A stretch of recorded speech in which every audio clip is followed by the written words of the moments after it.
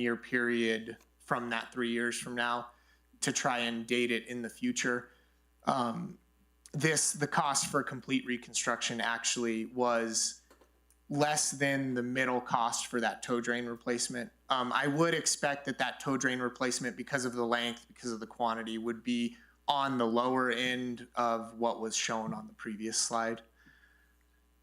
And then here's kind of the biggest picture of what came out of our last kind of stage of the project, was kind of coming up with that cost estimate. The primary thing we did to come up with this cost estimate, we did work with the Corps. We were hoping that they would have an updated cost estimate that we could then progress. The most recent stuff that we could get from them was from that 2009 report. We did go through and truth check some of their stuff as we could. Mike, who's on our staff, kind of gave us the detail of how much detail the Army Corps actually goes into with these cost estimates. And so because of how much detail they go into and the fact that we didn't have all of their detail, we did feel a lot better using what they had before and moving it to present day value than making efforts to recreate what they did, just because we do have an understanding of what they go through. And Mike had a lot of great detail on what their estimating process is. So the way that we finally kind of did this is we primarily just moved the costs of the old cost estimate from the Army Corps forward into today's date into an expected construction time frame. And then as I mentioned before, the one big thing you'll note here is that there is a pretty minimal cost difference between replacing the tow drain and potentially replacing the entire levee, which these project costs do include potential design costs and potential lands and damages costs, which that would be, if there is anything that might come up environmentally or anything else like that. It includes a contingency to kind of take care of some of that stuff.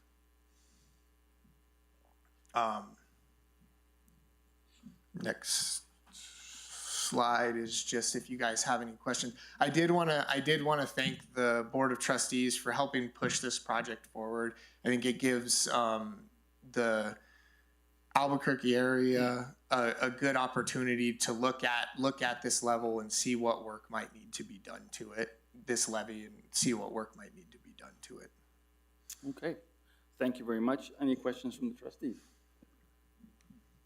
We'll start with Mr. Oh, go ahead. Sorry, there was one other thing I forgot to mention, and it's actually a relatively big thing. The one thing to note from the cost estimate, these are total costs. There are opportunities that this could be a federally funded job, which would likely have some federal cost share apportionment to it. Typically, that's like a 65-35, where the local entities that are sponsoring the project would pay around that 35%, and the federal entities would pay that 65%. The other thing to note about what I had kind of mentioned about that 10-year construction window is there would be opportunities to potentially phase out the project and split that funding over multiple fiscal years. Okay, very good. All right, Trustee Edwards. Thank you very much, Mayor. A couple questions. So I guess my question is so we do nothing, how does this affect the FEMA maps? If we do something, how does it affect the FEMA maps?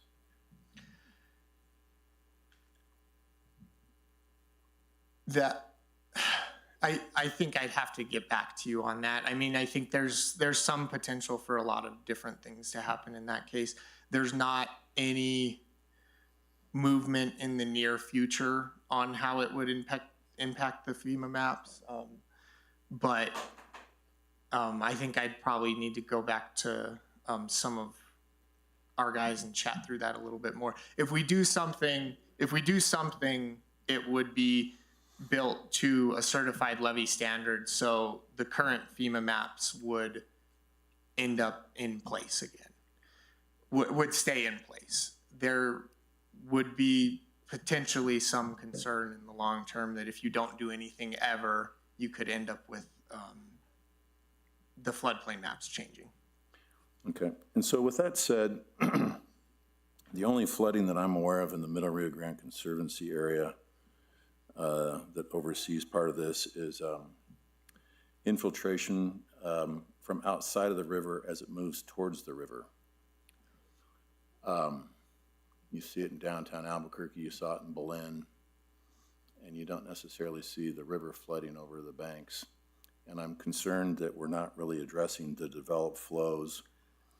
The Piedras Marcadas on the west side is underbuilt, and the flood control facilities there are undersized. And granted, we're on the other side, and I don't want to ignore our citizens, but my guess is that figure that you posed to us there of $110 million or whatever, part of that is ours. So I'm just kind of curious, where is money best spent, and to the degree that that's the case,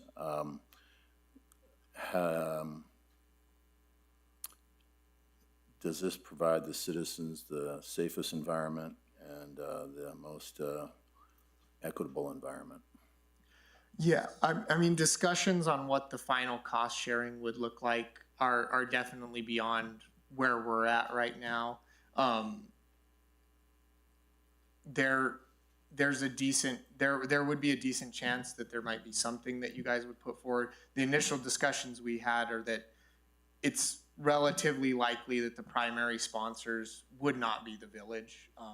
If you did put money forward, it would be less than some of the other entities that would be involved. In terms of local flooding, I think the one. Oh yeah. So my name is Mike Green. I am a federal. Sir, Mr. Rima, would you please come up to the podium and state your name and address so that for the record? Hi, I'm Mike Green. I'm a federal project manager with Wilson and Company. I worked for 25 years for USA's Albuquerque District, the Army Corps of Engineers. My last job, I was Chief of Engineering Construction Division. I was the levee safety officer, the dam safety officer, the bridge safety officer. So I've done flood control projects for a long time. I think, sir, what your question was, that there could be other levees that could be a priority, say on the west side of the river. That was not the Middle Rio Grande, Bernalillo to Belen project. It does include levees on the west side of the river, but that's in our scope of work to look at those. The purpose behind this study was to look at the Army Corps of Engineers 2009 reevaluation report and essentially assess the levee and see if it's gotten worse, it's been the same, you know, in terms of condition assessment, so that this study could be used to move the project forward towards funding for the construction to rehabilitate the levee, either to maintain it, fix it in some places, but really to do the Albuquerque East Levee 2 from the North Diversion Channel to the South Diversion Channel. So that's what we surveyed to essentially, I think what we come up with, the levee is not getting better by itself. Okay, it's in places it's gotten worse. So there's a continual need for the project that it should move forward. So if you take the results of the study, you know, the potential non-federal participants, local sponsors, if you want to call it that, could make an effort, as they might need with the Interstate Stream Commission, the legislature, to say, hey, this project is still viable. The levee is not getting better by itself. And so, you know, to then go back to the federal government and say, you know, we can't afford to do this by ourselves for construction, so we'd like the federal government to participate. So having worked for the Corps for that long of a time, there was a lot of pushback against the Corps for, you guys just make up projects, you know, because the Corps has to be funded. They work kind of like we do as consultants. You have to have projects to charge to. Well, let's just make up a project along the Rio Grande or some other place. That was kind of the insinuation, so we can get a new levee. So it's become local sponsors, you know, come back and say, look at the levee, man. You know, your own reports show that it needs to rehabilitation or repairs in places like that. So that was the objective. Our scope is Albuquerque East Levee 2. That's what it's called in the National Levee Database. So the last time it had a 5-year periodic inspection was in 2021. I was Chief Engineer and Construction Levee Safety Officer, so I'm the one who certified that at the Army Corps of Engineers. So we took those studies, we went back to the 2009 reevaluation report, and we modeled what the Corps has done, so we're comparing apples to apples in terms of the areas that we looked at, the types of things that we looked at, like seepage and animal burrows and big, woody vegetation, trees growing on the levee, and see if things have changed. And in some places, as Luke said, they've gotten, in some case, if they've gotten worse, it's nominally worse.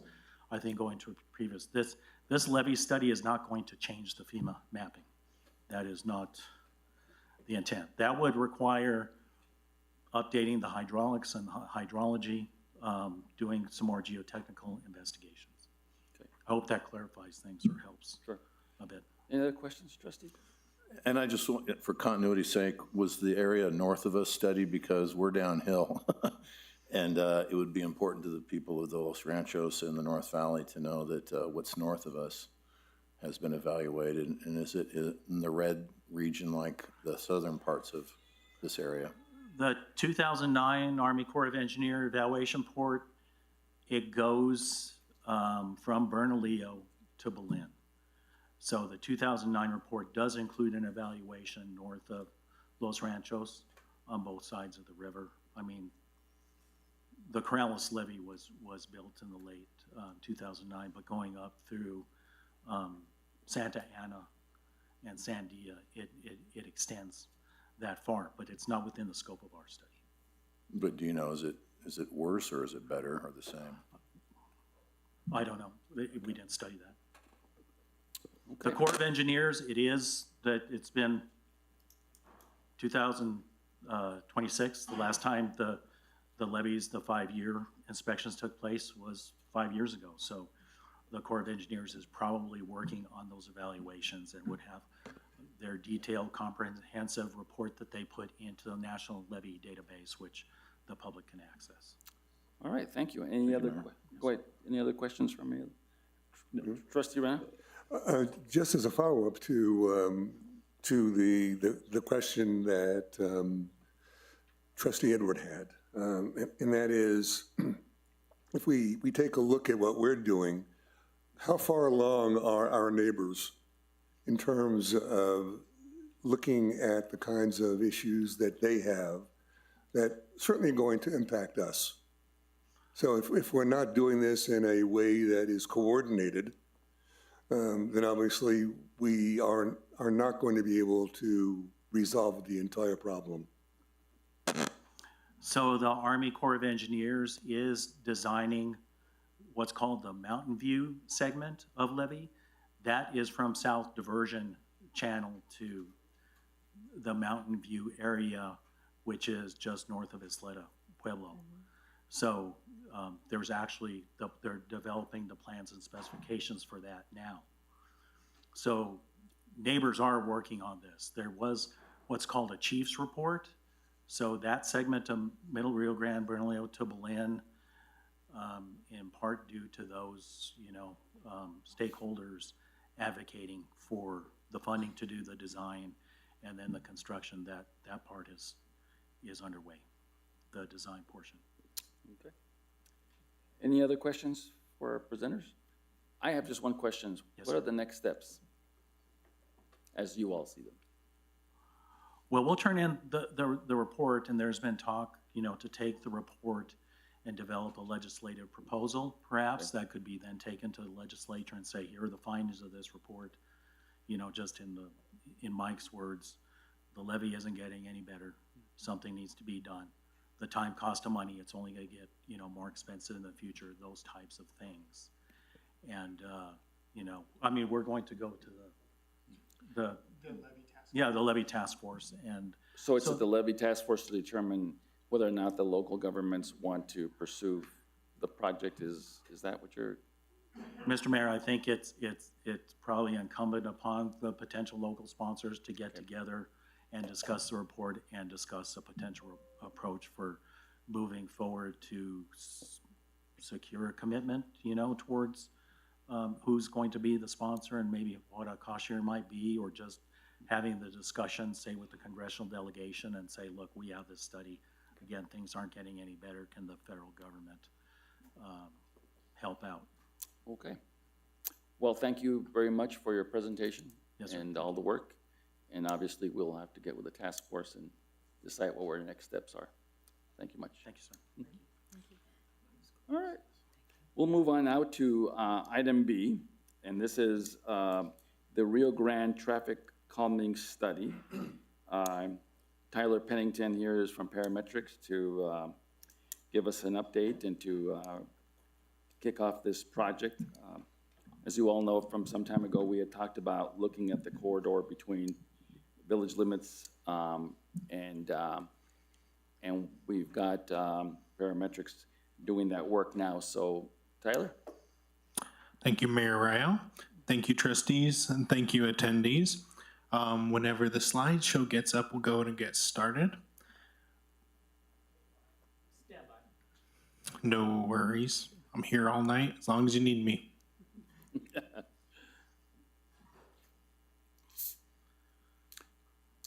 Well, Tyler is, our folks are getting this up. Let me just say, as the mayor and I'm sure the trustees here, because especially two are new trustees who just ran for office, I am sure they heard a lot from the community about the corridor of Rio Grande and the issues with traffic. Probably one of the most talked about projects for me from a village, if you will, citizens' perspective in terms of what can we do on Rio Grande. And so this begins the work to get some real assessment and some analysis, and obviously then deciding what we're going to do once we get that information. But now that it's up, Tyler, it's all up to you. I don't know. I think you covered it all, Mayor. No, I'm just kidding. Next slide, please. So thanks for the great recap, Mayor. As we've heard from the village, we had previously done a traffic study for the entirety of the village. Rio Grande frequently has safety and speed concerns through the entirety of the village. What Mayor Rael mentioned is that this project is just getting started to look at some potential design options that the village could consider putting in to help mitigate some of these. And so this meeting is to kind of kick that off. Next slide, please. So as just mentioned, speed and safety exist across Rio Grande. The project that we're looking at is really going to take 3 steps. It's going to evaluate existing conditions. Part of that has already been done in previous studies, but we need to update some of that information. Look at speeds. Have they changed in the last 2 years? Has traffic changed much? Second step, once we've examined the existing conditions, what kind of design options are we looking at that can feasibly be put in along Rio Grande? I should clarify, these designs are all conceptual. There is no final say in that these will or will not be implemented. The goal of this study is to say, you can look at this and there's a really decent chance it would work. You'd have to go into final design before any of those decisions could be made. The goal of this project is to give you a much more finite idea of what you can look at. The third part is we need to get some feedback from the village. You all are the ones that drive it. You are the ones that use it the most. And so a big part of this is to reach out to the village, trustees, mayor, everybody, and get some feedback on what you all are seeing out there. So really that one should have been said first, but those are the 3 main things we're looking at. Next slide, please. So a little bit about the project limits. It's running from essentially the entire length of Rio Grande in the village limits, from just south of Montano to the north end of the village limits, north of Ortega. Next slide, please. The step that we're in now kind of goes along with the public engagement is existing conditions review. We'll look at an updated 5-year crash history, some speeds reviews. The village has some speed data. We have a little bit of speed data. Compare them. A review of existing right-of-way, above service utility review. We won't do any subsurface utility review. And then, of course, just general coordination with the village to identify areas that are primary concerns of speeding and safety zones. Are there specific trail crossings that are of interest, notably near Paseo del Norte and near Montano Crossing? There'll be a drainage review portion as well, also conceptual. And then, of course, as I've highlighted, public engagement. Next slide, please. Once we're completed with that, we'll move on to the potential designs. These designs, while we've not dived into them real deep, are likely to include some pedestrian improvements, perhaps speed tables, pedestrian crossings, flashing signs to warn of pedestrians coming, bike improvements, perhaps sections of protected bike lanes, wider shoulders, and then other traffic calming mitigations, medians, landscaping, chicanes, other elements that can be implemented within existing right-of-way that can create some visual friction to try to slow down traffic, as it is a long road that, quite honestly, you can get going on quickly. I was driving 30 today coming up, and I didn't even notice it till that flashing light got me. So, again, initial design elements won't be finalized until the completion of our existing review. Next slide, please.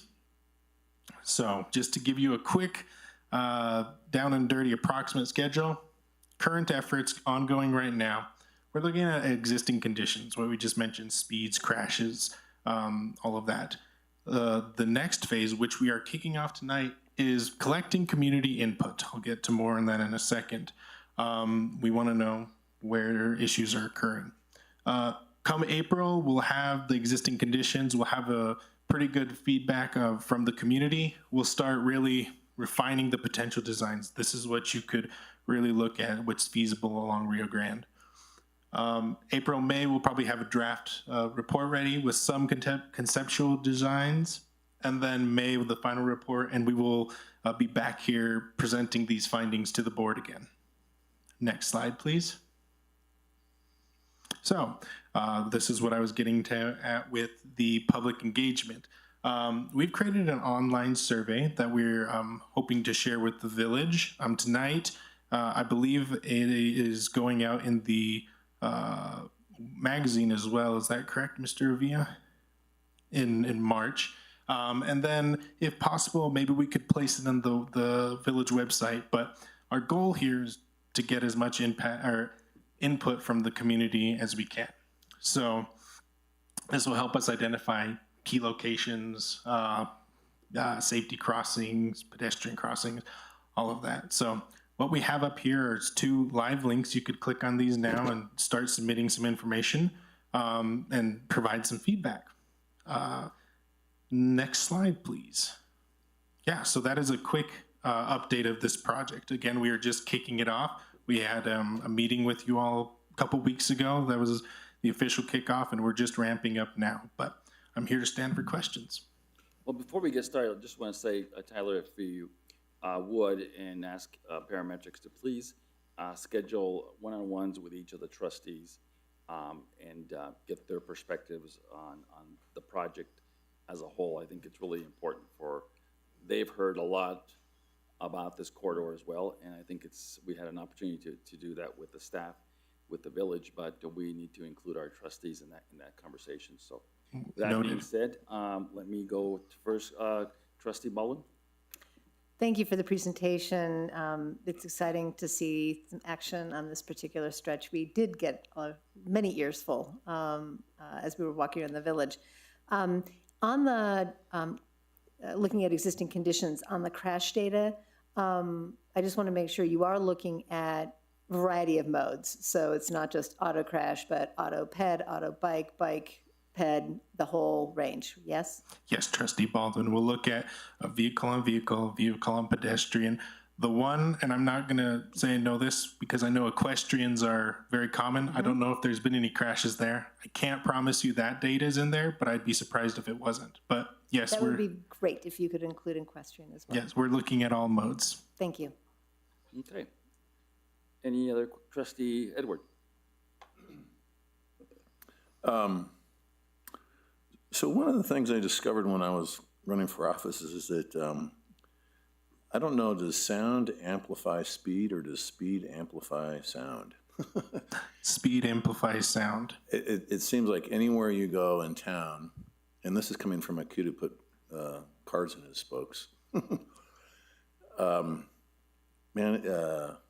it is intense, the amount of noise. Either the Harleys or guys have got their cars tuned up, and they like to go fast when they hear that. And I think that that's some of the complaints that I get. And the other thing is, I don't know how you address this. There's just a mental state of people who I don't think respect the laws that we have here. And I'd like to incorporate something in your report as it relates to law enforcement and actually giving people tickets. My concern is you're going to do traffic calming. These people don't care about traffic calming. It actually makes it more fun and entertaining for them to take their car and drive it fast and navigate the traffic calming elements. It's fun. It's a new race course. And I think that unless you really get in the pocketbook of some of these people, it's not going to change, especially the ones that are the most dangerous. And that's just an uninformed armchair quarterback on a Monday morning opinion, but it's what I've witnessed, and I witness it with parents taking their kids to school and they're late in the morning. So, you have any opinions or thoughts about that? Thank you for your comment, Trustee Edward.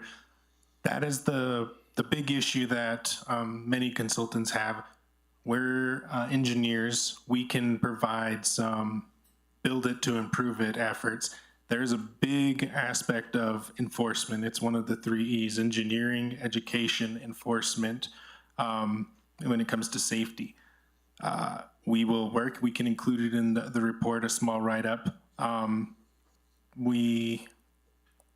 It's not one of those ones that you can build out of easily, but it is on the top of the mind. We have yet to figure out a way to easily work it into the engineering side. Noise, especially those Harleys. I am a traffic noise person. Noise goes off of continuous noise, so it's over an hour period. So when a racer goes by for that 5 seconds and it spikes, that's really hard to mitigate. Same with your Harleys and stuff like that. So we are aware of them, and enforcement is something that, while we're not an expert in, we do consider in our reports. Thank you. Any other questions? Trustee Keeper. Thank you, Mayor. Thank you for your presentation. Just two, one question for you and a comment for John. John, is this a link that we can send on the go.gov text? Also, maybe just to the survey? I think it's another way that we can reach people, and if they can just hit a link on their text, a survey will pop up immediately. Trustee Kiefer, Board Trustees, it is a QR code, so that takes you to a link on somebody's server. So it's, what we're getting out in the magazine. Okay, I think QR codes can be text too, so maybe we look at doing something like You can also use the URL that's up there, the HTTPS. forms. Yeah, you might be able to work it that way as well. Perfect, thank you. The question for the report that I have for you is, are we also looking at the impact to the other roads, right? Because we know people are gonna do path of least resistance, right? We're all like water. We're gonna seep wherever we can. And so we do traffic mitigation on Rio Grande, and we pretty much only have 3 north-south roads, right? 4th Street, Guadalupe Trail, and Rio Grande, that are our major thoroughfares. Guadalupe Trail, we've got a lot of speed bumps. 4th Street, we're already skinning down to the 3 lanes. So I guess what I'd like to see in the report is by what we do on Rio Grande, how is that gonna impact the other thoroughfares? Thank you for your questions, Trustee Kiefer. Sorry, that's a No, you're good. unique last name. This is a safety and speed study. We don't anticipate the impacts to through traffic to be significantly changed, but it is something that we can consider and look at in this report. Appreciate that, thank you. Trustee Rena? Again, thank you for getting this started. The question I have is, because I live close to Rio Grande, the emissions in the area are incredibly high. Okay. And when we look at safety, it seems to me that the health and safety are both important for us to understand. We may not be able to control it, but we may find ways to try and get people to not use Rio Grande and maybe go over and use 2nd Street instead. So it does have an environmental impact, and I don't know whether that would be included as part of the analysis that you're doing. That is beyond what we would look at for this report. Again, this one's really focused on traffic and speed and ways to improve that. We acknowledge that there could be some environmental impacts on it, but that's not the goal of this, the scope of this work. I might just add, however, Trustee Rena, I think the interesting issue will be is as you evaluate speed, you're going to end up with some concerns or at least some information related to that point. What he's referring to for those of us who do live on Rio Grande is that, especially in the evenings, Alameda and Rio Grande becomes the parking lot for Alameda, and it stacks past Paseo on many evenings just because the signalization of the lights at Alameda really are for the east-west traffic and not to take traffic from north-south. So I do think we'll see some of that as it relates to just the results. One other thing that we didn't talk about, Tyler, that I want to make sure that the community knows and that the public knows, it's the old saying, how do you eat an elephant one bite at a time? I really want to make sure that we segment the study, and Terry, you're involved with this with parametrics. I just want to make sure we section off the corridor so that the public can really see what the, if you will, suggestions for road improvements are going to be. Let's just say if we take Montano to Chavez, we do Chavez to Paseo or what have you, and then Paseo or whatever those terminus are important, so that folks can look at the entire corridor, but also examine each of the sections to make sure that whatever is proposed is how it impacts the entire corridor. I also would like, and there is on your presentation, a historical view of the corridor as well. It is a road that has a lot of history way before the village became a village, and ensuring that we don't degrade that history or create a situation where it doesn't look like a real or a rural community, and because we're making a way too urbanized, if you will, by including too many things in the corridor. So I just want to make sure that we look at that in earnest and recognize what those issues might be. And then last but not least, look, as someone who has lived here for over 30 years, this is it's classified as a minor, is that right? It's a minor arterial. A minor arterial under the transportation system that the Council of Governments puts together for the entire region.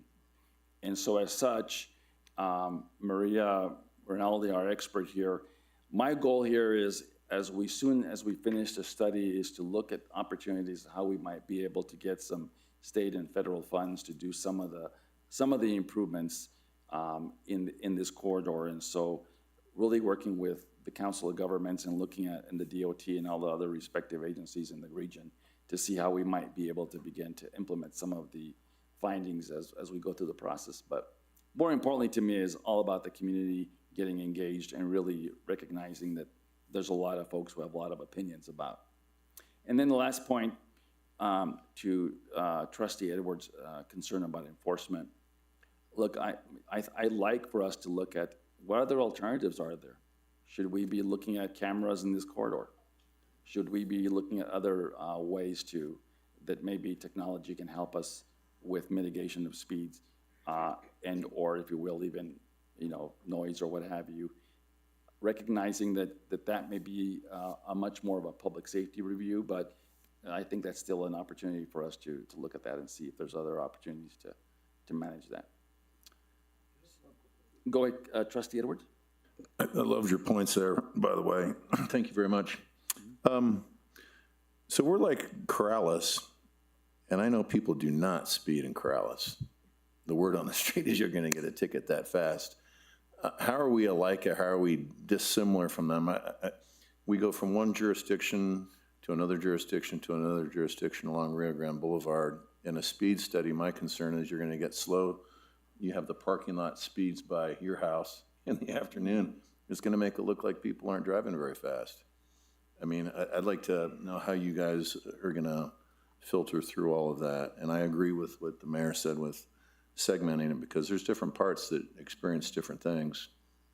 Thank you, Mayor. Thank you, Trustee. I'm going to try to answer all of these. Going to the segments, thank you for bringing that up. We had discussed that previously. Rio Grande works well for that. There's areas that are really probably pedestrian focused. Other areas maybe more focused for some sort of speed mitigation. We'll segment it in the report to help make it understand. The historical aspect is also very important. Any sort of option that we're looking at is going to take that into consideration, not only for the historical, but also for the community's aspect as well. It's a rural community that's surrounded by, a large city. So you don't want to take that away from the village. I know I'm missing one, but going back to the speeds, the village has some speed data. We'll look at that. We will also go and collect our own speed data. We use cameras called count cams. We'll put them up in a couple locations, and then with those two sources, we'll also supplement it with some drone flying, which we then visually catch people too high. Nobody can, you can't see who's doing what, but we just do that to manually measure, say, hey, okay, this person's going that, and then we spot check that with the other sources of data. The drone's flown about 300 feet in the air. Nobody can see it unless you're outside and you hear it and look up for it. Mayor, you had a fourth point, and it's blinking on me right now. Well, I think Trustee Edwards' question was Corrales versus... Corrales, yeah. I cannot answer that one. I've never worked in Corrales, unfortunately. Different communities have different modes of enforcement, different governments even. Santa Fe is different than Albuquerque, which is different than Las Cruces. Unfortunately, all my work is focused in Albuquerque and Los Ranchos, so I can't give you a good reason as to what's the difference between Los Ranchos and Corrales. I apologize for that. Okay, any other comments? If not, Tyler, thank you very much for the presentation, and Terry, thanks for coming by. We look forward to working with you, and and if the study gets bogged down because we've got so much public input, let's readjust the plan, because it's more important to get that information than quite frankly trying to do something rushed and then not. Yes, we're excited to work with the village and you trustees and mayor. Maria, would you be able to put us in touch with all of the trustees to just set up some one-on-one meetings to discuss? And trustees, if you're open to it, we do think that'd be very helpful. Yes, thank you all for your time. If you have any questions, I forgot to put my email up there, but Maria would be a great person to ask. So thank you all. All right, thank you very much there. All right, we'll go to item 6 now, approval of the minutes. We have approval of the minutes for January 20th, 2026 at the regular meeting. Is there a motion to approve the minutes? Mayor, I'd like to approve the minutes, but with 2 revisions. We need a second. I'll second. Okay.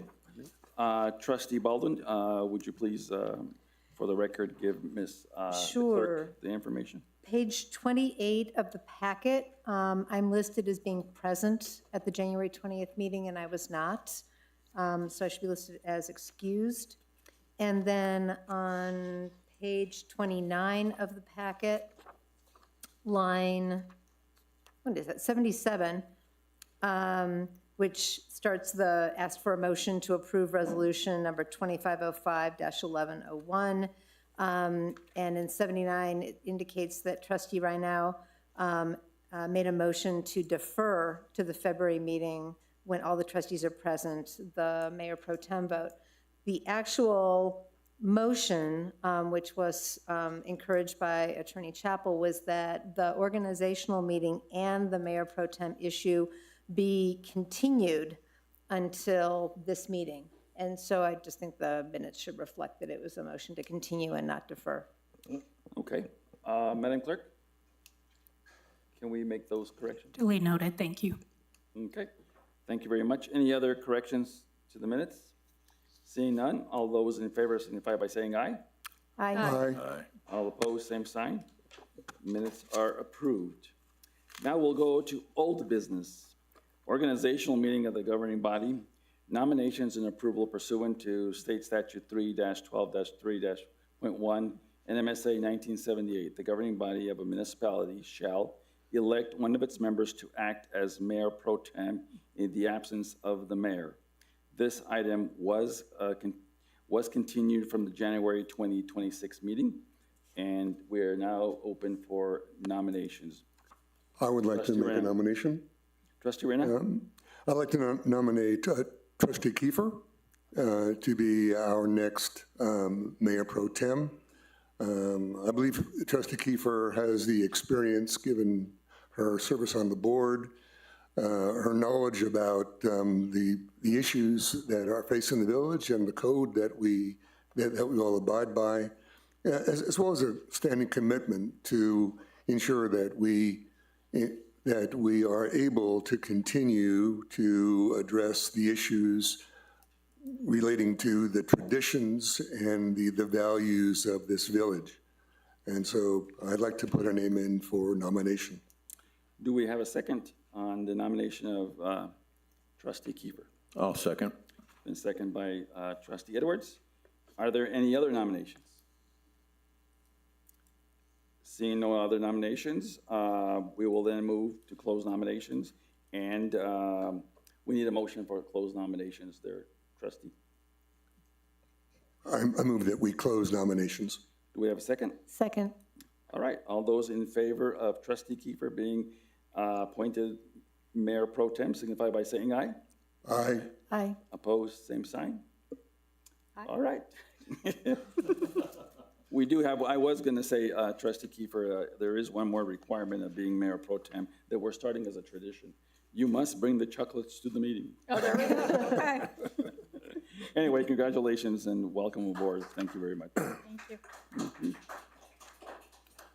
All right, now we'll go to item B, a resolution adopting the rules of its own proceedings at an organizational meeting pursuant to State Statute 3-12-3 governing bodies, powers, and duties. This was also a item that was continued from the January 20th, 26th. Is there a motion to approve the resolution? So moved. Is there a second? Second. It's been moved in second. Let's go to discussion from the governing body. Do we have any questions as it relates to the resolution? Trustee Baldwin. I just am impressed by the amount of work that went into this. It is never easy to set up rules and procedures, but they are important to get as right as we possibly can at the start, and I really appreciate Danielle, your work on this, the work of the staff who contributed to this, and having the ability to provide feedback so we can have as strong a set of rules and procedures as possible. So kudos and thank you. Okay, and I might remind the trustees, and I apologize for not saying this earlier, the document we are working off of is the one that was handed to you here at the start of the meeting. It has a red line on some of the changes that were suggested by many of you and our attorney. So, Madam Clerk, should we consider each of the red line additions as separate votes, or can we, or maybe Mr. Chappell, or can we adopt the resolution with the red lines as presented? Mayor, I think you can adopt it as a package unless someone has an objection to that. And if they object to any particular section, then go treat that section to which there's an objection. If no objections, it can be done as a whole. Okay. All right, and since Mr. Chappell, since you've commented, may I ask you this other question? This is, in my opinion, a document that is also a living document in the sense that at any point in the course of adopting this, that there could be some changes made to this document in future meetings if someone had an issue with some piece of it. Is that correct? Mayor, that is correct. In fact, the resolution itself states that, or the rules themselves state that it can be amended by a majority vote of the trustees at any time. So I think in this situation, there may be changes, and there may be situations that come up where you don't think you have a rule that covers it, and so you can add rules, and then when 2 years from now comes around to adopt it again, you may have a completer set. Sure. All right, well, trustees, what's your pleasure? We could go to the red line version of it just so that you know what the changes are, or we could adopt it as a package. Really, it's your all's call. Trustee Edwards? I have some commentary that's not in the red line that I'd like to bring up. Some of it was somewhat complicated, possibly, Okay. that I think would help. And I came up with these from, I keep resorting back to the time when I ran for office, but I think it was an important time. And I learned a lot from the people who live in our community. And comparing it to other legislative bodies, I've noticed that at the way certain things get passed, there's nothing in the document that gets into qualifying how important passage of something it may be. There's nothing in here about a supermajority, and there's nothing in here about mandating a vote only to occur when the full governing body is present. And I think it leads to a situation where too few people are making a very important decision on the future of our community, and you don't get enough discussion. And, whether it be Congress or whether it be our neighbor, the city of Albuquerque, there's abilities for these two bodies to run checks and balances on each other. And let's just play a what-if game. Let's just say we have barely a quorum in P&Z, and you have barely a quorum at the trustee level. We just don't have enough people who are involved in the process, I believe, to come up with a thoughtful decision. Did a lot of thought go into it? Sure, but I think that it deserves an additional level of attention that the voters of this community are jonesing for. And I think we could have probably avoided a lot of the problems we've experienced lately had some of those requirements been in the document. And so I guess the question is, would it be appropriate to consider whether certain categories of action should require a majority of the full governing body to enhance the public confidence that they seek from us and that we seek from them?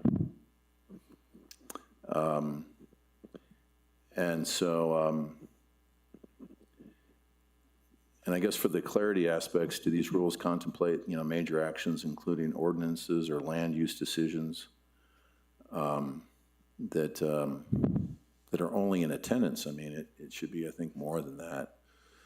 That's something I'm going to just touch on. I won't get into more detail. We can discuss it later. A couple of the things that came up to my mind were aspects relating to conflicts of interest. and the consequences that may stem from that, and having better definitions as to what conflict of interest may be, and that it's not passed off as, oh, I forgot about that one. I didn't think that one would matter. I think that we could tighten up some language by either, it's funny, tightening would imply less language, but actually more language where we would amend the document into expanding and not leaving any loophole out there for somebody to skirt through.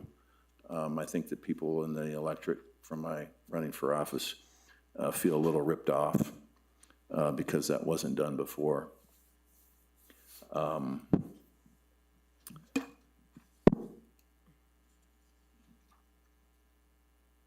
And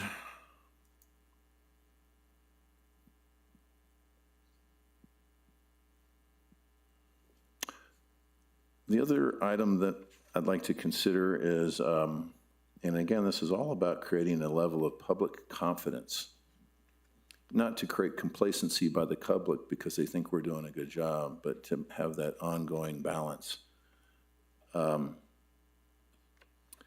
When we get into committees and things of that nature, similar as you might see in other parts of government, should there be some sort of ratification.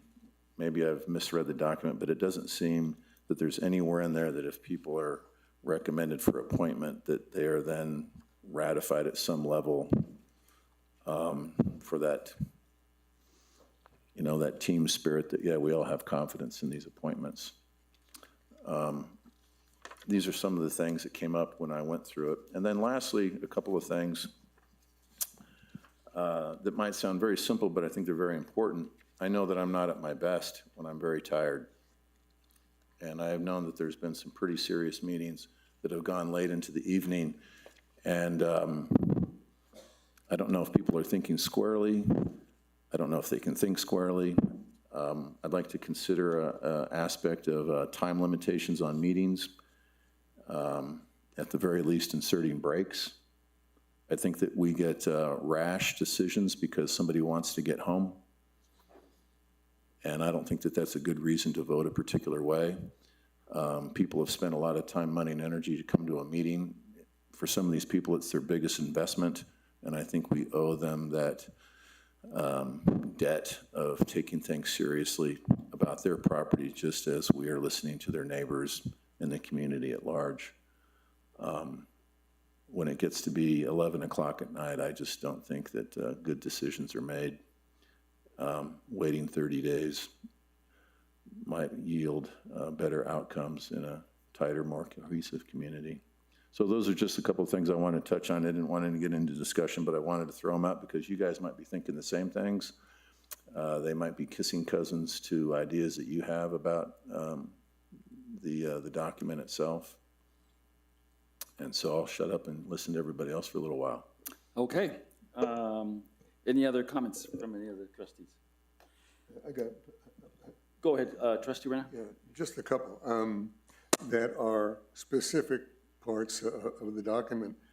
One comment is in section 2.4, ordinances and resolutions.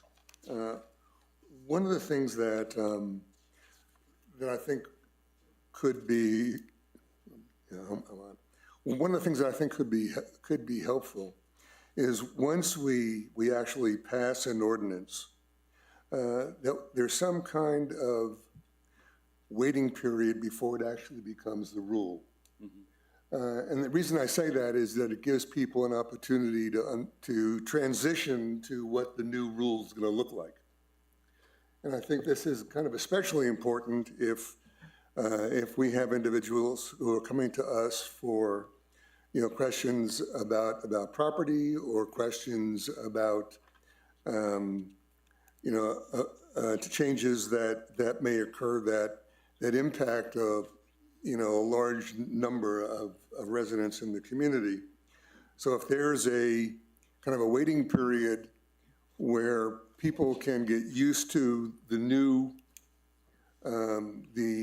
ordinance, I think that could be beneficial in terms of giving people an opportunity to get themselves reorganized and reoriented. Okay, I know that other communities oftentimes do that as well. The second item is 2.8, where we have postponement / deferral of action. And the second line in there indicates that a postponement cannot be a time beyond the next regular session. But there could be things that are going on, like maybe like a funding decision or changes in state law that may ask us to kind of put it into the agenda at a meeting beyond the next session, to give us time in order to be able to understand what the implication is for the village. So that's just a comment in terms of whether that's possible to do, to extend beyond the next regular session, so that we, again, are able to have all our ducks in a line in order to make a clear decision. Okay. Good comments. Trustee Kiefer. Thank you, Mayor. I just have a couple as well. And one of it was going to be in section 2.2, the minutes. You know, I know that these, I know Danielle does a lot of work in putting together these minutes and the board packets and all of that, and even these procedures, and I greatly appreciate that. But I did notice in our current board packet that the planning and zoning was done word for word. And I appreciate that. And I hope that we can do that eventually with the board meetings. Specifically, if it's not the full board meeting, what I like to focus on is the quasi-judicial hearings being put in verbatim. And one of the reasons is that, you know, what came out of one of my talk tees was the importance of, you know, planning and zoning, the importance of the enforcement. And then one of the questions that arose out of that is what happens with sworn testimony. And what came out of that question was that sworn testimony, unless it's made into a motion or into the notice of decision, really doesn't matter. Which I think is very problematic, because I think, at least me as a board member, and I don't know how many people on planning and zoning know this, you know, when someone says, hey, we're gonna do this, we're gonna do this, we're gonna do this, and it may be not specifically done in the site development plan, we take that for face value of they're gonna do that. And if it never circles back into a notice of decision, how do we as village ever support that or enforce those types of actions? And so I think for quasi-judicial hearings specifically, they need to be verbatim, so that way the words and the motions can be taken verbatim in the notice of decisions that are produced on those particular hearings. And so I don't know how we do that except saying quasi-judicial hearings at planning and zoning and at board meetings should be transcribed word for word so that they're summarized in the notice of decisions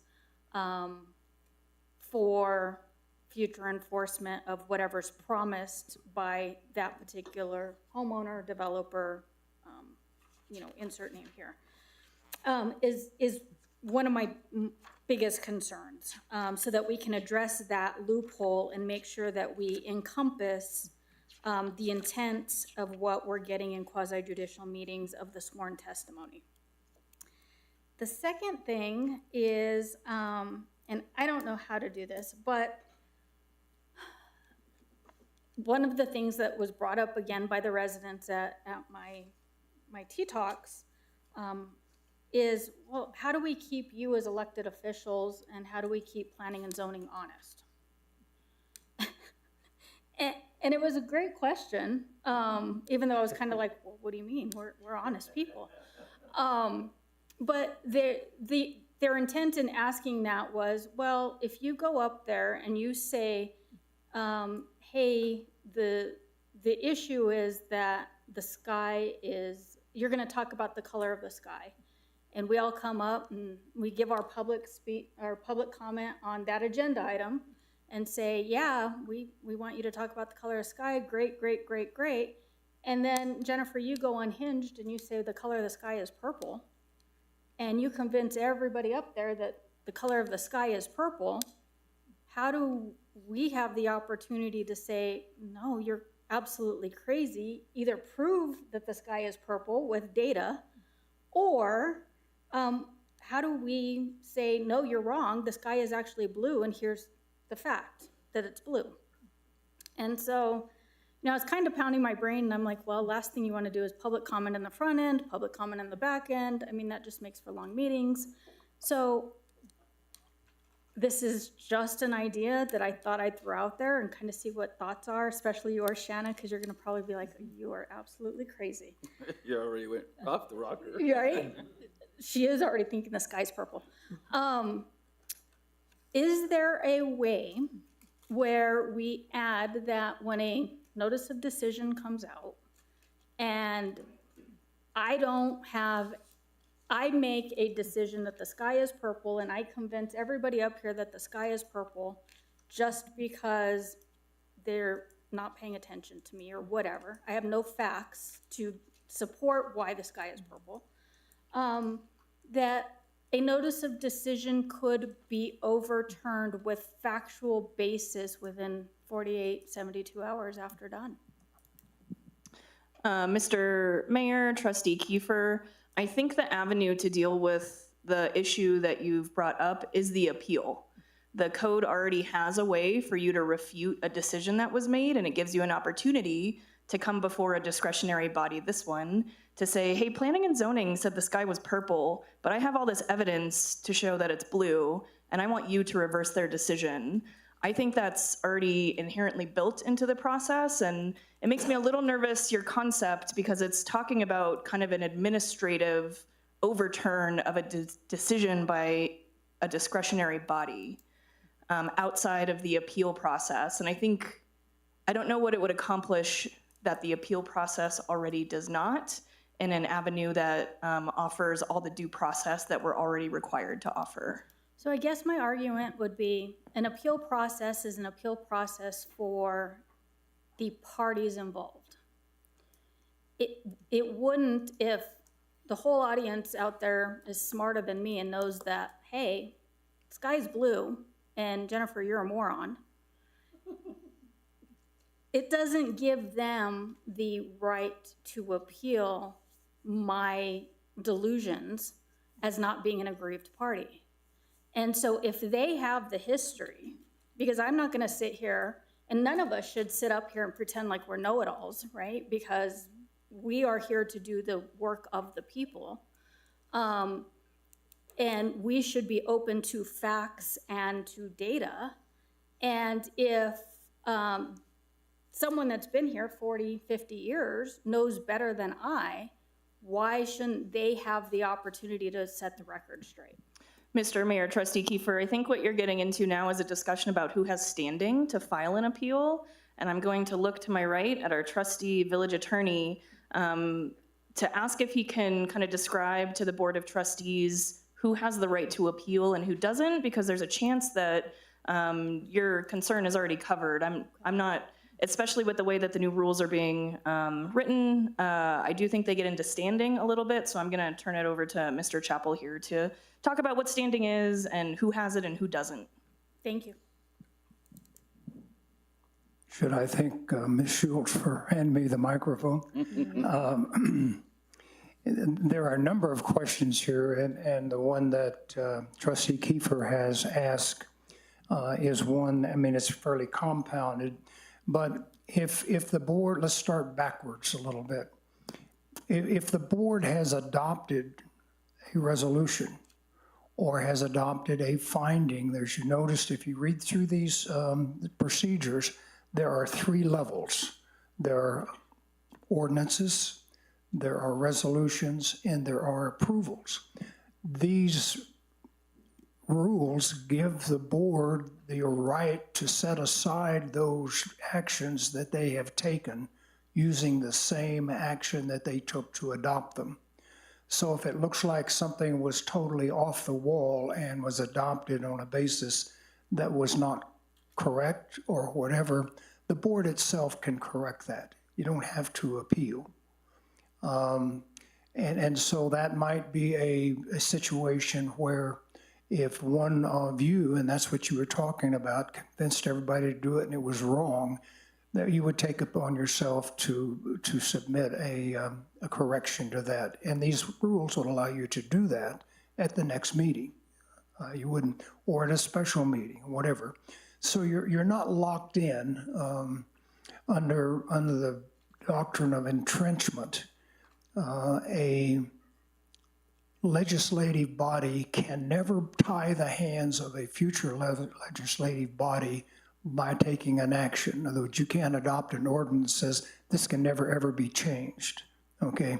So if you want to change what you have done, you've got the ability to do that. So I think that's not an appeal. If there's somebody that's an appellant, somebody that's a party, they can appeal. In that situation, you may have someone who thinks that you are way off base and one party won, the other one doesn't think it's right, they can appeal. In other words, the losing party could appeal in that process, so if it was an appellate situation. But I think the correction is there. Then let's back up to testimony under oath.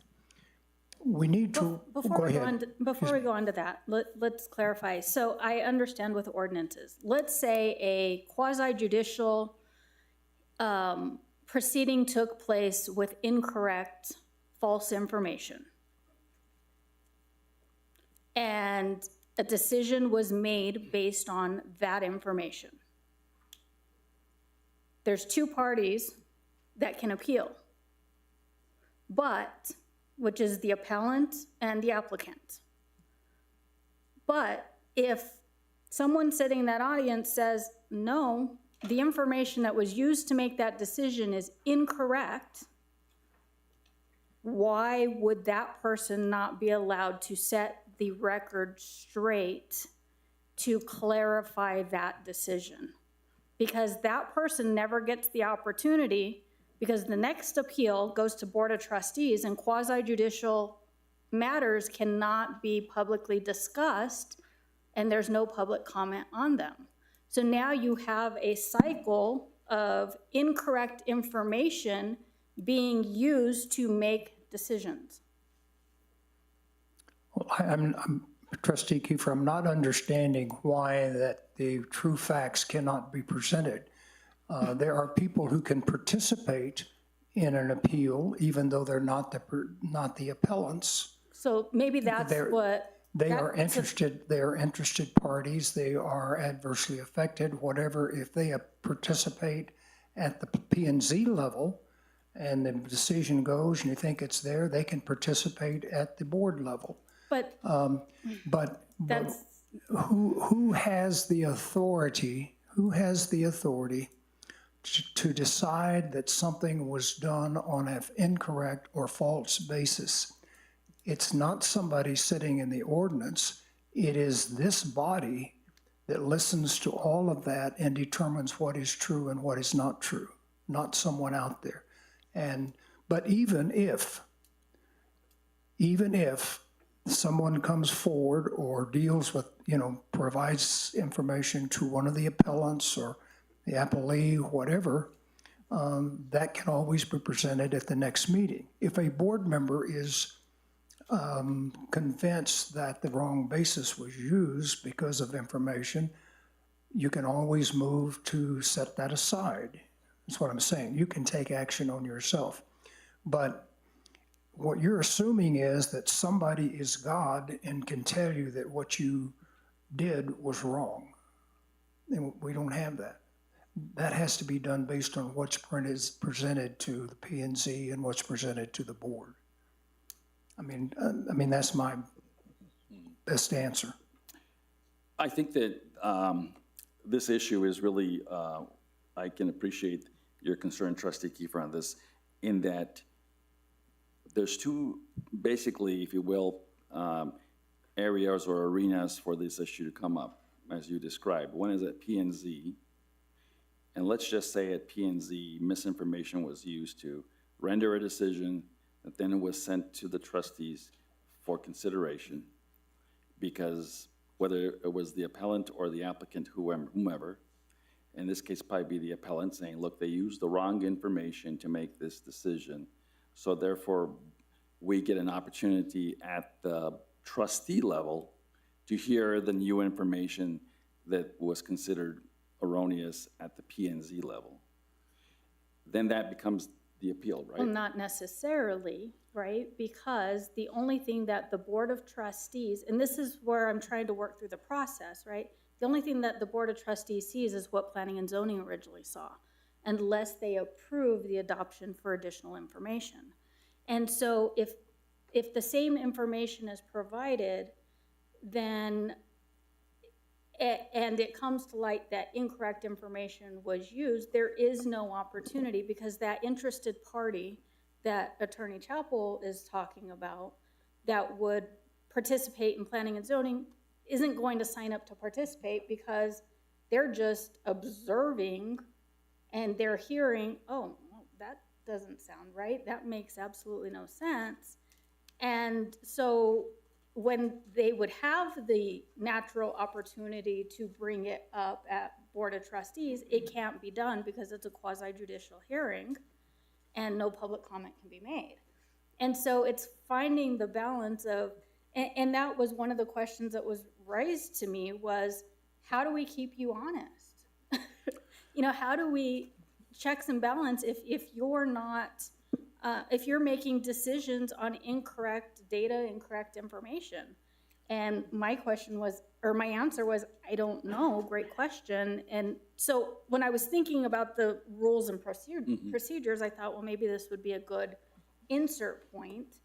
I mean, I think it's worth having the conversation. I'm not so sure we're going to solve your tonight on this particular issue, but let me just say one other point.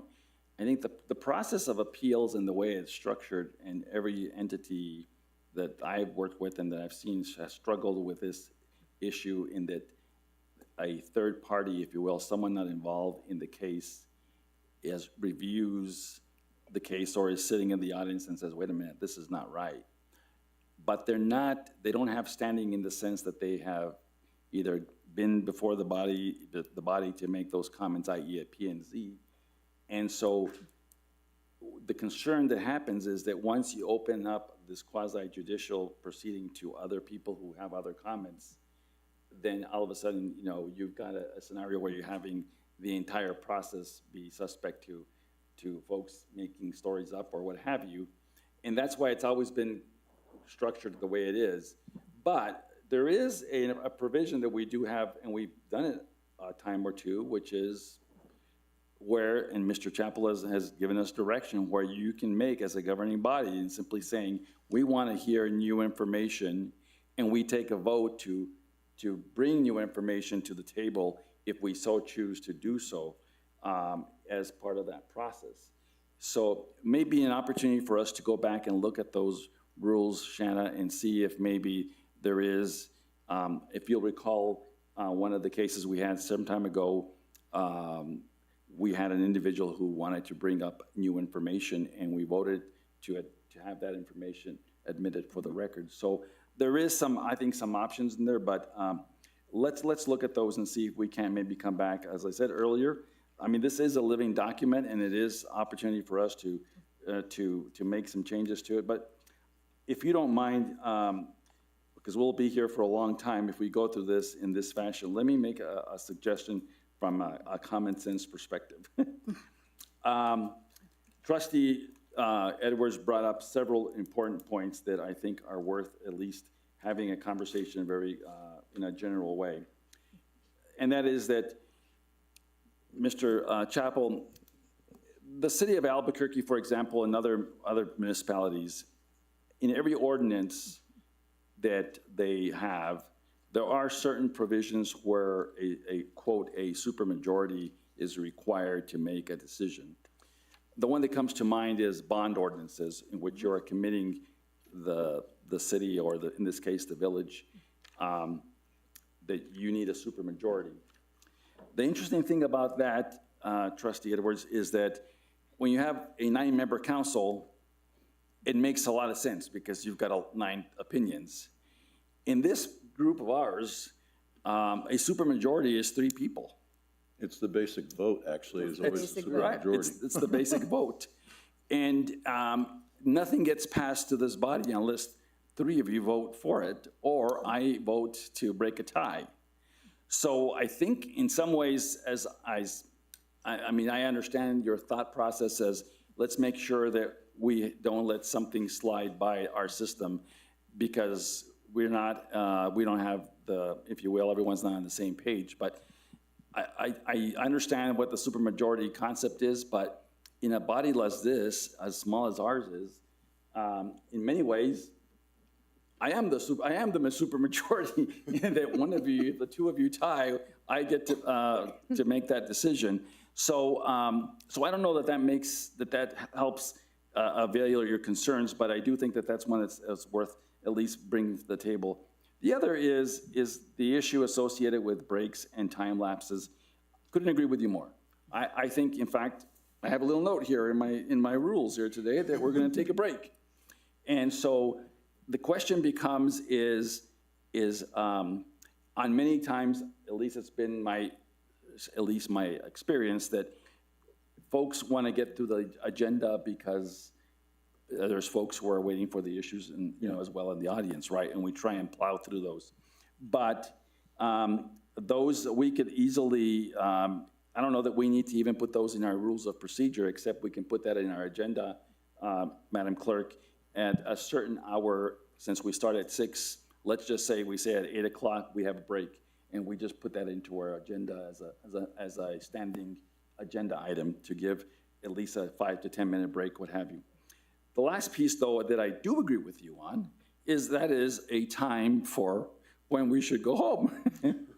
And this, again, and my experiences, pardon me for that, my experiences are the city has an agenda item that says once you get to 10 o'clock, there has to be a vote of the body to extend the time, so that the time is extended. And if that fails, the meeting automatically ends, and then you take it up either at the next meeting, or you have a continuation of the meeting going forward. So I do like that piece of it.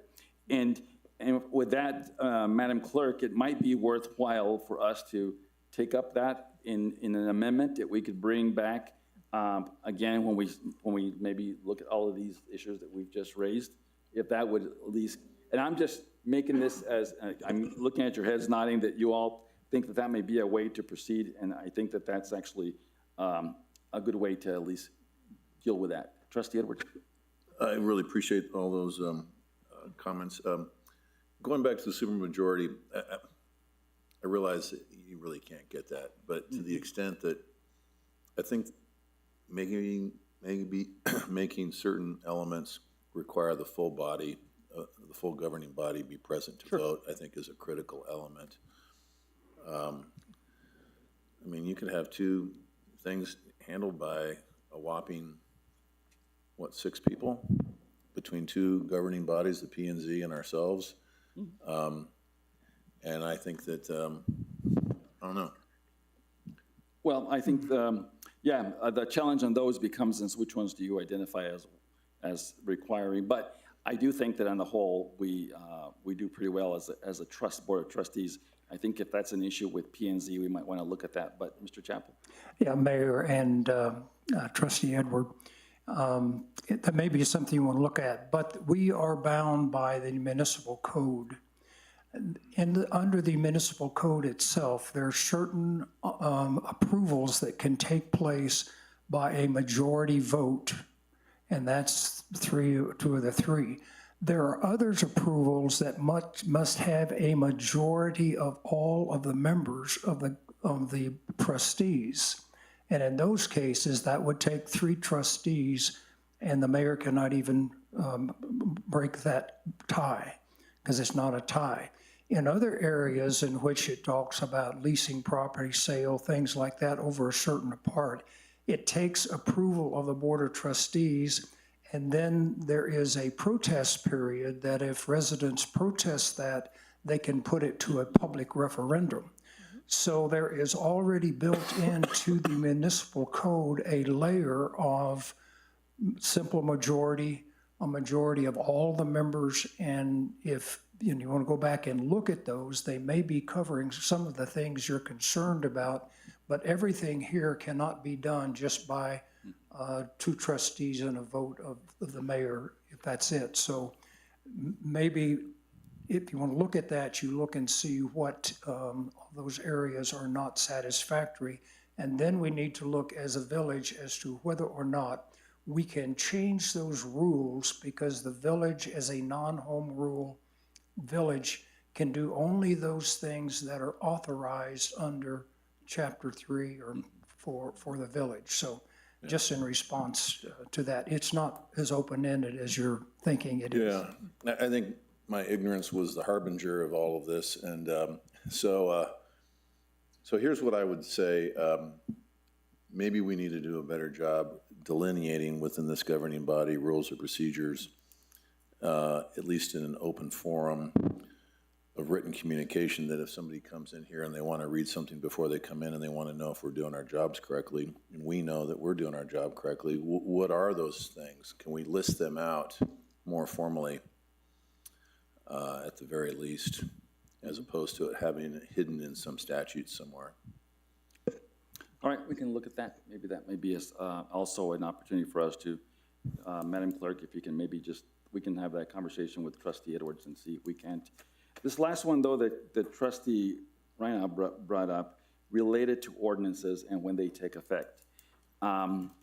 Again, I think that's one of those issues that we can address actually quite easily. And that would be that, Madam Clerk, and correct me if I'm wrong, Mr. Chappell, but we could incorporate into our ordinance, if you will, the boilerplate of the ordinance that requires the ordinance to be published, and it has an effective date that you say the effective date of this ordinance is, I mean, I'm just going to make the time up, but we can have that conversation. 2 weeks from passage of this ordinance, the ordinance will take effect. And maybe that's a way to deal with the concern that you raised related to people not knowing that something got passed. But anyway, I'm going to go to the clerk who had a comment, and then we'll go to anyone else. Go ahead, Madam Clerk. Thank you, Mayor. State statute does dictate that the ordinance does go into effect 5 days after date of publication. Sure. So that's just, a standard time frame. We do have to publish it, and then it goes into effect. We have the 2 readings of the ordinance to allow that opportunity for people to be prepared that this ordinance is coming down, and should the governing body choose to adopt it, then it's 5 days after date of publication. Sure. I'm sorry, let me. Yeah, one other thing to address, Trustee right now, on the time that you can postpone things. Under the Open Meetings Act, if you simply continue or postpone something, you can only do it to the next meeting unless you choose to re-advertise that. In other words, you can continue it from this meeting to the next meeting without having to republish. If you want to go longer than that, you can table it or something, and that takes it off of the agenda permanently as long as you want to till you put it back on the agenda. So that continuation to the next meeting is an Open Meetings Act requirement that then allows us to go forward without an additional publication. All right, Trustee Baldwin. Couple of things. Danielle, in terms of the state statute around 5 days of effectiveness to the effectiveness date, is there a distinction that would allow an operability date to be different than the effective date? I'm just thinking about things like if we're making a major code change in terms of land use, yeah, the discussion going forward could give an indication this issue's coming up, but the specifics being in effect versus operable, that might be something to look at. But again, I'm hoping that we can make the decision on what's in front of us tonight with these other items identified for refinement, because I think all of them have merit. I will say that I think on page 15, it does require the governing body to confirm by a majority vote members of the public who are serving on committees. Thank you. So that piece, I think, is covered. And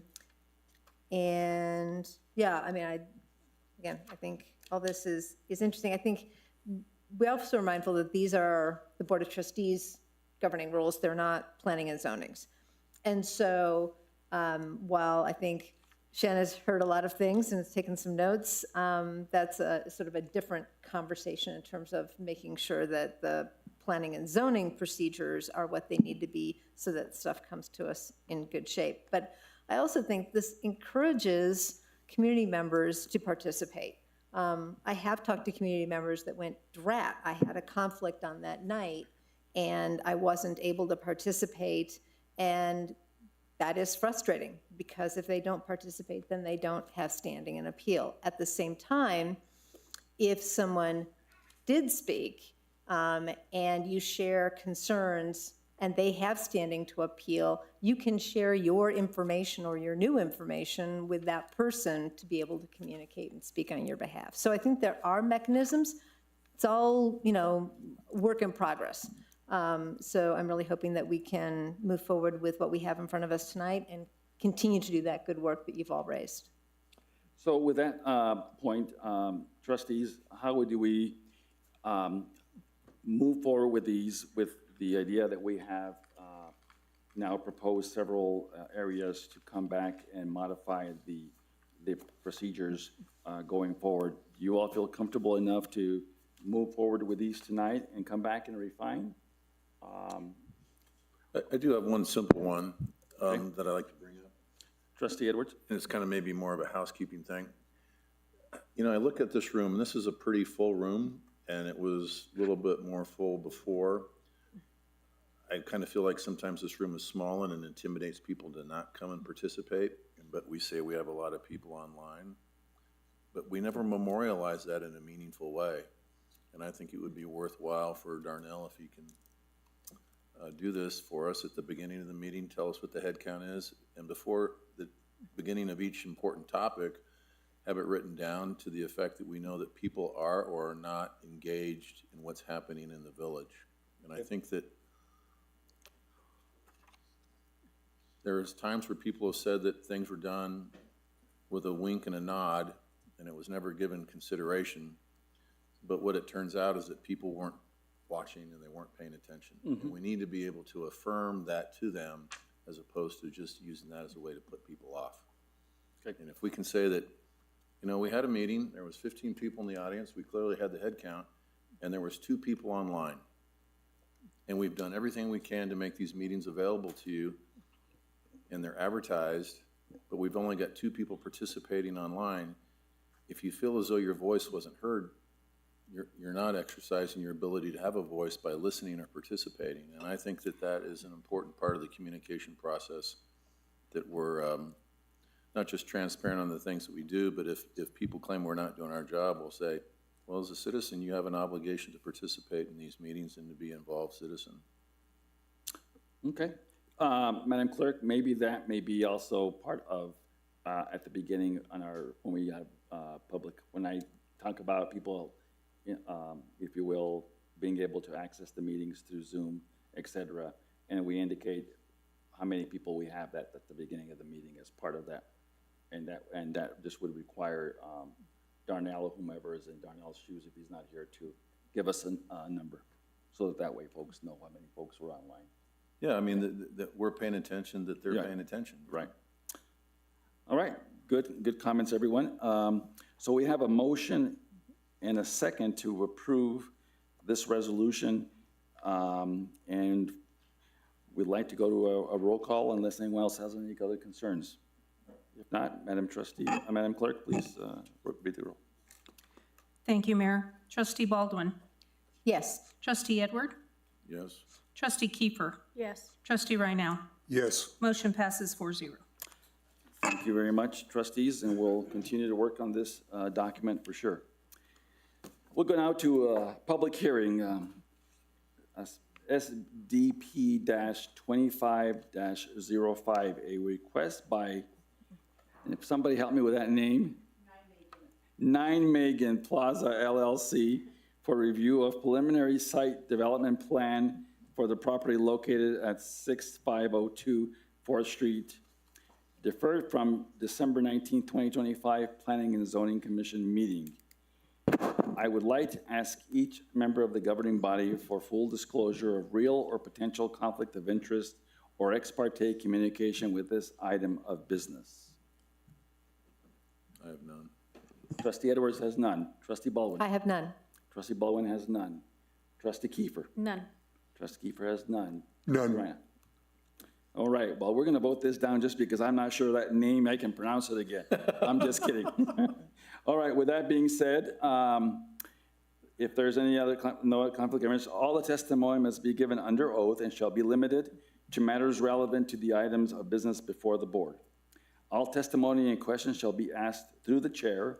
The chair will acknowledge those who want to give testimony or ask questions, as well as enter into the record communications received from the public concerning the pending application. All persons participating in the meeting of the Board of Trustees are expected to conduct themselves in a courteous manner. The Board of Trustees shall render its written decision within 15 days of the hearing. The written decision shall include an order and the factual or legal basis for the order. Attorney Chappell, please swear in all of those who wish to speak on this matter. Yes, there are other public hearings, so everyone who plans to speak tonight in a public hearing, would you please stand and we'll swear you all in at the same time. Raise your right. Do you solemnly swear to tell the whole truth and nothing but the truth under penalty of perjury? Thank you. Okay, I have a point of order, Mayor. go ahead, Trustee Edwards. There was something made of the fact that at some of the P&Z meetings that when I was a member, it was brought before us that if I heard it then and voted then, that it could bar me from hearing it and voting now. And I don't know if this is one of those.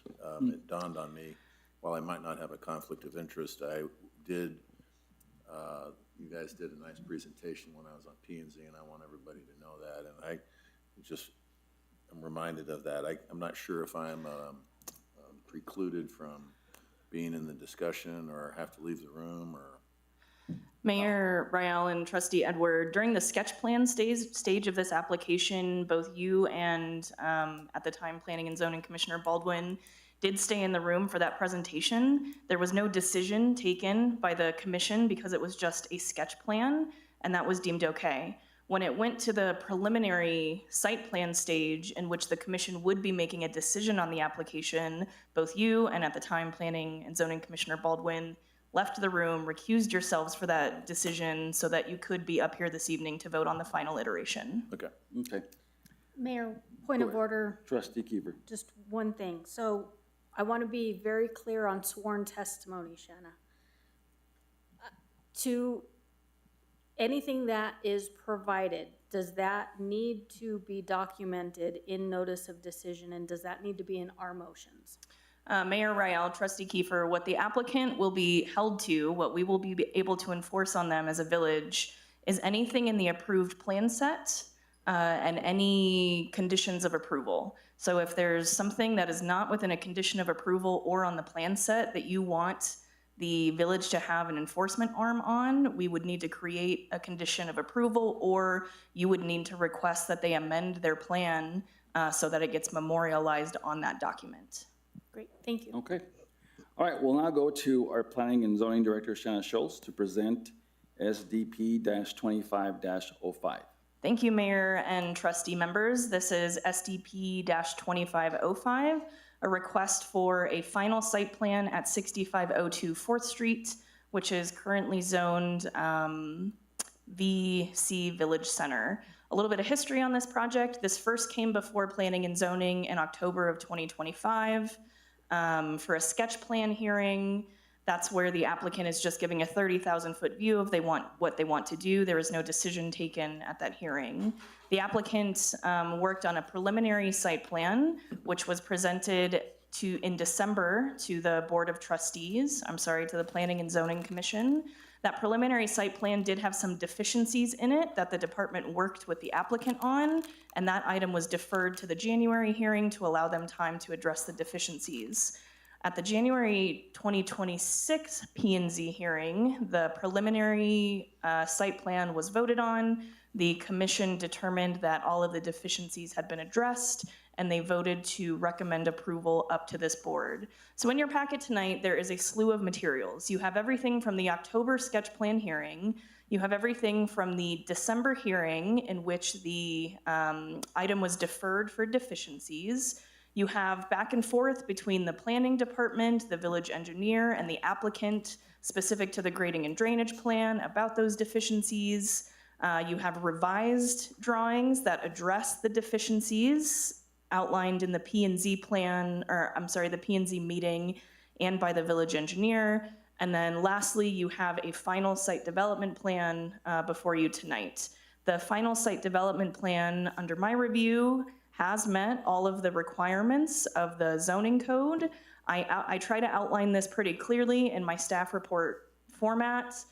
You'll see sections that relate to landscaping, lighting, design, grading and drainage, and there's a little green check mark next to all of those requirements. So per staff's recommendation, this final site development plan does meet the provisions of the village zoning code and the policies of the village master plan. You'll see in the staff report, this is on page 58 of your packet, staff is offering one condition of approval that this board should consider, which is that if the planning department has not issued an approved zoning review permit, this is the next stage for in the development process for this property. If they have not received that next stage of approval from the village, by June 1st, 2027, the site development plan becomes void and they must restart the process. Our code doesn't have inherent expirations for approvals, and so this is kind of my way to say that we would not like you to sit on this plan for 20 years, not do it, and then try to develop it in 20 years when maybe we've changed the rules or made better rules that plans should expire at some point. So with that, I'll stand for any questions, and I know the applicant is here to answer any technical questions about the plan as well.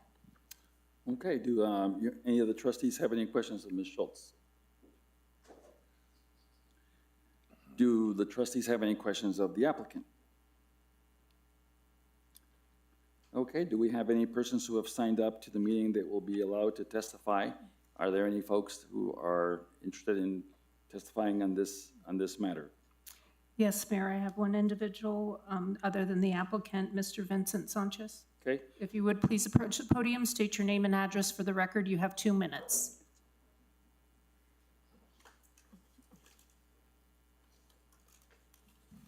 Hello, Vincent Sanchez, 6802 Rio Grande. Oftentimes I come to this mic to speak about something from a negative position, but I wanted to make sure that I took an opportunity to compliment the project when appropriate. Nijmegen Plaza has been presented clearly and respectfully to the community. I saw this project come through P&Z as the sketch plan changed for the better when suggestions were presented and heard by the applicants. I wanted to say thank you and that best of luck during future construction. Thank you very much. Thank you, Mayor. With that concludes anyone who has signed up for this public hearing. Okay. Madam Schultz, anything? Mayor Rael, nothing from me. Given the quasi-judicial nature of the hearing, I would suggest hearing from the applicant if she has anything that she would like to add. All right. Please state your name and address for the record. Good evening, Mayor, trustees. Thank you for allowing me to be up here tonight. My name is Sandra Pacheco. I live at 5905 El Prado Road Northwest. I first want to just congratulate Trustee Edward, Trustee Baldwin for serving on the Board of Trustees. I didn't get a chance to congratulate you last month, so congratulations. I'll keep it real brief. My husband was supposed to be here tonight to present to you all, and unfortunately, he had something else he had to attend and wasn't able to make it, so you got me. He's the one that's been presenting this all through the process, but I am obviously very much involved in this process as we own this property together. You all might recall that this is the old Gasman property on the corner of Willow and 4th Street. It has been vacated for over 20 years. This is property that we've held for a little while. If you recall, back in 2024, we were approved for a 12-unit townhome community. We started that process. We found that it was not going to work due to utilities, easements. It just was not going to happen. So we went back to the drawing board, and we came up with an idea to do an office building. And if it's okay with the mayor, I'd just like to share the elevations. I know you have them in your packet, but I have some colored copies as well as, they're just easier to read. Go ahead. Trustee Edward, would you mind just passing them down?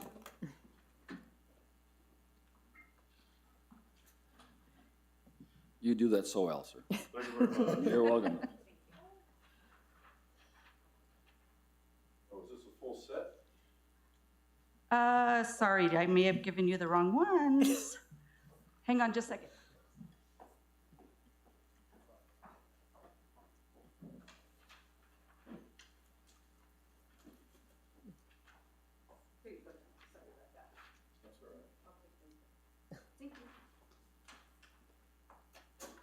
I haven't had dinner yet.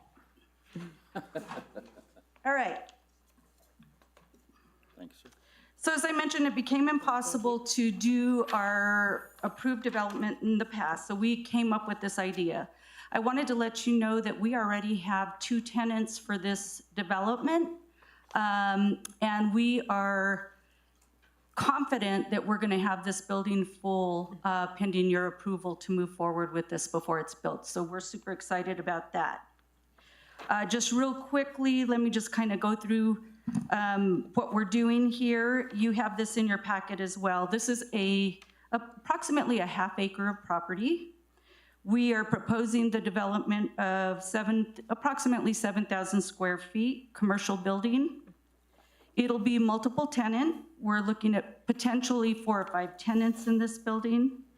We are going to be providing 15 parking spaces. 2 of those parking spaces will be ADA compliant.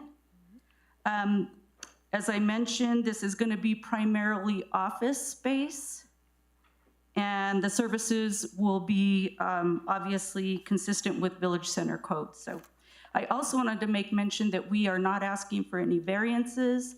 We have adhered to code as our planning and zoning director stated.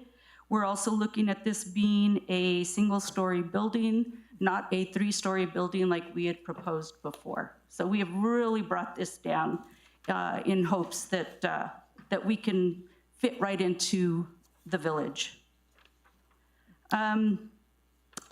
Let's see, what else? So we're just here for hopefully your approval tonight to move forward. I think, you know, looking at the elevations that you have in front of you, you can see it as kind of a low impact development. And with that, I stand for any questions. Are there any questions of Ms. Pacheco? Go ahead. Trustee Ryan. First, congratulations on doing this. Thank you. It's been a long haul. Moving from the townhome development to this, I think, is certainly a big improvement. Thank you. You know, for the village. Question I have though is I don't know if Shana, we've had any kind of comments from neighbors about this at all? Mayor Rael, Trustee Rhino, during the Planning and Zoning Commission process, the department did receive 1 letter of support. You'll find that buried in the couple hundred of pages that you were provided. and one phone call of support from nearby property owners. Because one of the potential issues that can occur here, I know you're going to have parking off-street. Correct. It's going to be in the back of the building. So folks are then going to be accessing that on Willow. That is correct. Okay, yeah. And so I'm just wondering, if that traffic in and out is going to be occurring just during the day or at night. You probably can't control that, but certainly that can impact the neighbors who are in the area. Well, we're looking at professional businesses being in this complex, so I would say the majority, and of course we have no control of when people operate, but our hope is that this is all going to be daytime traffic. The two tenants that we currently have kind of obligated to this development, they are there only during working hours, and I believe they're only open like 3 days a week. So we're not going to have a huge impact on traffic, as far as we know. Now, the other two, we don't have leased up yet, but hopefully it'll be kind of the same style of business. Okay, thank you. Any other questions? Mayor? Go ahead, Trustee Kiefer. I don't have any questions. This is a beautiful looking project, Sandra. Thank you, I appreciate it. You know, it really adds to, I think, that whole village center character. And so I commend you and thank you for doing such a great job. Looks like, is that going to be a swimming pool? Well, you know, I asked my husband that this morning. I said, is that a drainage pond? And he said, well, it could be a swimming pool, drainage pond, whatever. You know, it's a drainage pond. Yeah. Awesome. No, great job. And hey, maybe you can attract some doctors. Yeah, we're looking professional businesses. Hopefully, we need it here, so hopefully we'll see that. All right, thank you very much. I would just ask one question, Ms. Pacheco, and that is the recommendation, the condition that our planning director has asked us to incorporate into this decision. Are you okay with that date? I gather you are, given your response earlier, but I just wanted to make sure. We absolutely are. And let me just give you what our hope is for this building. If we do receive approval tonight, of course, we still have to do our financing, that kind of thing. But our hope is to start construction in April. If we can move forward and have it up and running and ready to go before the end of the year. Okay, great. With that, that concludes any questions from the trustees? Oh, I'm sorry, I just have Trustee one Edwards. question, Shannon. Is that an arbitrary date, or is that a rule of thumb date, or that's an ordinance date? Mayor Rael, Trustee Edward, our code doesn't have a date, which is why I am trying to memorialize it in a condition of approval. That would be a good code update for the future. So that was a date that I came up with that I thought seemed reasonable based on what I know about commercial construction, but I'm certainly open to other dates if necessary. Okay.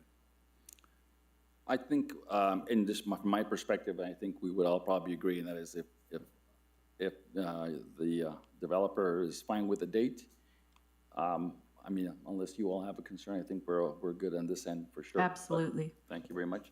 All right, that concludes our testimony.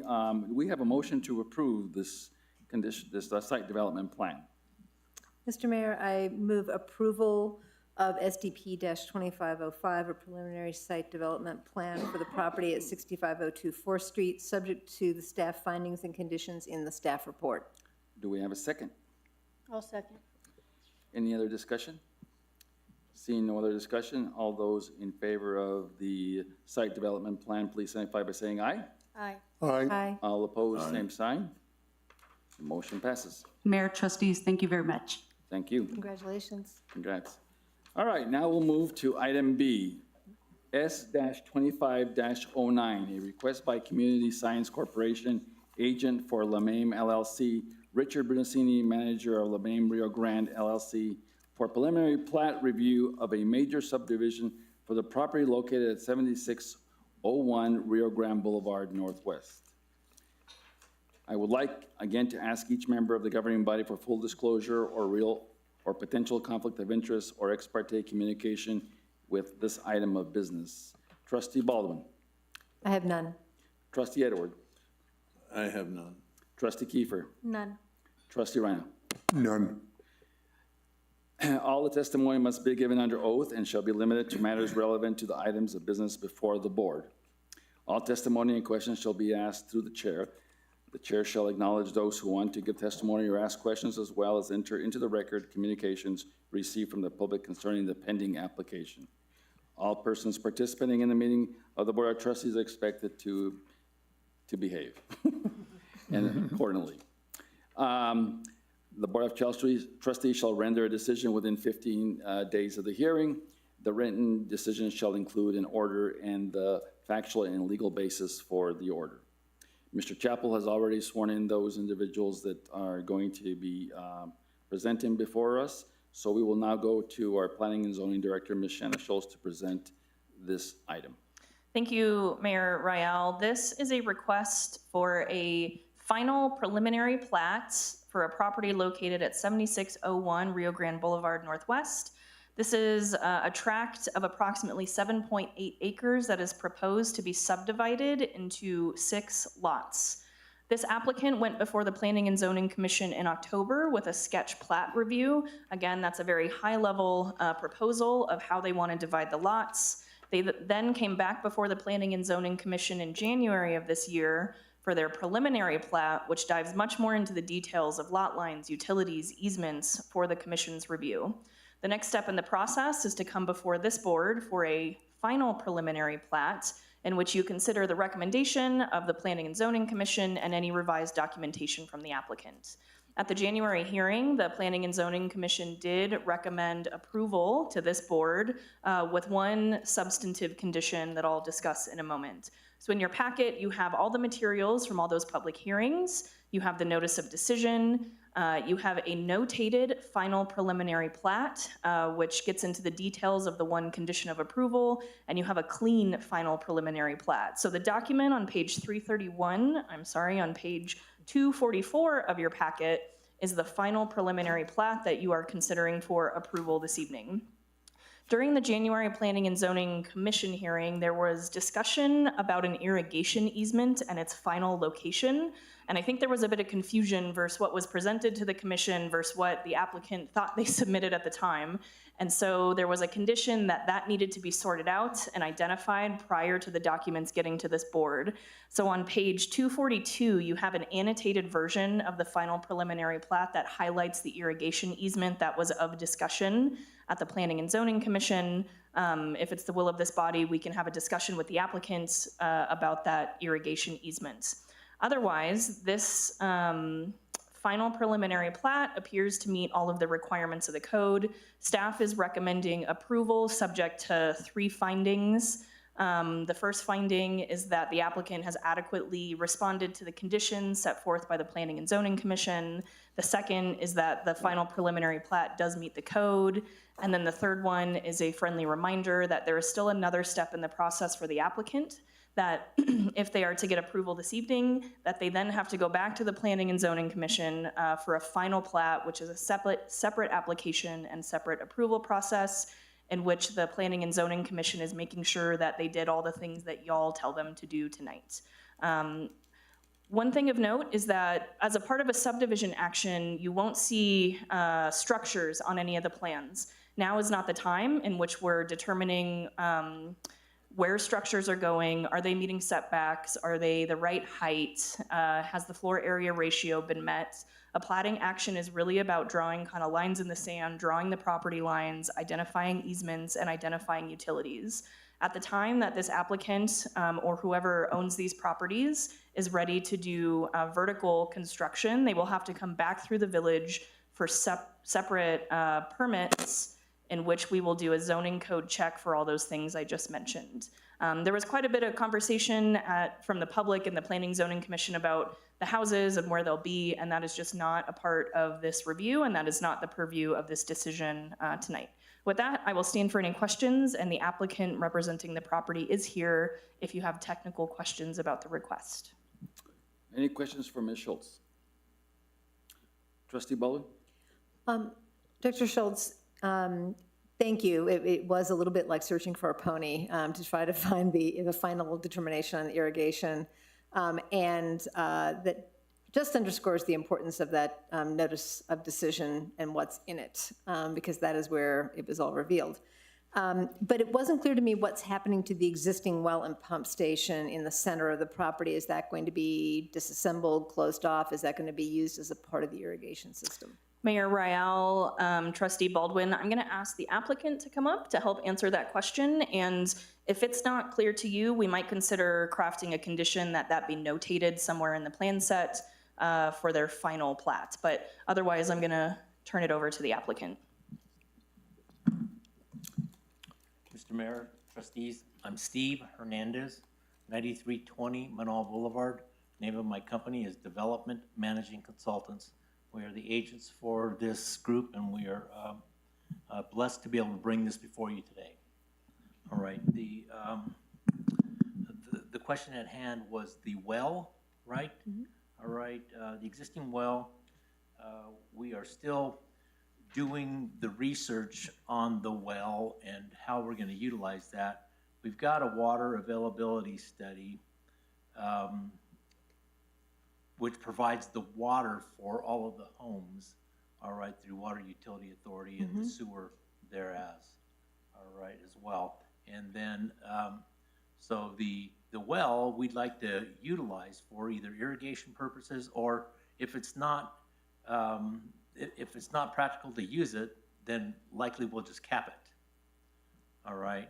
So, you know, we're still trying to work through that, the dynamics of the well. Okay. Thanks. Any other questions of Ms. Schultz? Trustee Edwards? I thought I saw, if you can direct me to the pages of the 473.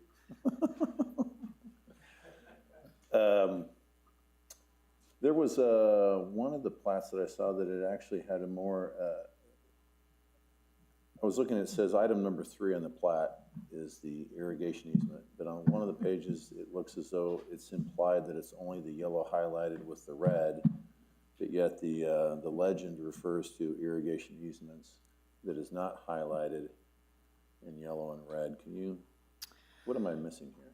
Mayor Rial, Trustee Edward, that is on page 242 of the packet. And yeah, I might direct that question to Steve. Because on the south there, it says box proposed easement notes, number 3, 10-foot irrigation easements granted with the filing of this plat. And it's clearly marked in red ink on one side, and on the other side, there's nothing denotated with red ink, but yet it's marked as item number 3. Okay. Do you want to explain? Yeah. All right, let me explain to you all. Okay, this was on, I think, 242. Okay, and this highlighted bubbled area in blue was what the concern was at P&Z. Okay, it was mismarked. All right, and it showed this as an irrigation easement. All right, that was I'll call it a Klingon from a previous iteration. All right, that needed to be removed.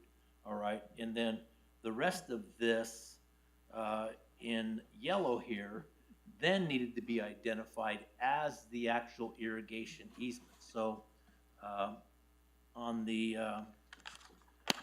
next page, all right, of the plat, I think that's 244.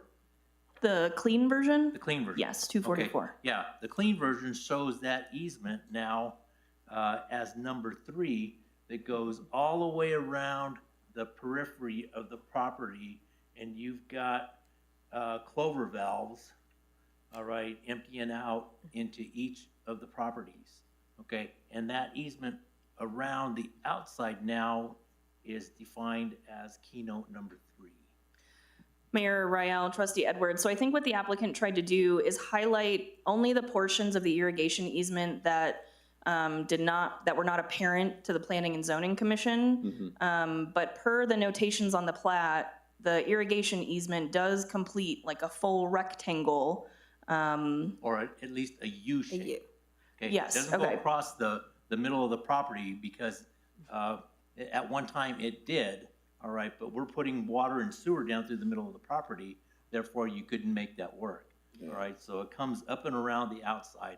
And that was what was the condition that we needed to correct that, all right, and call that out clearly on the cleaner version, which is this, of the plat, preliminary plat, final plat.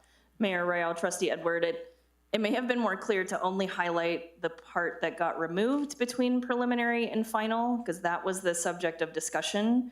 But I would refer to the clean plat on page 244 to see where the final irrigation easements will lie. Okay, that's where I was confused. That I guess one was superimposed onto the other. Okay, can I also make a correction?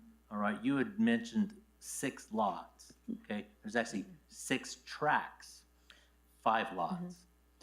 Mayor Royale, Board of Trustees, that is true. The 6th tract is a private street, and so it would be more accurate to say 6 tracks, 5 lots. Yeah, it would be the roadway would be the 6th. Okay. All right, any other questions of either the applicant or Ms. Schultz?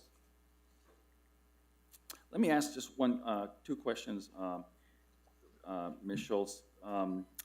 So do we have any concerns about off-site impacts to, I'm assuming this abuts Rio Grande, is that right? Mayor Royale, yes, this does abut Rio Grande. I'm assuming that those are going to be issues that will be discussed when the site plan comes up as opposed to at the plat. Mayor Royale, yes, we consider off-site traffic impacts, for example, as a part of the next set of approvals. Right. This is generally going to be very low-density residential development. It will be the village's purview to decide if a traffic impact study would be warranted or not. But those are future discussions that are not relevant to a platting action. And probably not relevant to a planning action, but I'll just have to ask, is there any, if you will, open space dedication at all in this project? Mayor Royale, there is not any direct open space dedication. I'll note that because they're in the South Rio Grande character area, there is a required 280-foot setback where their lot is undevelopable within the first 280 feet.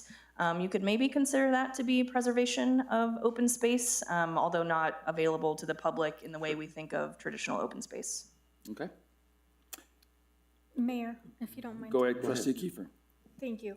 I just have one question, and it's only because I would be remiss if I didn't ask.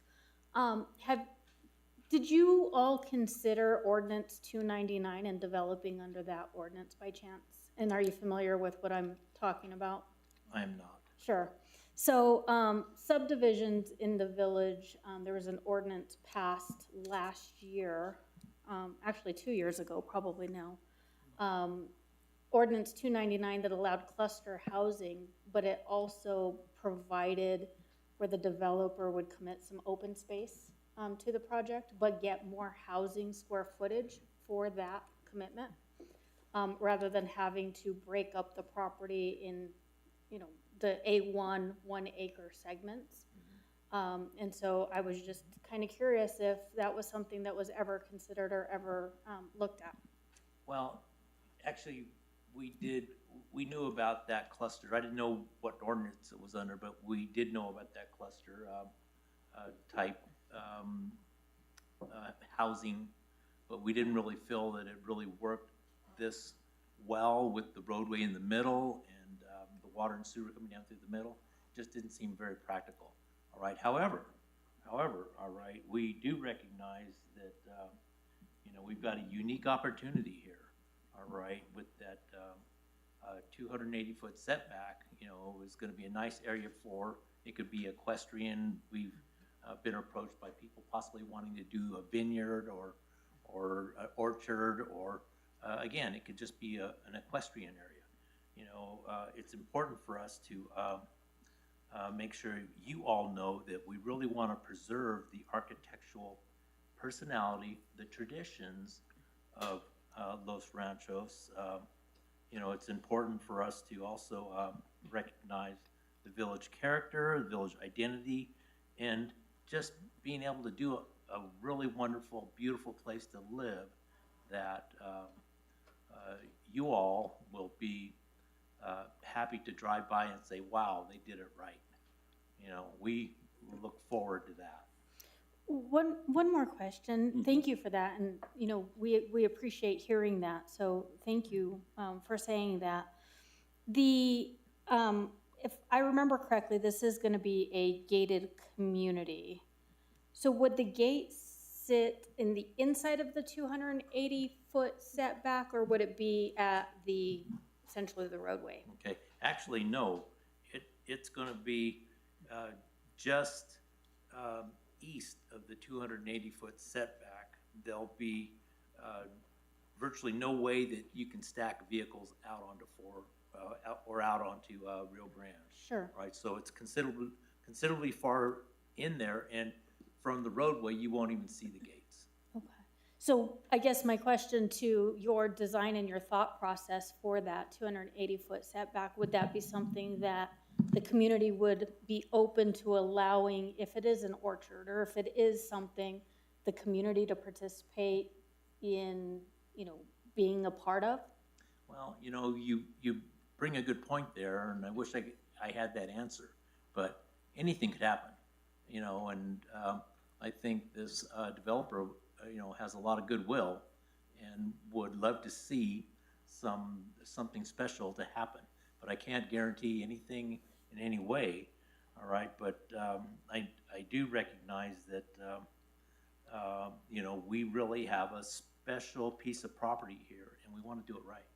Great, great. And one of the reasons I asked too is because Los Prados is similarly situated. I'm sure you may be familiar with that.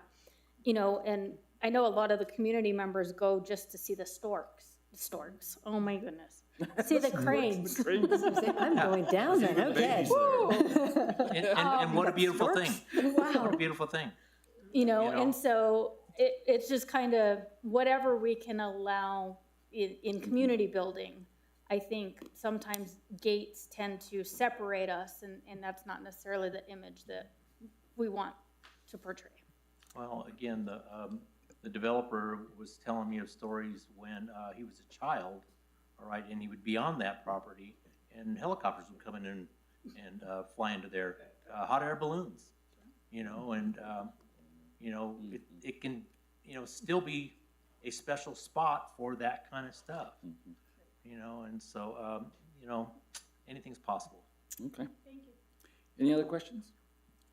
Trustee Edward. Thank you very much. Thanks for putting those irrigation easements in there. We are an agricultural community, and we brought that up to you in P&Z, so that was very thoughtful. The interesting thing about it is that to get an ag exemption, you have to have 1 net acre of development in order to get an ag exemption.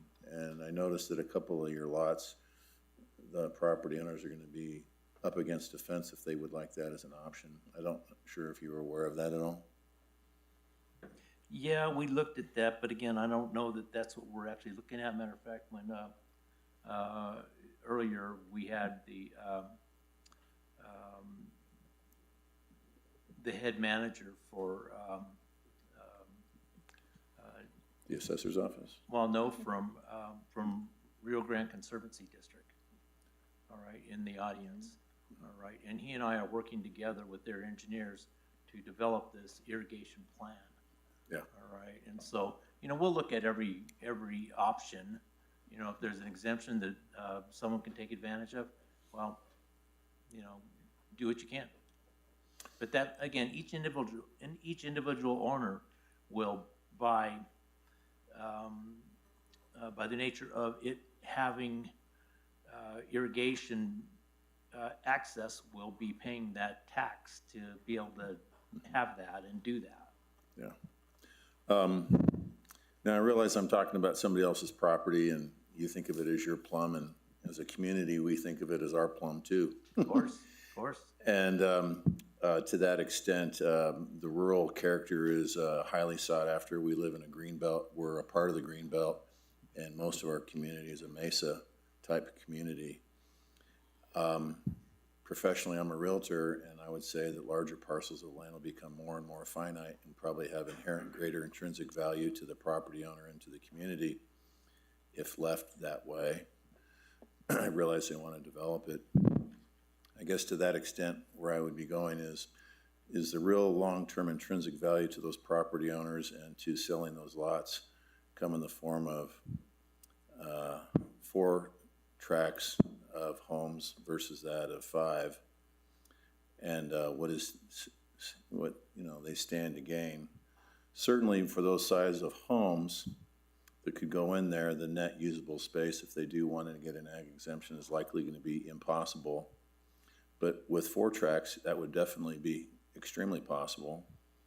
I just throw that out as an idea and a suggestion. I don't want to micromanage, but I was elected to try and keep the eyes open and the availability to more open space, and not just necessarily a formal open space like the mayor brought up, and I think that's a great question, but functional, usable open space that the person has control over and they get to enjoy their fee simple property. Ironically, I'm treading on that by making my suggestions, but the reality is that once it goes in, it's not coming out. And so if you compare ourselves to other communities where there's horses and green belts, you go to places like Nashville and those subdivisions, their subdivisions are calculated in 10-acre increments, not 1-acre increments. And I just kind of see this as, I love to see a 1.73 acre parcel, a couple of those, and I just kind of throw out the idea, longer to medium term, you're probably gonna, there's maybe more value to that property owner and to the community at large for 4 versus 5. And then my last comment is gated communities. I always feel that gated communities create the haves and the have-nots, and that if you're inside the gate, you don't have to address community problems because you think you got yourself protected. And I like to think of ourselves as a participative community, and I would like to think that in the future that those don't go in until sometime they prove that crime is such that they need it. Or maybe it's at night, but at the end of the day, I'd love to see my kids ride their bikes up and down that street, and a lot of other kids too, because traffic calming comes extremely well when people see people on the street. Cars slow down. Those are just some of my comments. Trustee Edwards, I appreciate your comments and I thank you for them. I took to heart many of your comments last we met, all right, and did quite a bit of research. And I just want to talk about the attributes and the results of a gated community. All right, obviously, security for the residents. All right, and I've got the crime stats for 9 months of last year. All right, I went ahead and I submitted those in the record at P&Z, and I don't know if they're in your packet or not. All right, but I can go through those real quick if you think I need to. No, I appreciate what you did there, but I'm talking specifically to that neighborhood. Okay, I get it. All right, and then again, we also look at the property values. All right, not only for us, but for the Acequia Trail residents. All right, we believe our property values will go up. All right, and so will theirs. All right, and that also increases the tax coffers of the village. All right, the other, another premier Los Ranchos community. All right, we invite the visitors and friends to come in. All right, the private roads means no maintenance for the village. All right, it's maintained by the residences. All right, so yet again, we're not trying to make a liability for the village, all right, with respect to that.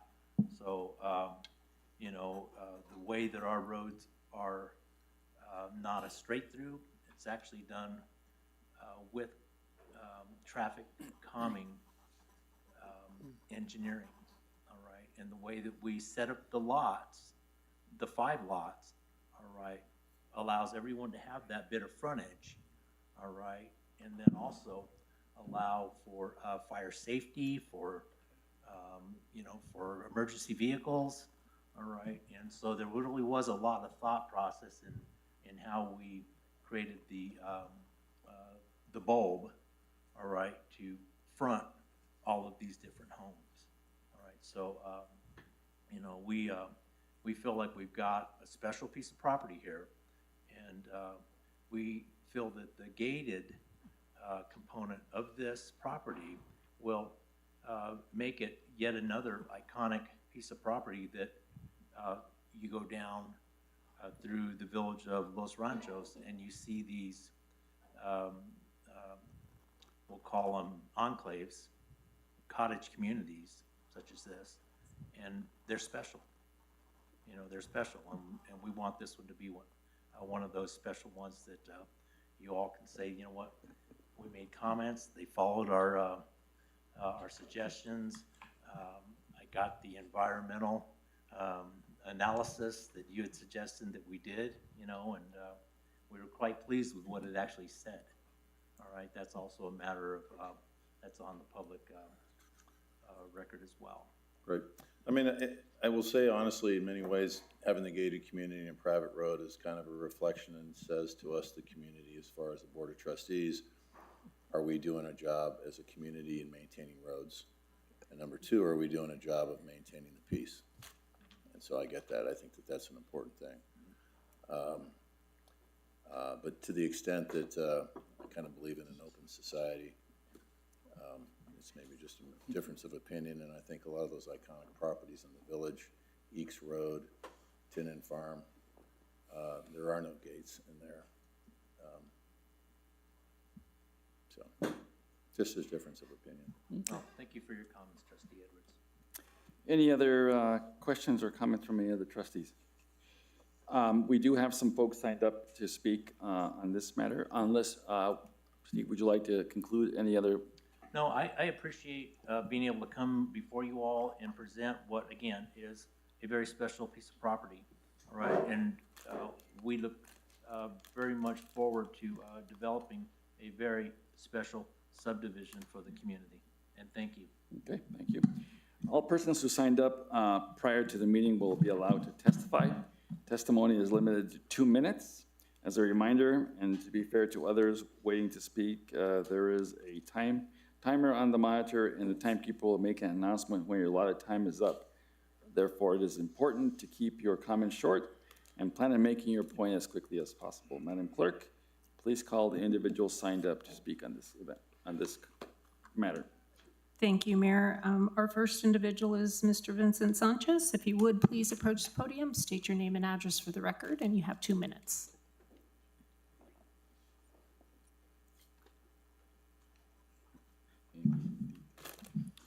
Vincent Sanchez, 6802 Rio Grande.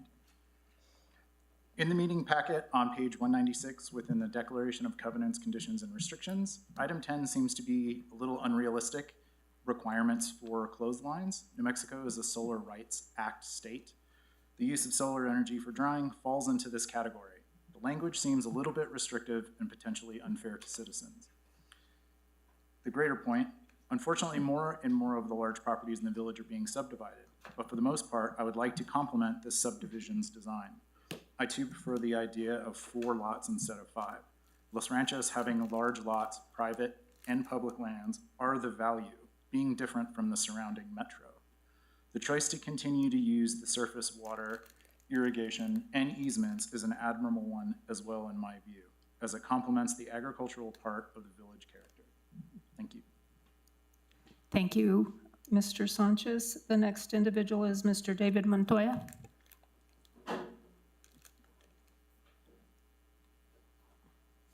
Thank you, Mayor, Board, and Brunicinis.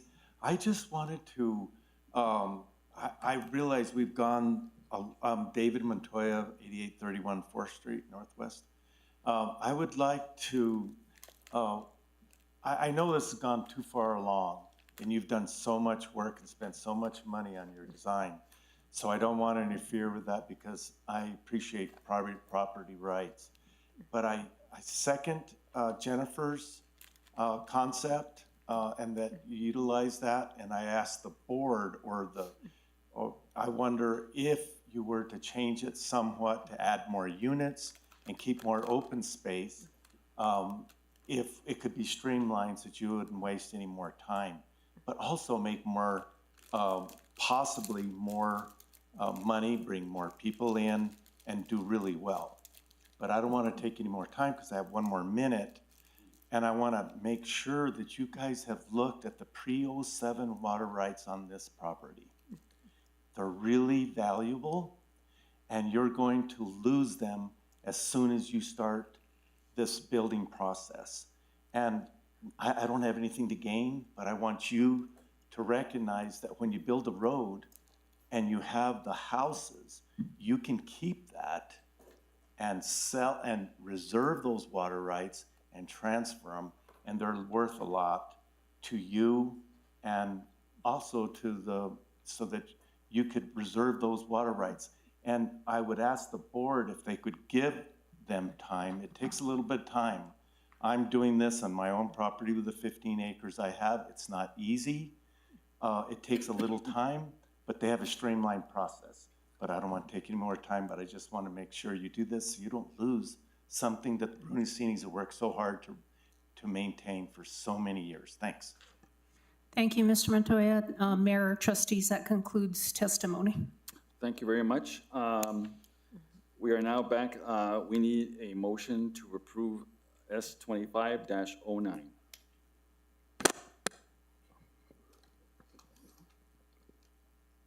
will make a motion to approve 25-09. Do we have a second?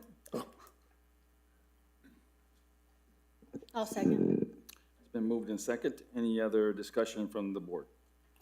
I would actually like consideration of one condition to be added, and that is that the well on the property be clearly identified as to use in the submittal of the final plat for consideration by planning and zoning.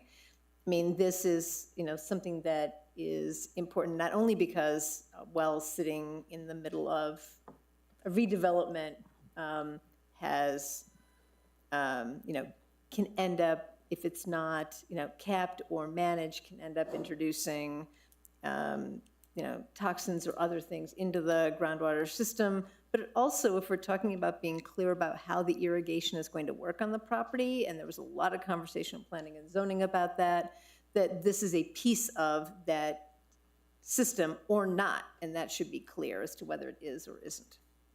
So that would be my amendment, is adding a condition that the well on the property be clearly identified as to use in the submittal of the final plat for consideration by the Planning and Zoning Commission. Do we have a second to that amendment? Do we have a discussion about it? If We we have a have a second, second for the purpose of discussion. for purposes of discussion. I'll second. Okay, it's been moved in second. Do we have any discussion? I believe under the state engineer's office, you can apply to move a well to the extent that, that's an asset I wouldn't want to give up. I've done a construction project before where we requested to have a well moved on the same site. And I'm totally cool with them doing that. I just think it should be designated in their plat what their plans are for the well. The way it was left in this evening's discussion was, we're not sure, we haven't decided yet. And it seems like that's an important piece of the plat, and I've got no problems with it moving, I've got no problems with it being capped, I have no problems with it being a part of the irrigation system. I just think it should be clear. Ms. Schultz? Mayor Rial, Trustee Baldwin, this, I think, is an appropriate condition. I would maybe ask the applicant if they take any issue with having to identify the well in their submittal for the final plat. Just to be clear. Would you come to the mic, please? Thank you, sir. I didn't necessarily speak appropriately. What I believe I was trying to say is we're still doing the research as to the condition of the well and trying to find out whether it's even a live well, okay? And you're right, we're in communication with the state engineer, all right? And so at this point, we've not been able to get a clear reading on exactly what it is. It may be a dead well right now. So I have no problem with that being a condition of the final plat to stipulate the condition of the well. Yeah, I just to stipulate what your plans are for it. Again, it could be moved, it could be kept, it could be used as is, but just what is it? Or can be deemed unusable. Exactly. All the above are on the table. All right, and again, we realize the value of the water rights. There's no question about that. We're buying water rights all day long for many different communities. I know how much they're worth, and in respect to transferring to different locations, you can only move them so far, okay? But again, we're not naive to all of that, okay? We know the process, and we're trying to follow that process, but in coming before you now, it's truth in saying we don't know what the disposition of it is right now. Okay. Any other questions on this matter? All right, we have an amendment to, if you will, to the approval. Is there any other discussion, Ms. Schultz, on this? Mayor Rael, no, the implication of that condition is you will have to have that research concluded before you submit your final plat, since it'll have to be notated on the final. Okay. Okay. So we have an amendment that was suggested by Trustee Baldwin. We have a second. Any other questions on the amendment? If not, all those in favor signify by saying aye. Aye. Aye. Opposed, same sign. Amendment is adopted. Now we go to the final motion on the table, which is to approve this, this plat. Any other questions? Seeing none, all those in favor of the approval signify by saying aye. Aye. Aye. Opposed, same sign. Motion carries. Thank you very much. Thank you, Mayor. Thank you, trustees. I would suggest, Steve, before you leave, the village has always been interested in water rights, so if that happens to be an opportunity, we would certainly love to have that conversation.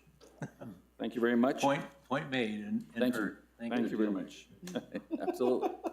All right, it is a little past 8 o'clock, and I'm sorry to folks who have been on the audience waiting patiently. Would you all please give us a 5-minute break so that we can all stretch our bones here and get back? So we'll be in break for 5 minutes.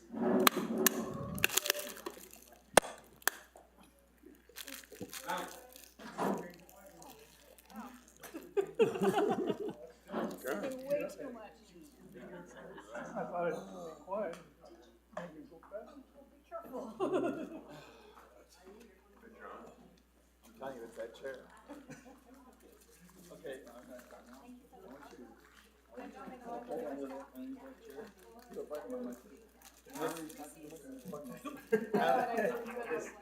This you, the hook. You said you already talked to some of them? No, what's that? This is. Oh, yes.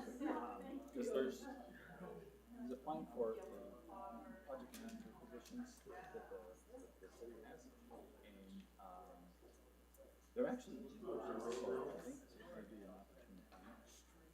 I would tell you, that's why. Yeah.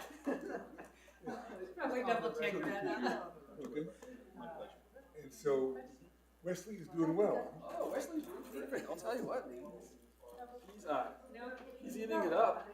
How big was he when He was 7 pounds 2 ounces, but let me show you the last photo that we got.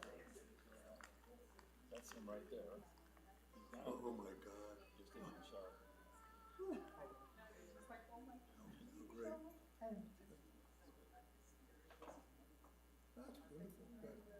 Well, congratulations. Yeah.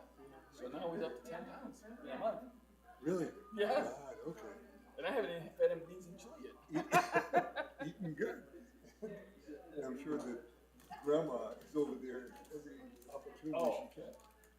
You know, I don't even see her now. She gets up at 6, at 5:30, gets dressed, shower, heads over to the house, and takes over maybe till like about 9, and then she goes to work. And then she gets home and she goes, I'm really tired, I'm going to go to bed. Jesus, that kid's taking my wife for sure. That's great. That's really cool. Yeah. It's good to be able to.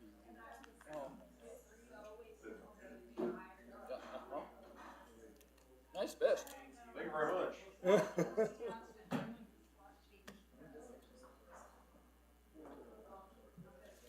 Yeah. Hey, family. Thanks for taking a break, by the way. I don't know. Sit there that long. How's your family? No, they're good, man. They're, the boys are in Farmington tonight playing a basketball game. I know. And I was like, me too. Where they go to school? See one. And I was like, man, I don't know, man. Driving a bus on a windy road, I hope that guy. So they're going up and coming back down? I did that a couple weeks ago. I went up there to watch him play. Get up and back the same day. Who did they play? Last week was good. This week at Farmington. That 5A districts are in this tough hole. No, we used to. My son played at Boston. So then some districts, Sandy, Providence.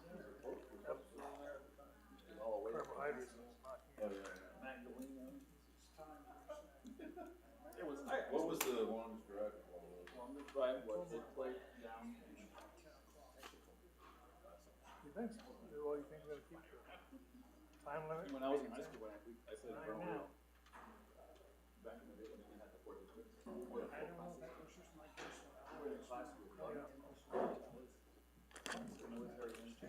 Hi, how are you? Good. How many viewers do we got? Total, And then back. Oh, come on.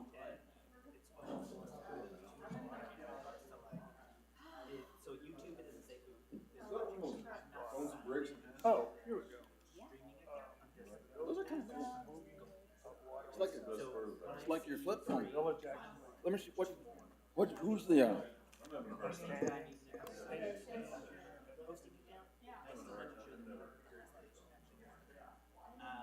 Okay, but can the village, Is it, does our challenge people moving water rights? hosting people, because our, we have a separate screen, right? Because they just want to see. Say they wanna move them, these guys wanna sell them to somebody else. Is it watching, he helped me at Trustees, which is setting. So there's some things that we have, but for the most part, people, I really, I can see in on Zoom and right, there's staff. A lot of water rights that go on this suck it dry. Yes.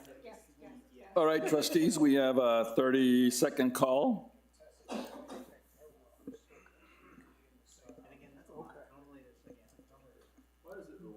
Hey, John, can you make sure the trustee right now knows that we're about to start?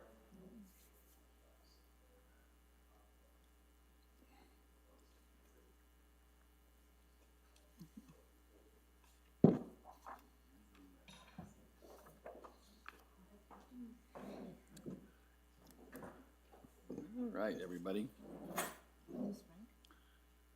Yeah, Frank's went to the men's room, I suspect. We'll give him a little time.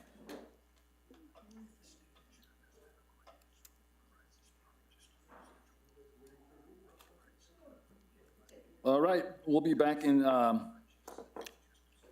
order. We are in item C, an appeal. Okay, sorry, 240. Variance -25-05 of the decision by the Planning and Zoning Commission for the following case.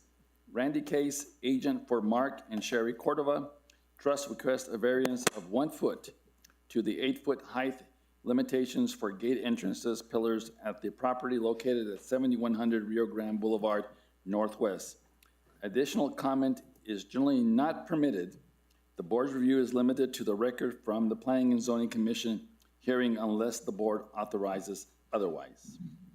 I would like to ask each board member, governing body, for full disclosure of any real or potential conflict of interest or ex parte communication with this item of business.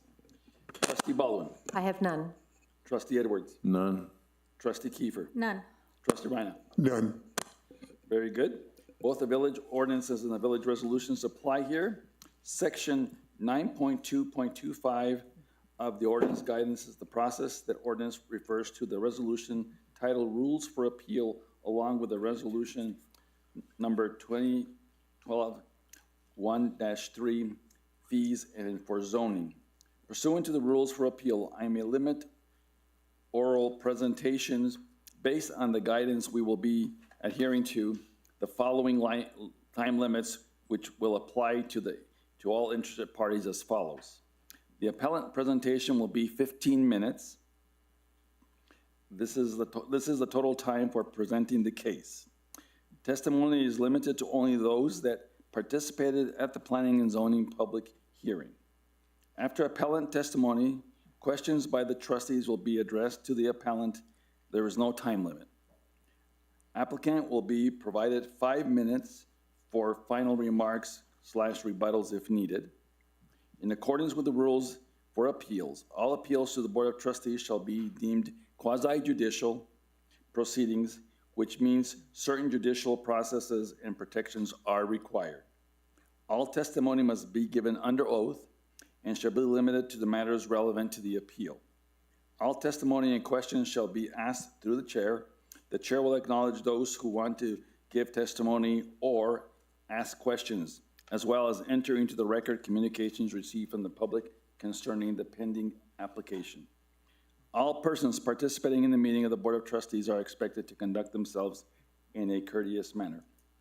The Board of Trustees shall have the right to render its decision within 15 days of the hearing.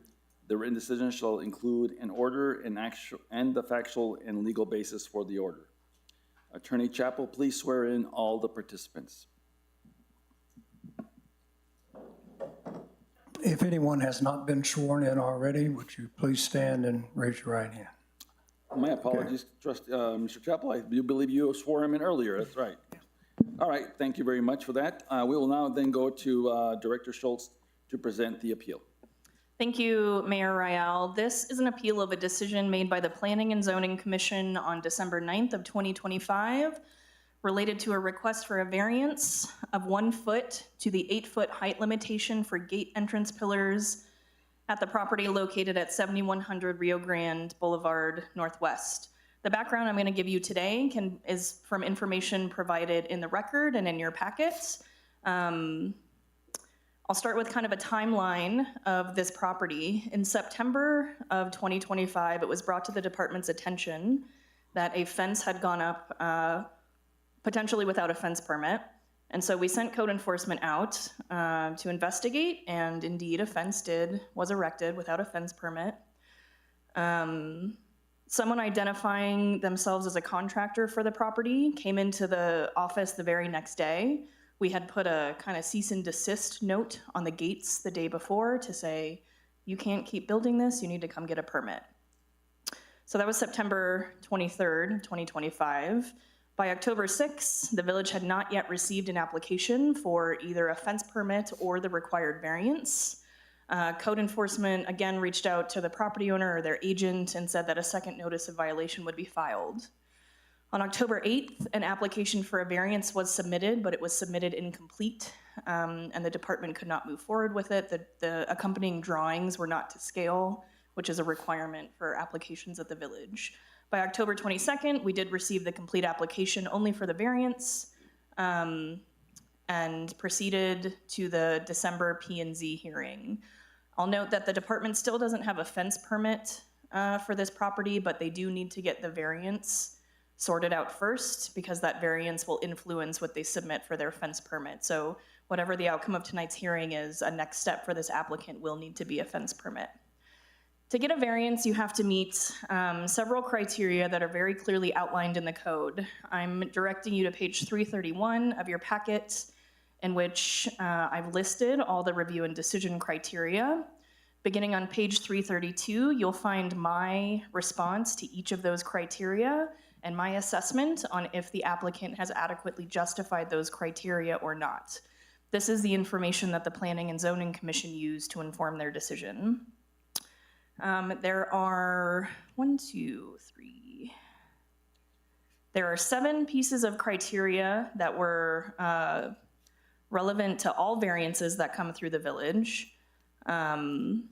And 1 criteria that an applicant basically gets to choose to prove if they have a hardship on their property or not.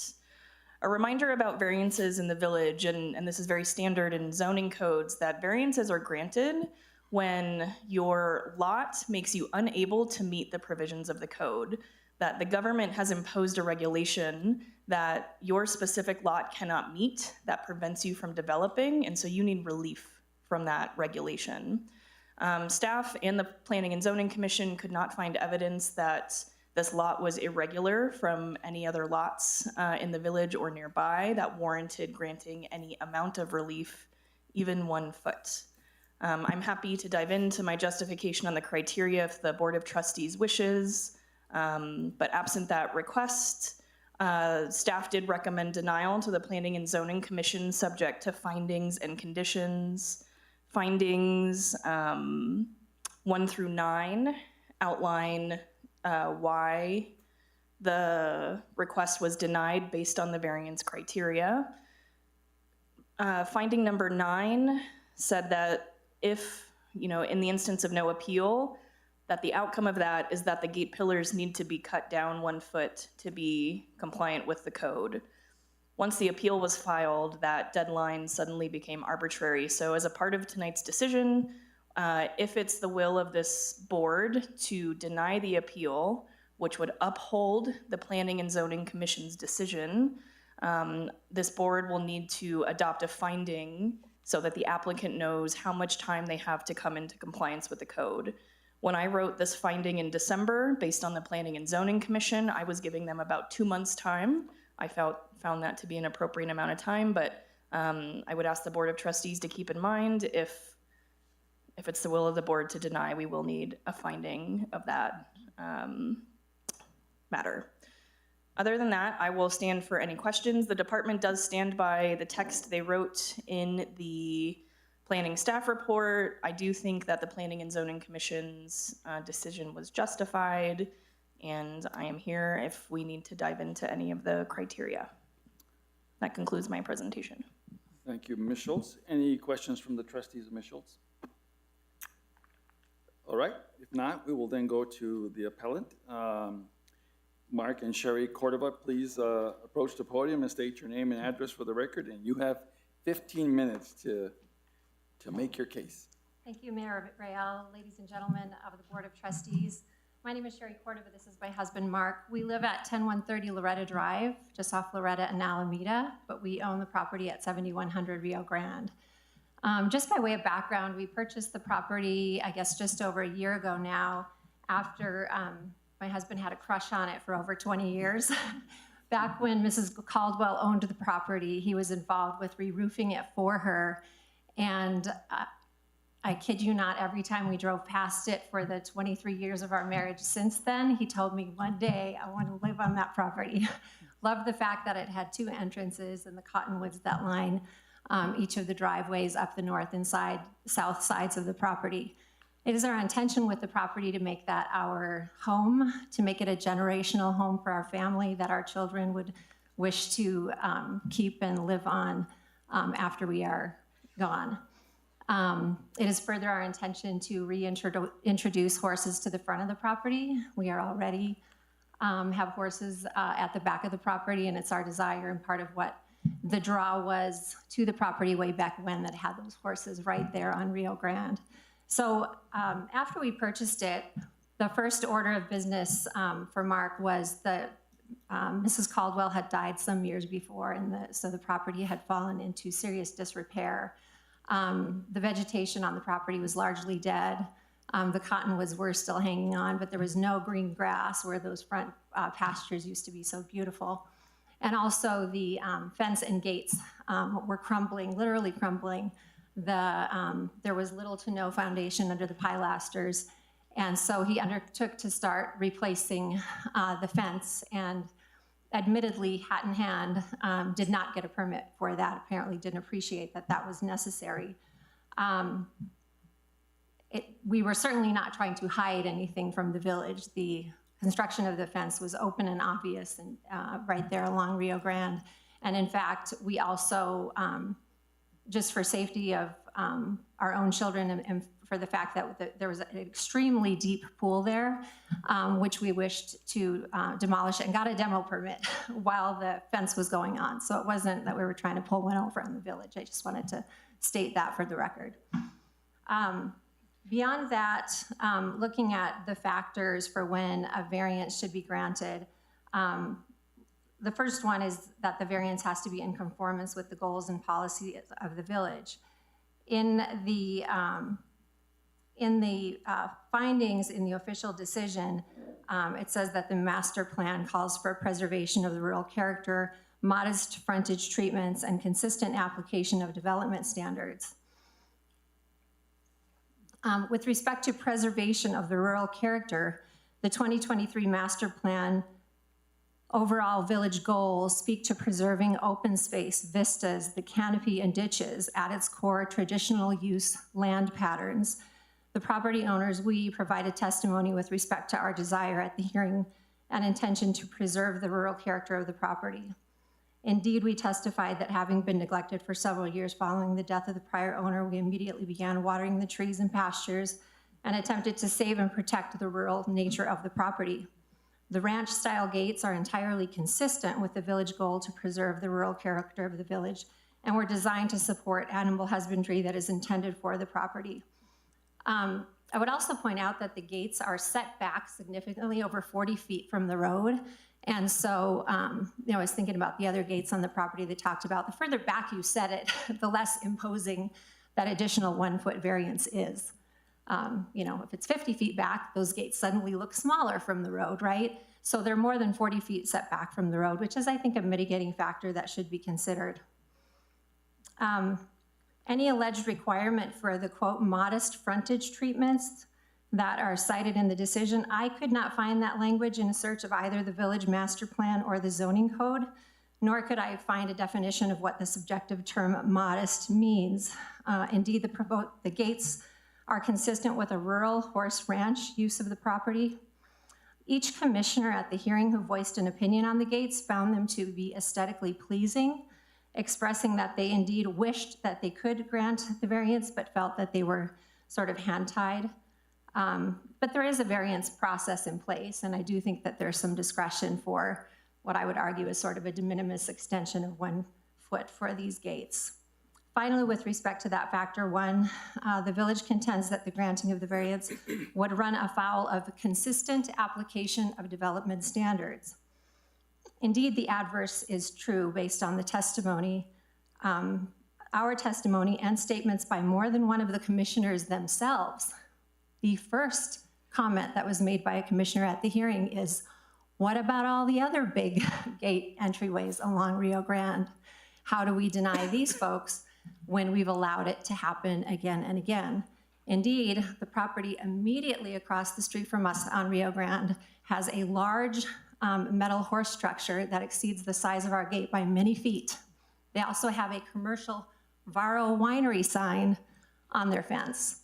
And so to say that we are failing to protect that sort of rural nature with this quote unquote monument style entry where that kind of thing has been permitted up and down Rio Grande, I think is an equal protection kind of issue where we are concerned as the fee owners of the property who really have that desire to use that 12-acre parcel in the way that I think is more consistent than any other proposed land use that came before you today. As to factor two, the findings state that the proposed variance, we have to show that the proposed variance is not contrary to the public interest in protecting and fostering the character and vicinity of the vicinity and the village, and will not cause material adverse impacts on adjacent property, the neighborhood, or the community. There were no express findings in the decision as to this factor, And indeed, the commissioners and citizens who stood to speak at the hearing resoundingly touted the improvements in question as favorable and expressed a heartfelt desire that they be permitted to stand. Adjacent property owners were consulted and agreed, demonstrating no adverse interest to them. We got letters from our several neighboring property owners stating that they didn't object to the gates staying. I think the village would be hard-pressed to make a case that 2 gates that modestly exceed the 8-foot height restriction somehow adversely impact the neighborhood and community at large, while similar front treatments sit all along Rio Grande and are otherwise wholly consistent with the stated goals of the 2023 master plan, or 2035 rather, master plan. Factor 3, owing to special conditions, literal enforcement of the gate height restriction will result in unnecessary hardship.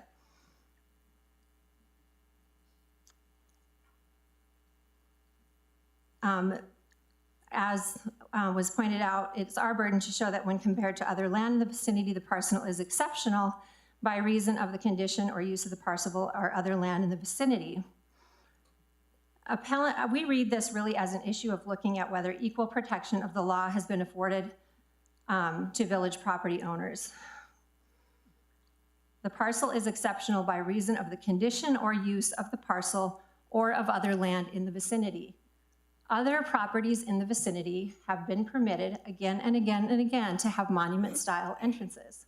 And so I would argue that what is exceptional is that we are being denied that opportunity where so many others have been granted it. Whether they have been granted it by variance or not, it has clearly been permitted to happen. Further, in examining unnecessary hardship, the village is charged to consider whether other relevant factors exist when taken into account. And it's there really where I think the other relevant factors includes the fact that this has been allowed to happen throughout the village. The government is required to treat similarly situated people alike, and it is failing to do so here if it denies the variance request. This fact alone makes the granting of the variance, quote unquote, substantially justifiable. Given all of this together, I think that we've raised sufficient grounds for the variance to be granted, and would ask that you reverse the decision below and allow us to present a plan that includes that's consistent with what we put before you at the last hearing.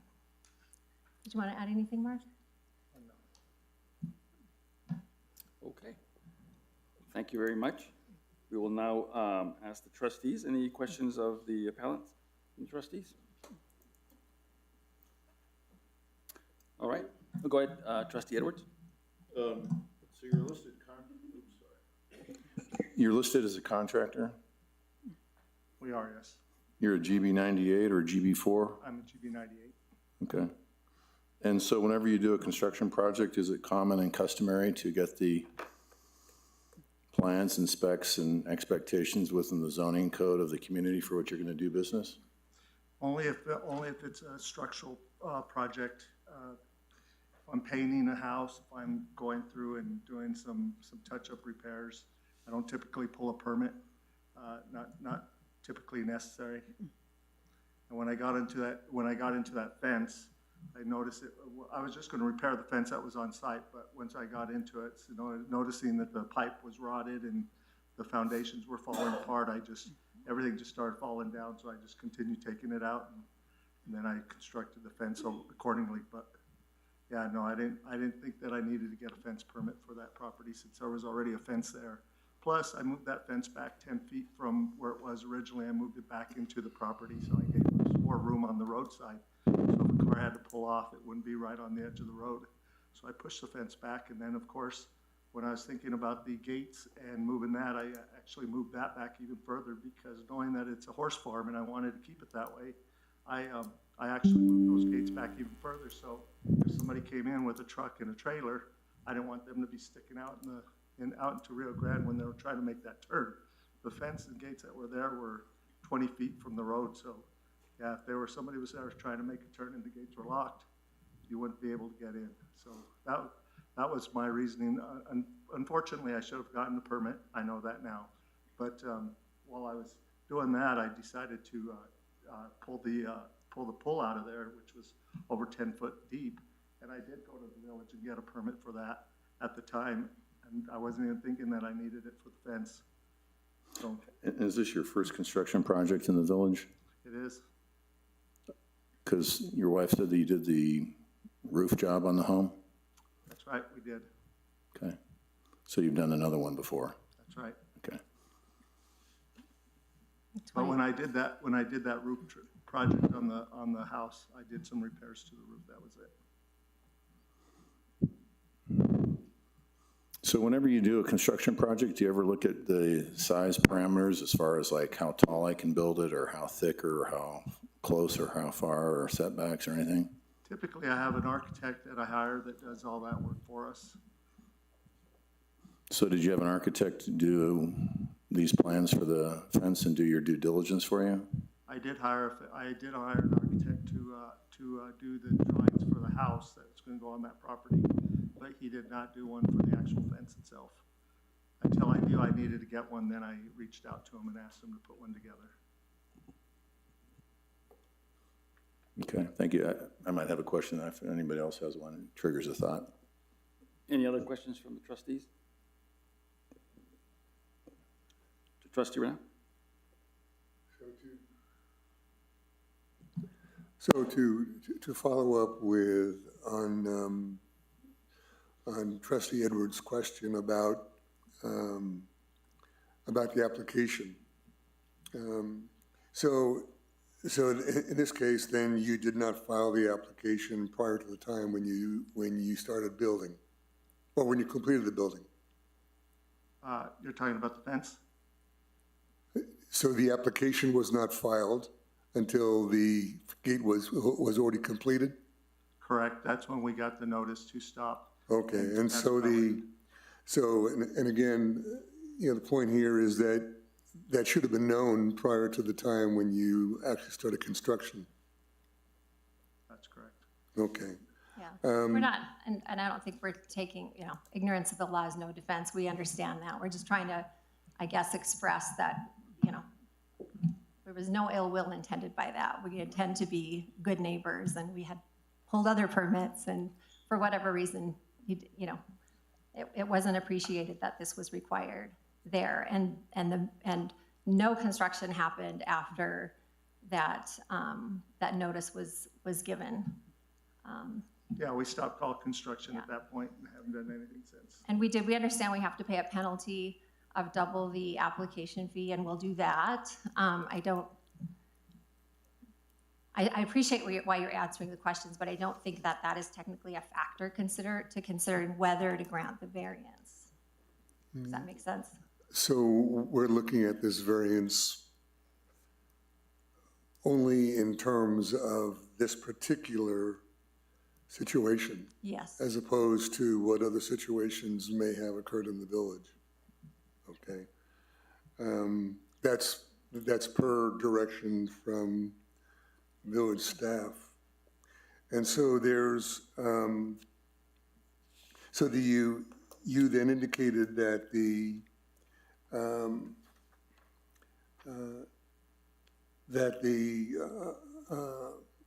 gate was put in, and then it did not settle into the ground any further than when it was initially set? I guess I'm not appreciating the question. Wouldn't have to be. Yeah. One of the issues that had been brought up, I know, by P&Z, you had mentioned something about increasing the grade of the entrance. Well, and I can answer that. So when they came out and measured, they measured from the ground. We still have to put a base underneath that fence for the road. All that's been taken out. It's just on dirt right now, so we still have to build it up with base course, and then of course asphalt or concrete, whatever we're going to do for the entrance. So that's going to lift it up another 6 inches. So that's going to be another 6 inches. At least. Not additional. No, That'll raise the grade. It'll just bring the So the amount to which the pilasters go up will be slightly lessened by that much. Let me defer to other trustees if they have questions. Any other questions on this issue? Mayor, Trustee I Kiefer. do. So you made mention of a lot at the planning and zoning hearing that there was a lot of public support. Was that verbal public support or written public support? Both. We have letters from the adjacent property owners and also folks that came to, the gentleman, Mr. Sanchez, I think it is, that's sitting here, he expressed displeasure with any variance being permitted, but other folks in attendance expressed that they were happy with it, and as did members of the Planning and Zoning Commission. Okay. And I ask, and Shanna, maybe you can help me because I only see one letter included in the packet for this particular. Mayor Rael, Trustee Kiefer, there was one public speaker in support of the request at the Planning and Zoning Commission. And then a part of the appellant's appeal packet, they submitted a signed letter from several neighbors. But because that information was not a part of the record at Planning and Zoning, that is part of the redacted material that's in your packet. Which is kind of, not to digress, leads me back to what I brought up for this whole thing, becomes problematic, right? Because we're getting half the picture. Mayor Rael, Trustee Kiefer, if you'd like that unredacted material, this board could vote to include it, and I could go make copies of the redacted material. I would like to see it.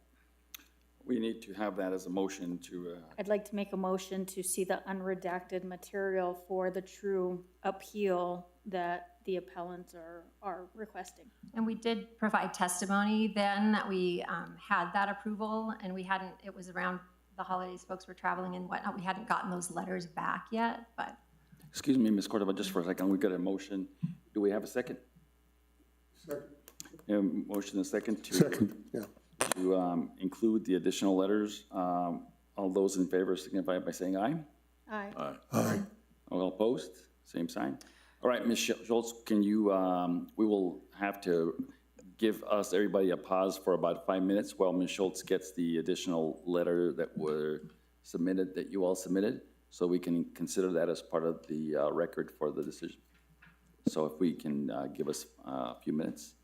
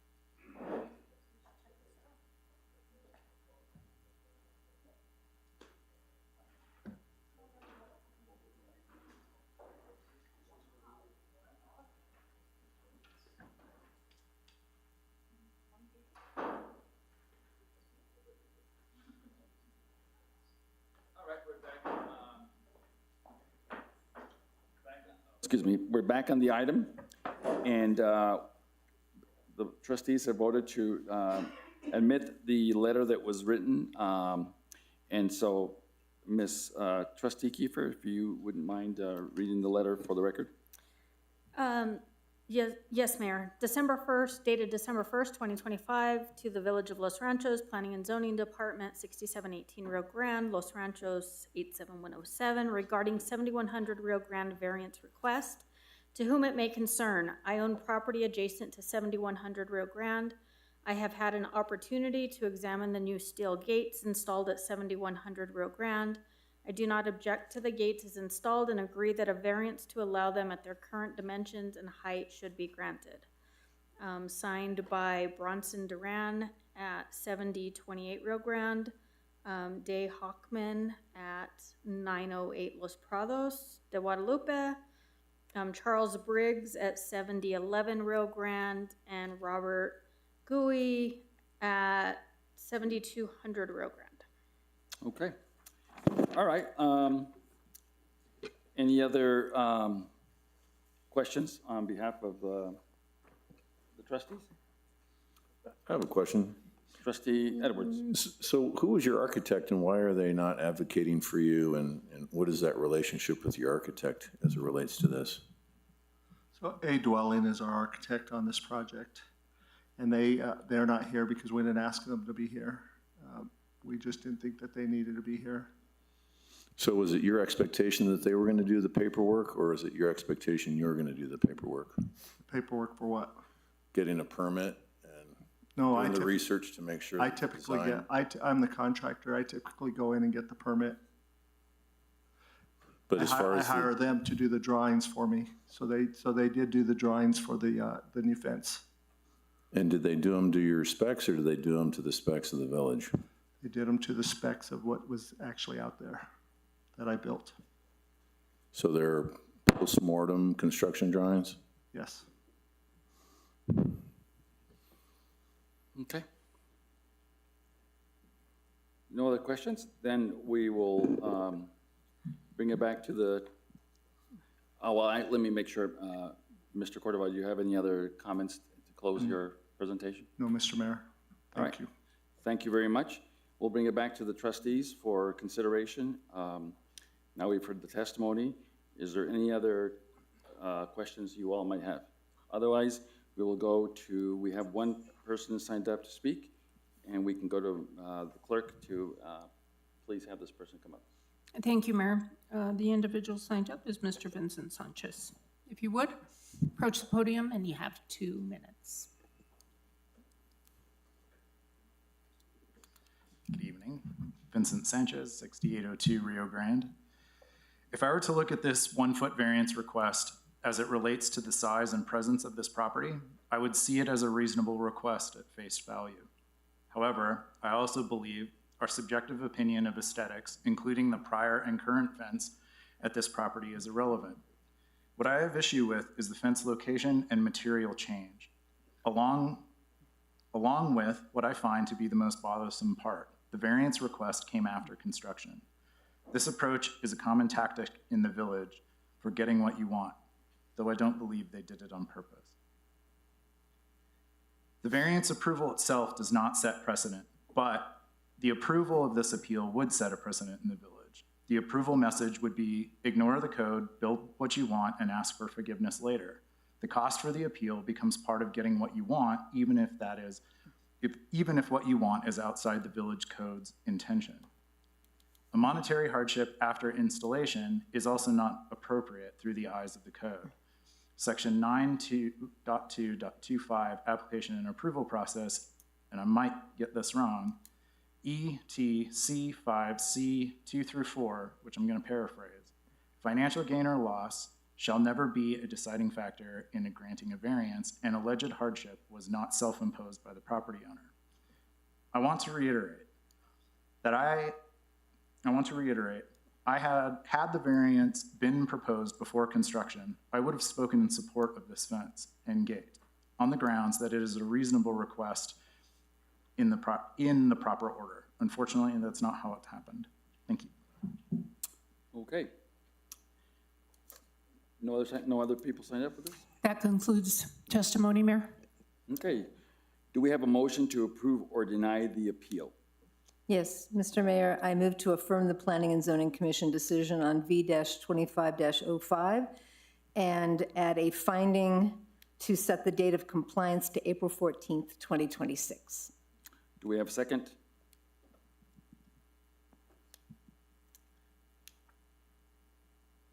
Hold on, can you please reread it? I was still trying to listen to you. Sure, I can, yeah. Go ahead. Slowly. Repeat the amendment. I move to affirm the Planning and Zoning Commission decision on V-25-05. This is affirming what Planning and Zoning did, and and add a finding to set the date of compliance to April 14th, 2026, which is also in alignment with what Director Schultz requested at the start, which is at what date should they comply if the decision is not to affirm, to affirm, if the decision is to affirm the Planning and Zoning Commission decision. So we're dealing with an affirmation of a denial, correct? I'll second it. Yes, affirmation of a decision, I'll which is second a it. denial of the appeal. Okay, it's been moved in second to deny the appeal. Do we have any other discussions? Seeing none? All those in favor of the motion to deny the appeal signify by saying aye. Aye. Aye. All opposed? The motion passes. The appeal is denied. All right, move on to,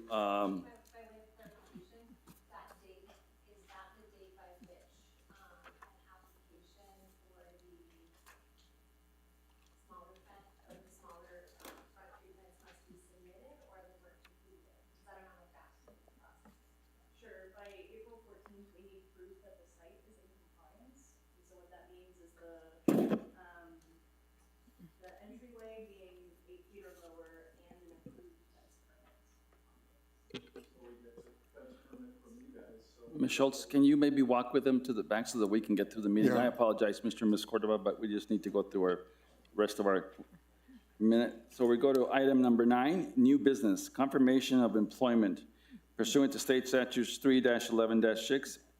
1, NMSA 1978, subject to the approval of a majority of all the members of the governing body, the mayor shall appoint all officers and employees. Madam Clerk. Thank you, Mayor. Trustees, before you, you have a letter of interest, resume, and application packet from a Mr. Jeffrey Hashimoto, who has applied for our farm worker position, which we have transitioned it into a full-time yearly versus what we had it listed before as a seasonal position. So now this individual will be working at the Ag Center at a full-time status beginning on Monday of next week. So as you can see by his resume and letter of interest, he has quite the education, and he's local and he's coming back to New Mexico. He has his BS in agricultural business from Colorado State and an MS in financial risk management from University of Colorado in Denver. So with that, I stand for any questions.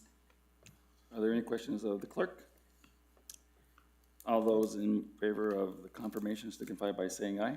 Aye. Aye. All opposed, same sign. All right, we'll move to item B. Mayor, apologies, but I don't believe we had a motion. Oh, I apologize. You're right, we didn't. Do we have a motion to approve, sorry, the confirmation of Mr. Hashimoto? I will make a motion to approve the application of Mr. Yanamoto. And I'll bookend you, and I will second it. All right, it's been moved in second. Now we can go to the vote. All those in favor signify by saying aye. Aye. Aye. Opposed, same sign. Great. Thank you very much for catching me on that. Item B, Christina Long, Administrative Assistant, Agri Agency. Madam Clerk. Thank you, Mayor, Mayor, and trustees. Before you again, you have the resume, letter of interest, and application packet from Ms. Christina Long. She has been an administrative assistant in her past career and is anxious and was very anxious to come over to the village of Los Ranchos to serve in an administrative position at the Ag Center. So you can see by her resume and her education is listed there. She's got an AS in integrated studies, and she also has an AA in administrative management. Once we approve at your will, The Ag Center will be fully staffed. So we're pretty excited about that. So if you have any questions, please, I stand. Seeing none, is there a motion to approve the confirmation of Ms. Long? I'll make a move. It's been moved. Make a move. Second. A motion, excuse me. We got that. Second. It's been moved and second. Any other questions? Discussion? All those in favor signify by saying aye. Aye. Aye. Opposed, same sign. Thank you very much. Who's that amateur guy? All right, now we're gonna go to item B. Authorization for the mayor to negotiate and sign the acquisition documents for the village to acquire access and utility easements to benefit the Del Norte open space for a purchase price supported by a qualified appraisal. Mr. Avila to explain the authorization. Mayor, Board of Trustees, I want to point out, we had one too many zeros under utility easement. It's only 720 square feet. And with that, at those prices, at those square foot amounts, it would be less than 22,000 purchase price, which we want to go ahead and take care of with the purchase order. And this would be using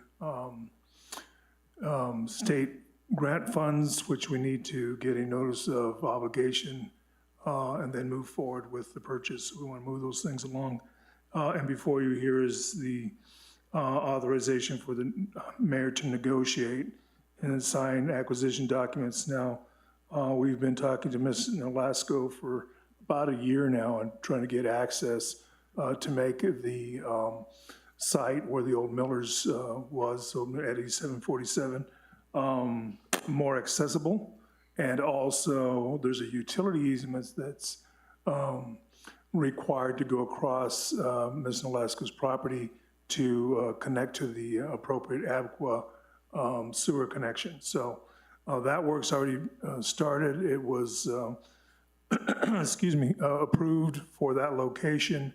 It would be an additional time frame if we were to change it without that utility easement, but thankfully we've moved ahead where Ms. Nolasco has agreed to let us have that utility easement as well as the easement for traffic on the south side of the property. And again, these are 10-foot easements. They're not taking a whole lot of property. And at that price, we're able to get that on our grant funding and get that process started with our grant funding, as well as start to get more access to the property and complete some other mitigations and development there. Okay, do we have any other questions from the trustees on this matter? Do we need to make any amendment to the exhibit that he used requesting this relative to the square footage? Mr. Chappell? Mayor and Mr. Edward, the purchase agreement indicates a square footage price of $6.50 a square foot. Alpha Pro Surveying is doing a survey, and the parties have agreed we would determine the final purchase price based on the survey. That survey should be ready by the end of this week or early next week, so we'll know the exact price. These are prices are estimate. The one down the south side is pretty close because it's going to be 250 feet long and 10 feet wide. The seller has already approved the purchase agreement. If the village approves it, then we will send it to the title company so they can open escrow and get the title commitment done. And going forward is subject to approval of the title and to the survey that's being prepared. Okay. I just didn't want to eat our words when an exhibit goes in front of the judge and says, it says 7,200 square feet. I think the issue was, Mr. Chappell, was whether we should do a formal amendment to change that number as Mr. Avila presented it, or if it's still, or if it's not necessarily a, as I would say, a showstopper. Oh, the 7,200 feet. Yeah, that's a lot.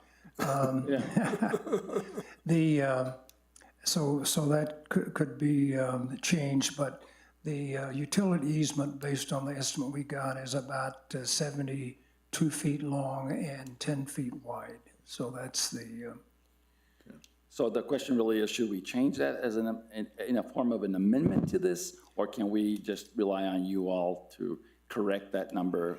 it is going to be determined based on the survey. So once we have the survey, the numbers will conform to the Conform to survey. the survey, okay, And very this good. is just an authorization to the mayor, so it isn't Right, an exhibit. okay, any other questions? I would just say this, and I know it's late, but this is really an important, in my perspective, as it relates to getting access to the north, the open space, and making it a very safe access point as opposed to what it is today. And it also helps us, at least to the extent we can at this moment, say that we're not going to be, if you will, at this point, looking at taking down those buildings that are sitting in the corner there. Although there's probably some conversations to be had down the road, but my point simply is that this is really a good way to do it. So, do we have a motion to approve? Motion to approve the authorization to allow the mayor to negotiate the easement access at the Paseo del Norte open space. Do we have a second? Second. Any other questions? Seeing none, all those in favor signify by saying aye. Aye. Aye. All opposed, same sign. Got it. Move on to resolution number 2026-02-01, a resolution recommending budget revisions related to the General Fund 101, Department 1200 and Department 1840. I know that we have Ms. Tammy, who is just helped us tremendously and is still helping us, and we totally appreciate it. I think she was going to be online, is that right? Can we get her on the line there, Darnell? Good evening, Mayor. Can you hear me? We can hear you, but we can't see you. Now we can see you. Welcome back. Good evening, Mayor and Trustees. How are you? Good, thank you. Thanks for your patience, Tammy. Yes. Of course. Before you is Resolution 2026-02-01, and this is a budget adjustment request.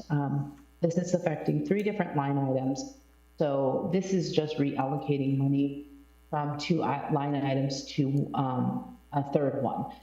First, we are moving $10,000 out of the audit fees in the financial administration department into professional services for Main Street. We are also moving $5,000 out of wages full-time out of the general administration department into the professional services for Main Street. So this budget adjustment is again reallocating unused budget from audit fees and wages to support the Main Street operations. And I stand for any questions. Thank you, Tammy, very much. Let me go to Trustee Kiefer. She has been our appointee to, if you will, or to Main Street, and for any comments on this matter. Yeah, thank you, Mayor. So I do encourage my fellow trustees' support. So a board has been solidified for Main Street. Officers have been elected. A director is in place. And now it's just a little bit of that, business startup costs, right? Insurance, general liability, directors and officers. So the Secretary of State's the business formations. National Main Street is actually going to be here in Albuquerque Wednesday, Thursday, and Friday of this week, and attendance to that costs money. And what I've been seeing has been the businesses that have volunteered their time going out of pocket to pay for these. And so I came to the mayor and said, all right, I think it's time that we've been supporting the director's salary, but I think it's time we fund Main Street with a little bit of seed money to be able to cover these expenses so it's not a hindrance to these business owners. And he was very supportive of that, and that's where this came from. I just want to make sure that I understand, and Tammy, hopefully you can clarify this for me. This $15,000 will be billed, I guess, by Main Street as needed? Is that how that will work? Or is the $15,000 going to be paid to Main Street as the board for the board to use as they see fit. Mayor, Trustee Keeper, that is something that I would ask Administrator Avila to chime in on, but I believe the way I understand it's working is that it would be, they would invoice us for the invoices that they have incurred or will incur. Okay, and we just need to make sure that they understand that, so we're very clear on how that is going to be set up and work. Okay. Do we have any other questions on this matter? I do think this is the right thing to do, and I support the Main Street effort. And thanks, Tammy, for being patient with us. With that being said, Madam, we have a motion. Do we have a motion to approve the resolution? Motion to approve resolution 2026-0201. Do we have a second? Second. It's been moved in second. Any other discussion? Seeing none, Madam Clerk, to call the roll. Thank you, Mayor. Trustee Baldwin. Yes. Trustee Edward. Yes. Trustee Kiefer. Yes. Trustee Reinao. Yes. Motion passes 4-0. Thank you very much. Now we go to ordinance number 309, an ordinance adopting the Municipal Economic Development Gross Receipts Tax, GRT. Approval to publish and advertise. Ms. Schultz.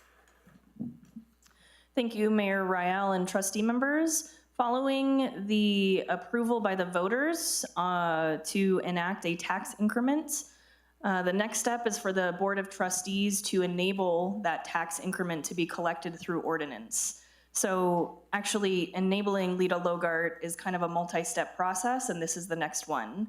So the Board of Trustees authorizes the tax in recognition of what the voters decided in November. This ordinance gets sent up to DFA at the state, and that's what they need to actually put the tax in place. Kind of timely to this conversation, there is an effective date in this ordinance of July 1st, 2026. That's when the voters were told that the tax would go into effect. So if it's the will of this body to approve this ordinance next month, that would be the last step in actually enabling the tax to be collected beginning July 1 of 2026. There will be further steps outside of this ordinance to actually utilize those funds. This body will still need to adopt a plan that outlines how the funds are spent, what activities the funds can be spent on. That is all at the discretion of this board. That will be the next step in this process.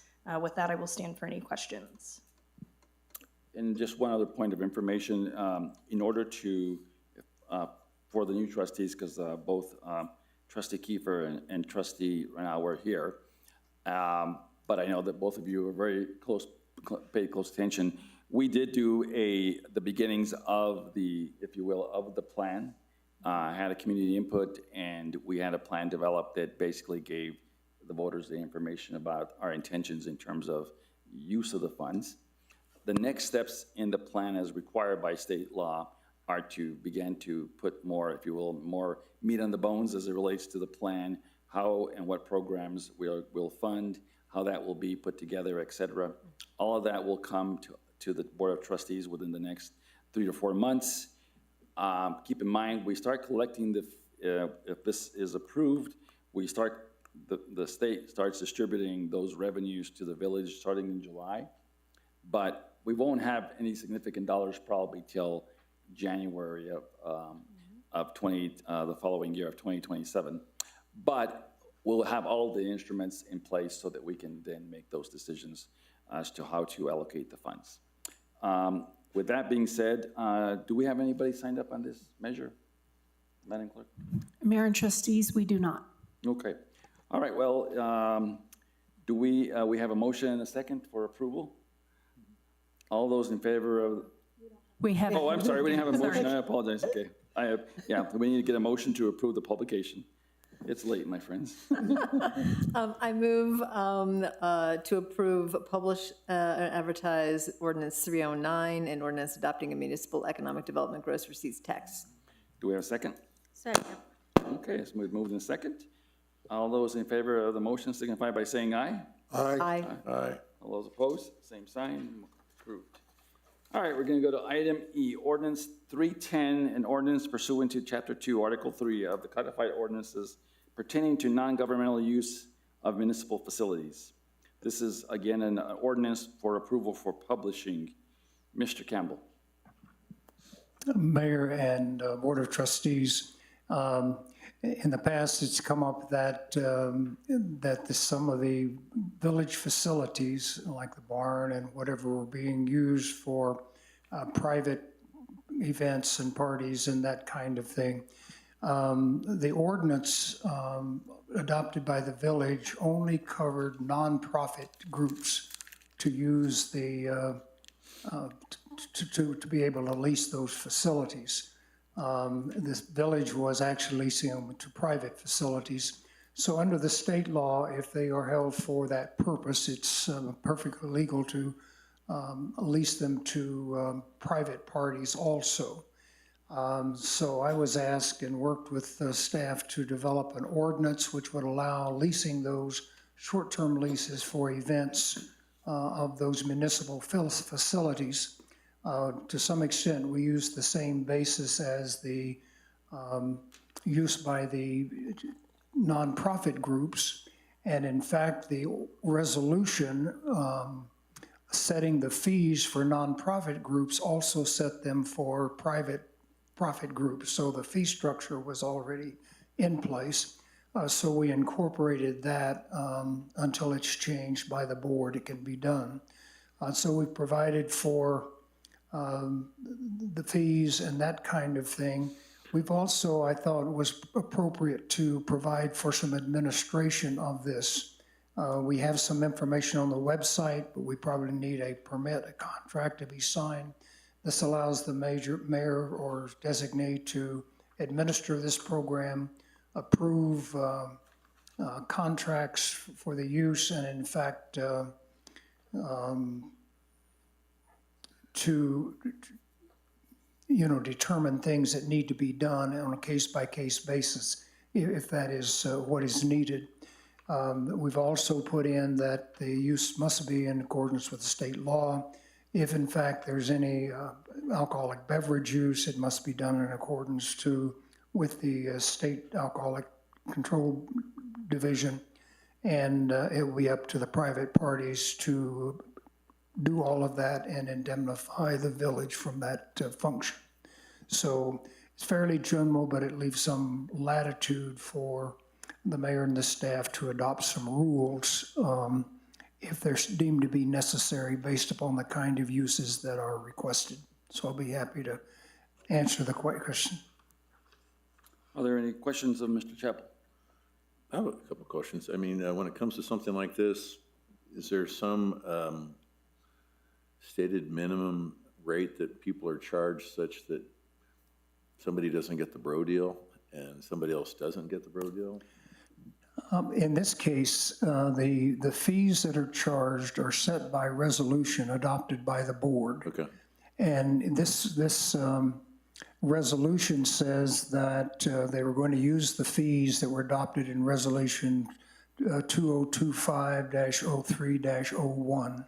So those were adopted last year, and actually the fees included both profit and nonprofit uses. So it covers both. It just, the ordinance didn't allow leasing to anything but nonprofits. So that's how the fees are determined, and this ordinance preserves the right of the board to set those fees. And then as far as the cancellation elements,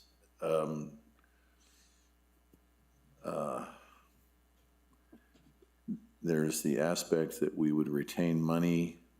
There's no, it sounds like there's no element here other than just if we cover our expenses to handle the administrative expenses. There's no real financial risk to the person to cancel, it seems. That can be done by the contract or the rules as to how much of a deposit that you want when they reserve it. And if they don't cancel within a certain period of time, they forfeit their deposit. But if they're required to pay the full amount 10 days prior to the time the event starts, if they cancel that within 5 days, they can get the money back, but not the deposit. So the deposit is designed to cover the village's expense and other things that would occur just like in a a contract. Okay.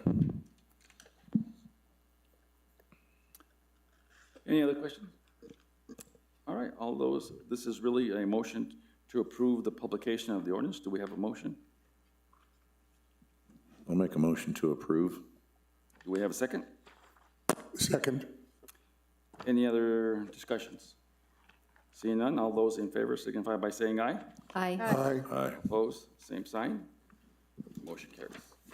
All right, now we are on item 10, Chief Financial Officer's Report and Administrator's Report. Tammy, do we still have you on the line? I'm still here. Voice of Thanks. God. Thank you, Tammy. Good thing. Before you, Mayor and Trustees, is the cash report for January 31st, 2026. We have an ending cash balance of $15,037,673.98. This is an increase for the month of $148,356.10.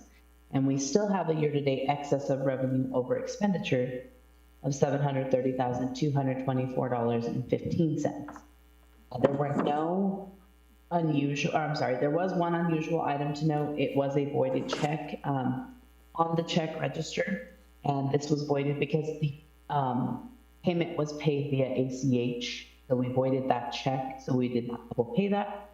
And then there are several significant expenditures to note that are listed here. As you can see, 2 of those expenditures were out to the county for some of the intergovernmental agreement services that we have with the county, and I stand for any questions. Thank you. And those services, Madam CFO, is Tammy, are for the law enforcement expenditures, is that correct? Mayor, yes. So the biggest one is for fire and EMS services for Q3. And Q3 is January through March of 2026. That is the $225,000 that you see there. And then the smaller payment that went out to them was for $16,650. This is for the animal control services that they are now providing to the village. And this is for the month of September and also Q2, so October through December of 2025. I'm going to ask Trustee Baldwin to chime in on this. She might remember it better than I. But when we were at the Municipal League training session, they discussed elements of revenue sources, and I'm looking at the GRT that you have recorded over a 5-year period. My assumption is that does not include the tax revenues that come from the sale of fuel. Is that correct? Is that a separate line item, or where does that show up on our budget here, or our revenues? See, Edward, that is correct. So this GRT is just GRT. The fuel tax that we get is actually in our 216 fund, which is our road fund. And you do not have a breakout of that in this packet for you. However, if you go to page, let's see here, 435, if you look at in the revenue section at the top, about a third of the way down, there's the municipal street fund. And in that municipal street fund right there, you're seeing $69,909.20. This is where that revenue lives. There's a few different pieces of revenue that go into this road fund. There's actually 4 taxes. There's the motor vehicle tax, there's the combined fuel tax, there is a portion of GRT that gets allocated here, 15% of GRT, and there's one other item that I am not recalling right now. However, the fuel tax is normally about $3,000 to $4,000. So that would come from, I guess, Tony's place there on 4th Street and the Speedway? That is correct, yes. So that is where that tax comes from. Okay. Thank you. Okay. Any other questions?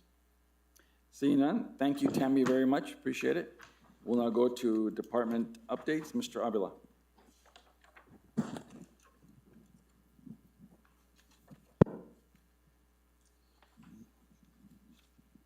Mr. Mayor, Board of Trustees, want to make sure to point out some of the dates coming up. We do have some that are necessary, may not be part of our Board of Trustee meeting, and they'll be coming up for public review. One of the meetings that we'll have to have is the budget meeting, and we need to have that, and Tammy's on the other on there to comment on this. We need to get our interim budget in by May 1st, so we need to prepare for that. And so that's what the departments have been doing. There are some others here. We just learned that there's a new system update for DFA training on the ICIP, and I'll be doing that next week. So that'll also need to be in by, July 1st.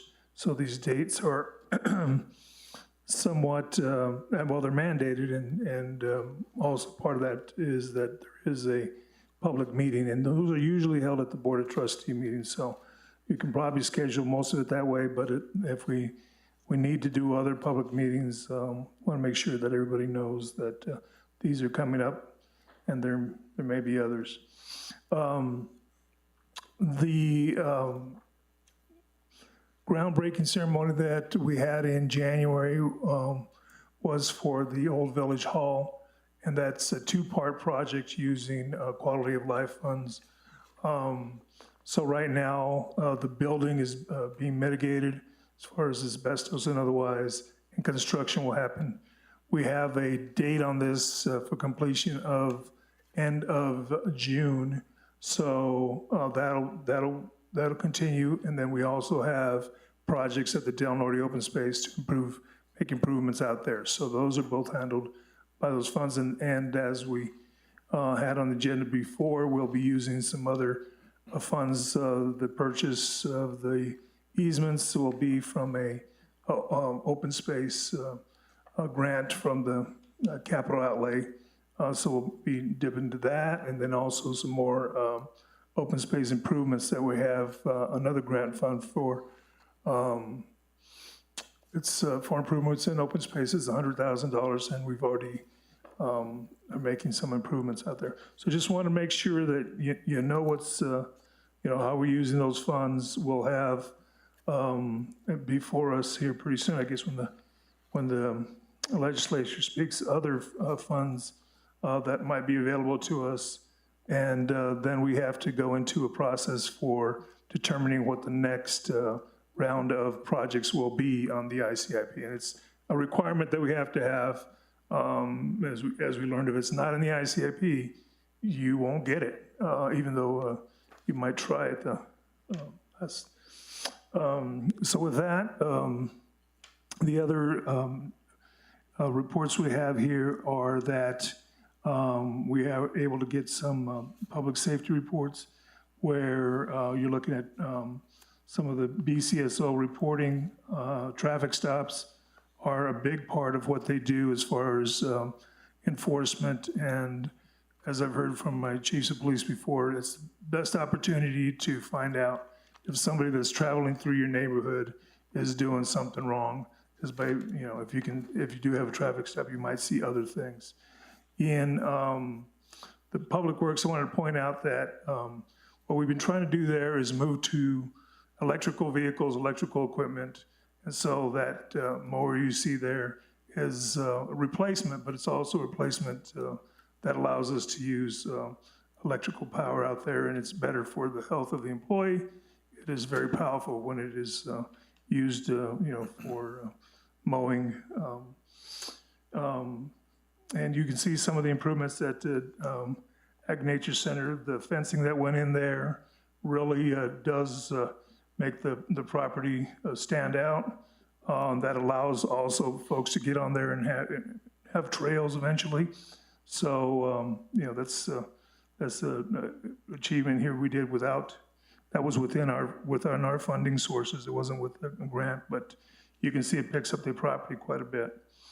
And then out there, the March 21st spring equinox festival is what the staff out there are bringing to the village, and we want to really push and promote that as an activity here in the village, and make sure we have visitors for that as well.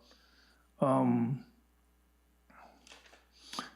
those are just some of the highlights I want to point out, but stand for questions. Thank you very much, Mr. Avila. Any questions of Mr. Avila?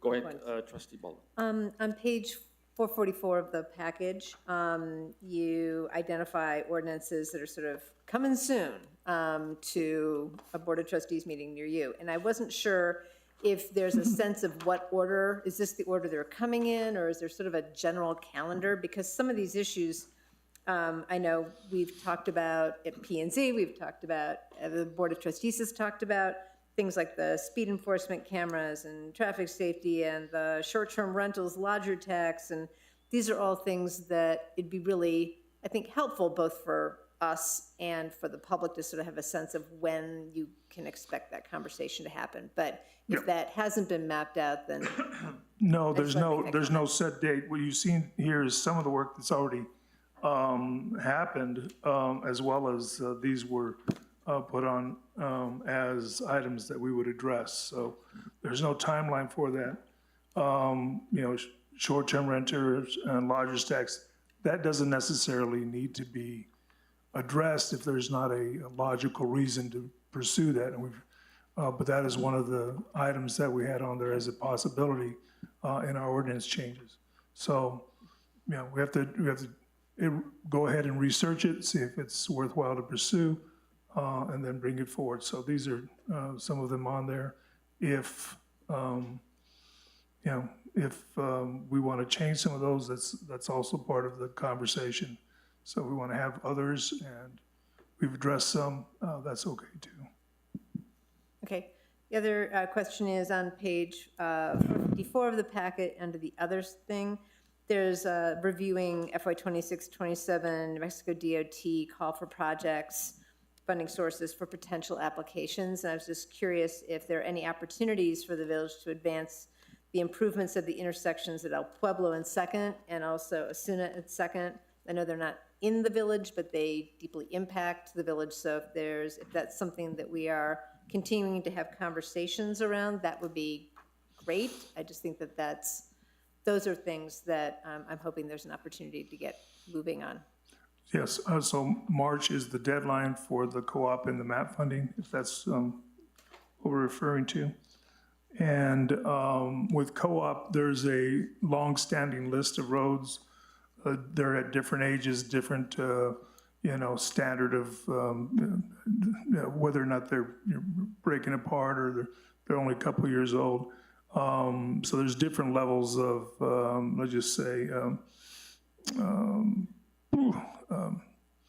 the durability of the road and at what status they are. So those all have been looked at for many years. They've been on a list, and co-op money has been used towards those.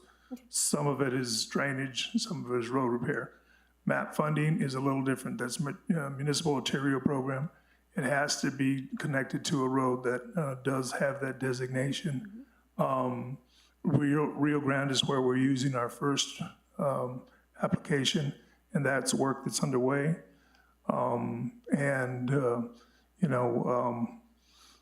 We're investigating whether we can use that MAP funding on Osuna to make those improvements that are becoming more and more evident there. Great, thank you. And just for a finer point, trustees and Trustee Baldwin, the MAP funds are such that there are strict requirements under the DOT in terms of how we are granted those funds. Mm-hmm. For example, an overlay has to last at least 25 years. The co-op funds have more flexibility for us locally, where we can designate what streets we want to fix within the village, and we have a lot more flexibility. There's not as stringent requirements on those. So, to your point about Osuna and Second and El Pueblo and Second, for the portions that are in the village, those would be two projects that we could look at. We are looking at, as Mr. Avila said, on Osuna, from our village limits to 4th Street. It's a repaving project to fix that whole corridor. I'd like to extend it, and I asked staff this morning if they would extend it all the way to Osuna, just simply, and maybe we get cooperation with the county to fix that intersection as well. And we'll look at the one at El Pueblo and see if that also complies with the requirements. Because the thing that we've talked about in the past, the Second Street bike paths are such amazing facilities, and then that people have to play Frogger on Osuna to try to get to like the designated bike roads in the village. And so having that be a part of fixing that stretch would be great. Good. Okay. Here. All right. Any other questions of Mr. Avila? I have a quick question. Go ahead, Trustee. I don't know how to ask this question, so forgive me as I bumble on my words, but do you feel as though that we have enough adequate hours given to somebody to seek out and get as many grant dollars as we can on a diversified level? I mean, I listen to all the reports that you do, that Shanna does, Danielle does. I mean, people are kind of tapped out. I mean, is there enough grant money funding out there that we can add a half FTE that this person does nothing but seek more revenue for the village?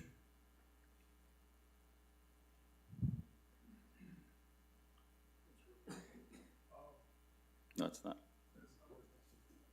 So, bottom line, You might, John, why don't you go up to so that way folks at home can, or see if they can use that one.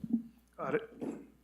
So if we can get more grant funding for an additional dollars out, there's that, maximum utility. So every dollar you spend, we can get something back in return, in multiples, it's worth it. Just to let everybody know, we do have folks that have helped us with grant writing, whether it be the engineers or otherwise.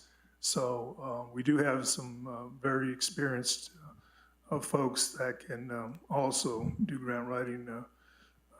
Maria, for instance, is working with grants, and she's top of the line as far as any transportation funding and so forth. So, yes, I mean, if we could get a little bit more and it was worth doing it, we would do it. Right now, we've put in, or we will be putting in for, and we've got a grant writer to help with this, PV,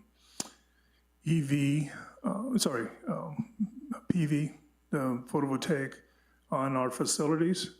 And we'll have that before the end of the month, that we'll make that application. So we'll continue as best we can, but there are folks that do that. There's no guarantee at the end of their salaries that you come out with something, but hopefully what they put in, you get multiples back. And I will add, Trustee Edwards, we have a position that we are just getting ready to fill for an administrative coordinator position. That part of that work will be to help with some of these grant work. One of the challenges with grants, as you can appreciate, and the staff also has challenges, is that a lot of these grants, especially when you apply for water trust grants and some of the state grants, require a constant reporting and, quite frankly, a lot of work that sometimes when we get ahead of ourselves and we don't have enough staff to do some of those, we end up falling behind. And so we've been a bit judicious in terms of some of the ones that we're applying for, because we know that the funds are available, and we have folks like Chuck, his last name escapes me. Chuck Thomas on contract, who does all our water trust grants and works actually with the league. So we have a really good contact in that arena, and that helps us a lot with the agricultural portion of it. We have grants that we've applied for now with other state agencies for different other programs, like we had the Edible Trails grant that was part of the Agri-Nature Center. So I think we're getting there to, where you'd like us to be, in the sense that we have some staffers that are actually much more experienced. I'm really hopeful with the staff buildup that we have at the Agri-Nature Center that we'll be much more if you will, nimble to be able to do a lot more of those grants and get some of that work done. And if the legislature is good to us, we'll know here in the next couple of days. We'll have hopefully some funds to be able to do even more improvements over there. Yeah, so cool. Good. Anyway, with that being said, we'll now go to trustees' reports. We'll start with Trustee Edwards. Well, what to report and what to say. I didn't say much the last meeting. I felt like I was too new and wet behind the ears to have much of anything meaningful to say. My constituents had a lot of things to tell me when I was running for office, and I didn't incorporate them into my report.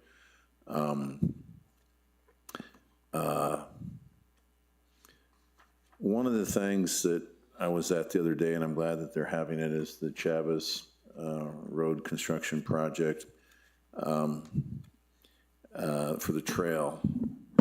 And I want us to be careful about that. One of the things I want to make sure of is that when we're putting in infrastructure, we have funding for the future to actually take care of it. And that's never usually ever discussed. And then it becomes something that is less than what we're happy and proud to have as a part of our community because it isn't maintained or something else isn't maintained. To that extent, and to what Trustee Kufer was saying earlier, you know, having good information. Well, you go to a meeting and somebody says, well, there's 25,000 cars that go down that street a day. And in our own reports right here, it's only 3,000. I don't want us to drive policies of this community by hyperbole. And I think it's important that whenever we think of decisions, we think of decisions that are not an antidote to something we didn't address the first time. And we're going to have a lot of unintended consequences and spend a lot of money needlessly when we know we need it spent somewhere else. I would love Chavez to be a safe place. I've been on that road all my life. I get a text from somebody the other day, I see your daughter riding her bike on Chavez. Do you know that? I'm like, wow, man, that is so cool. I live in a community that can do that for me. And we do it for each other. In the report that they had, the as-built drawings show the road being built, not as it is built. If it truly did have a 2-foot wide shoulder on both sides, would we want this project as bad as we do? If the ditch wasn't shut down and people couldn't get through there, would we really want this project as bad as we do?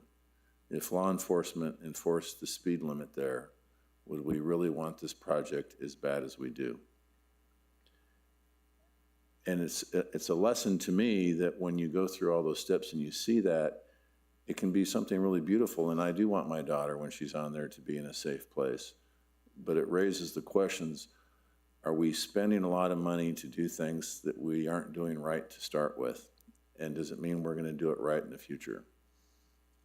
And that's just a little bit of a microcosm of how I see things. And I don't think our community is unique in that regard. I don't want to beat up the village administratively, the contractors, the engineers, or anybody else like that. But it's a lot of money. And I think it's important that we talk to those immediate neighbors. Those immediate neighbors are the most impacted, either in a positive or negative way, and they feel completely shut out of the process. And I don't want euphemisms to be passed around. Well, we'll just get an easement. We're really not going to have to take any right-of-way. An easement is a form of right-of-way. And I think that there needs to be honesty in the discussion about things, because that's expensive property, not in real dollars, but also in terms of this is their front yard. And when I know that there was a meeting in one of the neighborhoods where 20 out of 20 people all said no,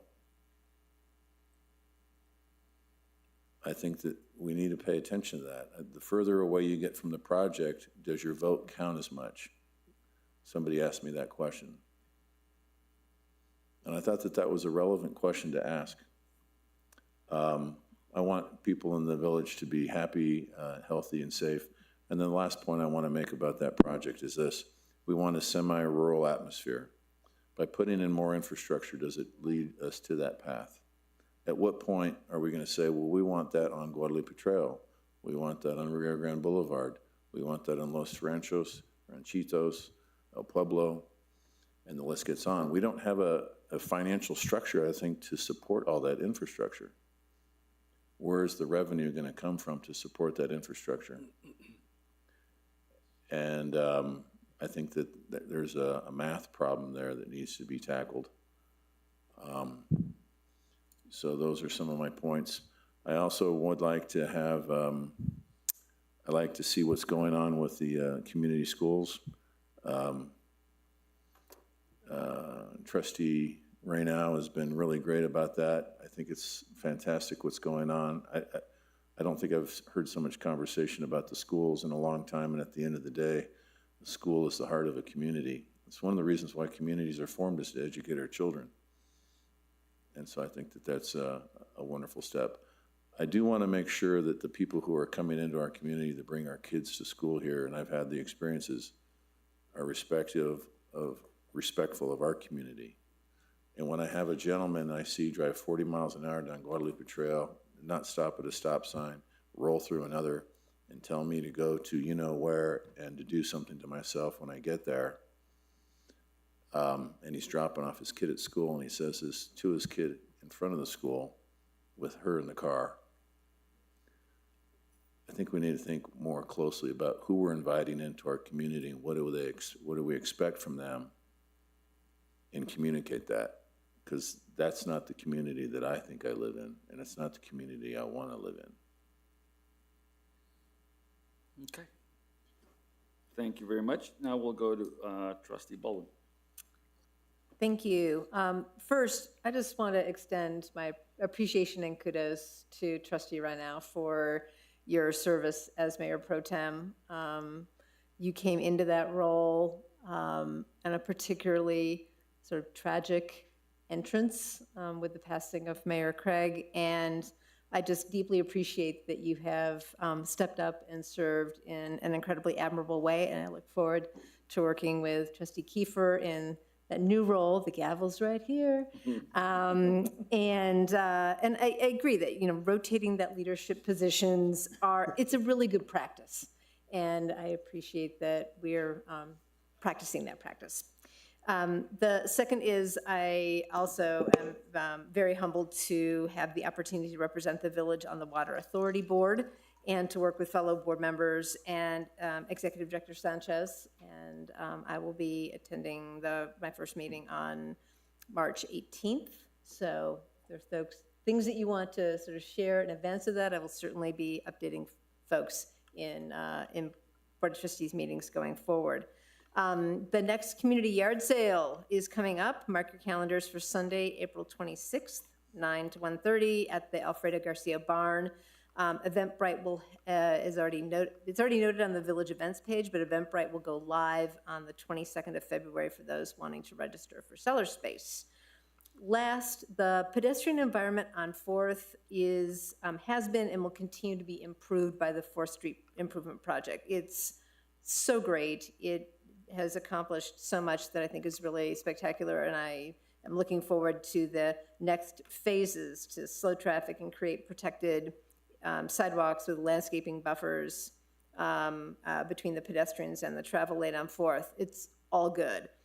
At the same time, the section of 4th Street south of the improvement project has no plans for overall pedestrian improvement and lane reduction. And that leaves improvements to development and redevelopment, which doesn't always lead to that specific type of buffered pedestrian environment. So I'm hoping the village can take a look at ways to ensure that we achieve improved sidewalks as well as lane reduction on the entire length of 4th in Los Ranchos. And I'm hoping to discuss this with the mayor further and see what might be worthy to come back to this August group. Okay, very good. All right, we'll go now to Trustee Kiefer. Thank you, Mayor.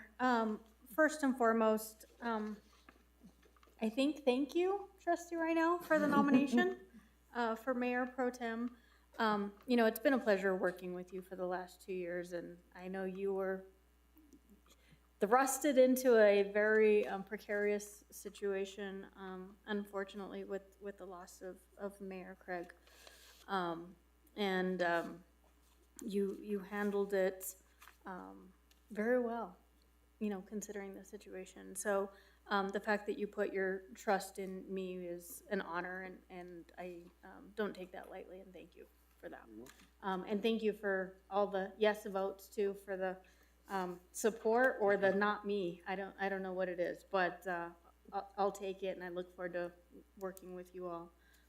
And you're not going anywhere. So, just a few comments. I'm going to make them quick. John, Old Village Hall. As we start looking at that, there's a house that butts right up against the pickleball courts, and they've never had a problem with the pickleball courts. I've had great discussions with them, except they're like, can we put like some type of sound barrier on that fence?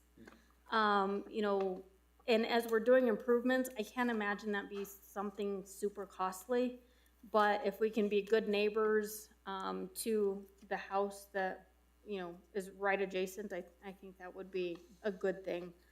I've been getting a lot of emails, El Pueblo, speed, such a large road, right? So because it's so big, so I don't know if what we can do at some point, but I know that's one, and especially El Pueblo and Guadalupe.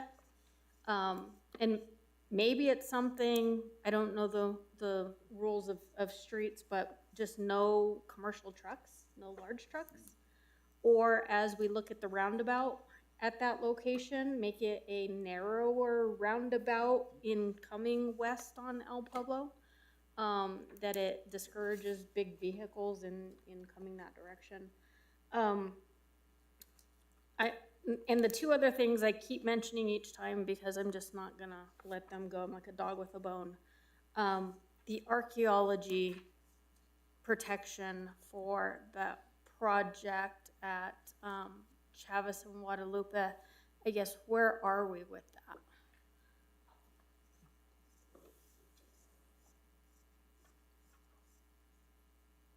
Mayor Rael, Trustee Kiefer, in reviewing the conditions of approval associated with that site, what the applicant committed to was that during the construction of infrastructure, none of the existing structures would be touched. However, once those lots go for sale and they are acquired by private property owners, the condition read that they would be able to modify or remove those structures. Okay, what about the digging though, in the infrastructure? So my understanding was in the infrastructure digging, which is the phase that they're at now, that there would be, and how we oversee this, I don't know. I guess that's what I'm looking to, the protections of archaeology findings or looking for, or the respect because of that particular location being a really historic corridor. Mayor Rael, Trustee Kiefer, the Village of Los Ranchos does not have any archaeological preservation ordinances on its books. And so there is not a lot to be done at this point in time. Some municipalities will adopt ordinances that say you have to have an archaeological certificate before you start digging. Usually that's implemented at the site development plan process, sometimes at the platting process, so that before the dirt is even touched, a qualified archaeologist goes out there and does the research and surveys the site. The village, in my research, doesn't have any such requirement on the books. And so notwithstanding any requirements that would have been put into their previously adopted plans, the village does not currently have teeth to require additional archaeological study at this time. Okay. And I think this kind of goes back to what was said under sworn testimony versus what made it into the notice of decision, right? Which is why I think that's extremely important that we figure out how we bridge that gap. Maybe you and I can work on something for archaeological preservation. I'd love to work with you and get your ideas on. Trustee Kiefer, sure. Yeah, I have some experience with that. And then last but not least, the water rights at Pelodrome. or Bernalillo County and lots 4, 5, and 6 that we own in the transfer to make sure that we preserve them since they're not being used? Kind of where are we with that?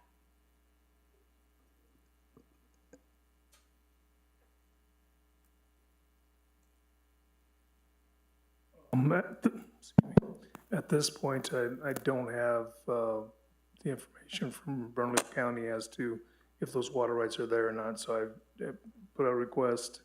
I'll do it again, and see if I can get somebody on the phone to talk about that. Sounds great. And just for the final point on that too, Trustee Kiefer, I did reach out to the county manager about that specific issue. Keep in mind that the ownership of the county is only related to the IRB. So if the IRB was to, if they were to default in the IRB, for example, then the county would take possession of the property because they issued the IRB. But the underlying property owner is actually the developer of the project. So I have inquired with the county because they are basically have a lien on the property, if you will, to see if we can't negotiate to get those water rights, if you will, reviewed and see if we can't get them transferred back to the village before this project closes out, and see what we can do. Thank you. Yeah, this is an important one. I know Trustee Benavides and you and others have been asking about this for some time. So. Thank you. All right, Trustee Renat. Well, in response to what Trustee Edward had brought up, APS is a continued conundrum in trying to work with them. And Administrator Avila and Rebecca Betson, who is the newest member of the APS board, myself attended a meeting at Taylor along with about 35 or so residents to voice their concerns about the progress on construction. Basically getting down to the nut of it, the traffic issue is still an issue along Guadalupe Trail and along El Pueblo. Cars are just parked outside of the gate waiting for their students to come out to the street in order to get into the cars. There's not enough room inside the property in order for cars to really come through very quickly and then be able to exit.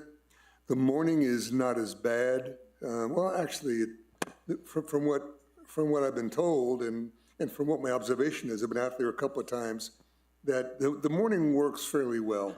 It's the afternoons that are the problem. Because people kind of, are waiting again for their children to come out. And so they've always continued concerns about the traffic and then also student safety.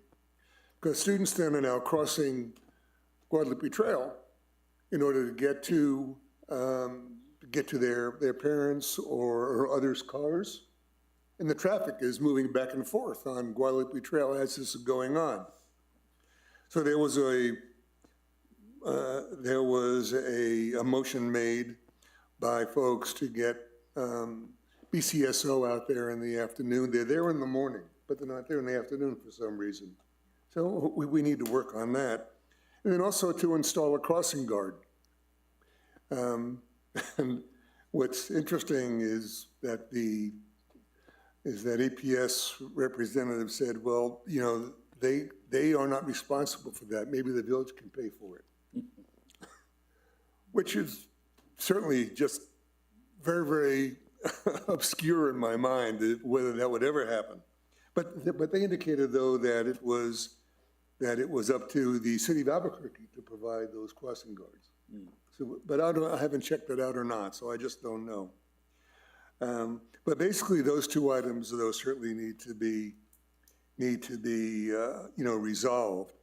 We're meeting again with a couple of the residents around Taylor in order to try and move forward with a kind of uniform way to deal with APS. And hopefully that's going to occur within the next week or so. I also attended the Municipal League Day along with my colleague here, Trustee Kiefer, and on February 5th. And what was interesting, though, is part of the discussion revolved around water and water projects. And John, kind of correct me if I'm wrong, but from what I understand now, the state is not funding water projects anymore. Projects are going to be funded through the Water Trust Fund, so that the state will not do those projects independently with municipalities. Is that something that you heard? I don't have that direct information. I know they have been moving to fund more and more through the Water Trust Board. And that's been a trend here for the last, 5 years. Right. But I don't know that they're cutting off anybody else. Yeah, and trustee, right now, I think, and for the trustees, what's happened is that the state is using the finance, the New Mexico the Mexico Finance Authority to fund projects like this, as opposed to, used to be funded through capital outlay. Right. And now they're using the New Mexico Finance Authority to basically sell bonds and then create the revenues so that municipalities can access those revenues for water and sewer infrastructure, which is a good and bad in some ways. A good in the sense that there is a place to go for those funds. We don't have a water and sewer system in the village that we own, so it really isn't necessarily, but it doesn't mean we can't apply for them and use the water authority as a vehicle to get it done. But I think the other piece, the other challenge piece is that once you get into bonding structures, you get into a lot more complicated structures with the state.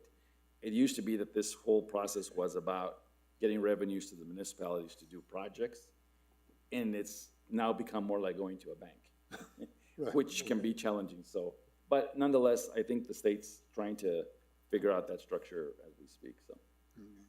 You know, and I guess in the very last thing, and I don't have the list in front of me, but they had talked about a number of services, free services that are available through the municipal league. One, as an example, is they can do roof assessments, building roof assessments. So we should try and use those services to as much as we possibly can. Okay. That's it. Okay. So, Mr. Mayor. Well, thank you very much, trustees. It's already 11:15, and I know most of you, it's past all of our bedtime. I will just say a couple of things really quick. I think we are, 3 days away before the end of the legislative session. I'm very encouraged that we might get some funding for some projects here in the village, and so I don't want to jinx it by saying anything other than keep your fingers crossed, but I've been up there at least 4 or 5, maybe 6 times, if nothing else, working to try and get some funds for some of the projects we want to get done. So I think that's a good thing. I also think that we've talked a lot about this, and I know I've said a lot before about these community meetings and getting people to participate, such as the one that Trustee Edwards referred to, and that I think all of you were at that meeting on Chavez. I would just say on Chavez Road, as I said that day, that's one of the projects I inherited. I think I can say that from a practical standpoint, infrastructure and having some federal funds come in to help us build our community is always a good thing, but it's always important to recognize and do the balance between the impacts, as Trustee Edwards indicated, to the adjacent property owners that will live with the project. On the other hand, I think you would agree with me, Trustee Edwards and others, that look, if we use that standard for every road, we wouldn't have a road in the village. So it's gotta be about the community as well, and hopefully we'll have a balance that makes sense. But to put a finer point on that issue, Look, I just want to make sure we get a decision on this issue, because it's been an issue in the village for some time. We've got lots of other projects we can spend a lot of more money and a lot of our time to get done.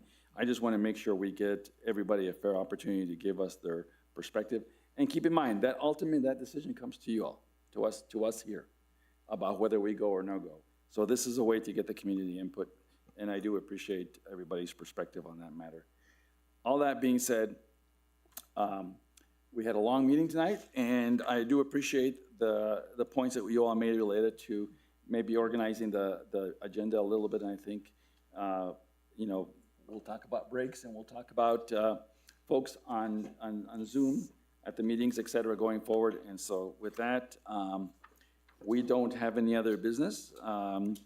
And so this meeting is adjourned at approximately 10:45.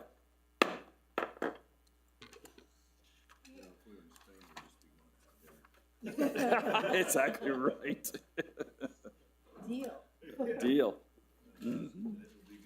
It would be good, but we wouldn't be coming to work till 1. What did you say, 1 o'clock? 1 o'clock tomorrow afternoon.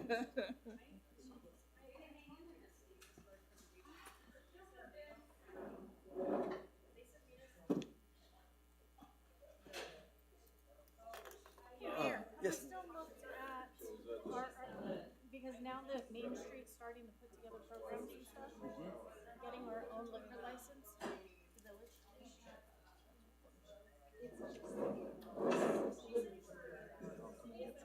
Got it. No, thank you.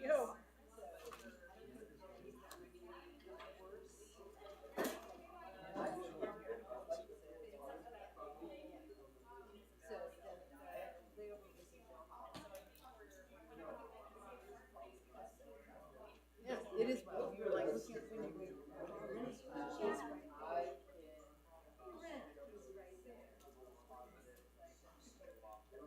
respect the airspace, please. Yeah, it's wild.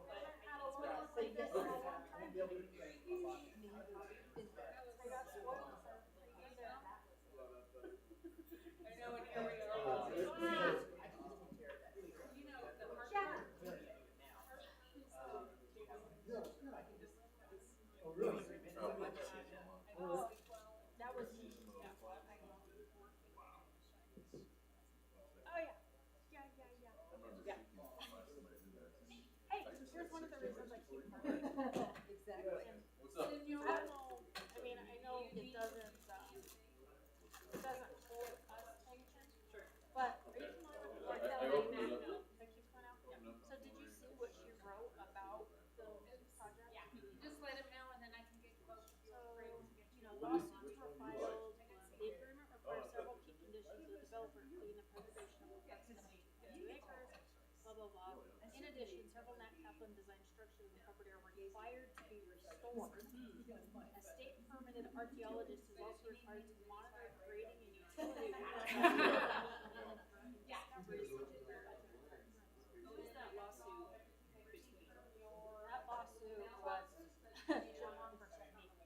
I see. Okay. And it got dismissed entirely. So wait, she's saying, why is she reporting then that there are things that the lawsuit says have to happen that was dismissed? So I think she's conflating two things, right? Because I think the lawsuits were filed after Lomonosov subdivision approval, but they were ultimately dismissed and the village approved. Oh, so she's saying that there's a conservation development agreement that required, but the agreement, yes, I'll do a little more research, but the only agreements that I found have one mention of the Nat Kaplan structures, but it's pretty loosey-goosey. And I definitely have not seen any of this other language. But maybe I could reach out to her and ask what she's reading. I was gonna say maybe she has a copy of something that got lost in translation. Yeah, I'm happy to reach out to her to ask that. Did that just come out this week? No, this one's older, so probably about when I started asking this question. January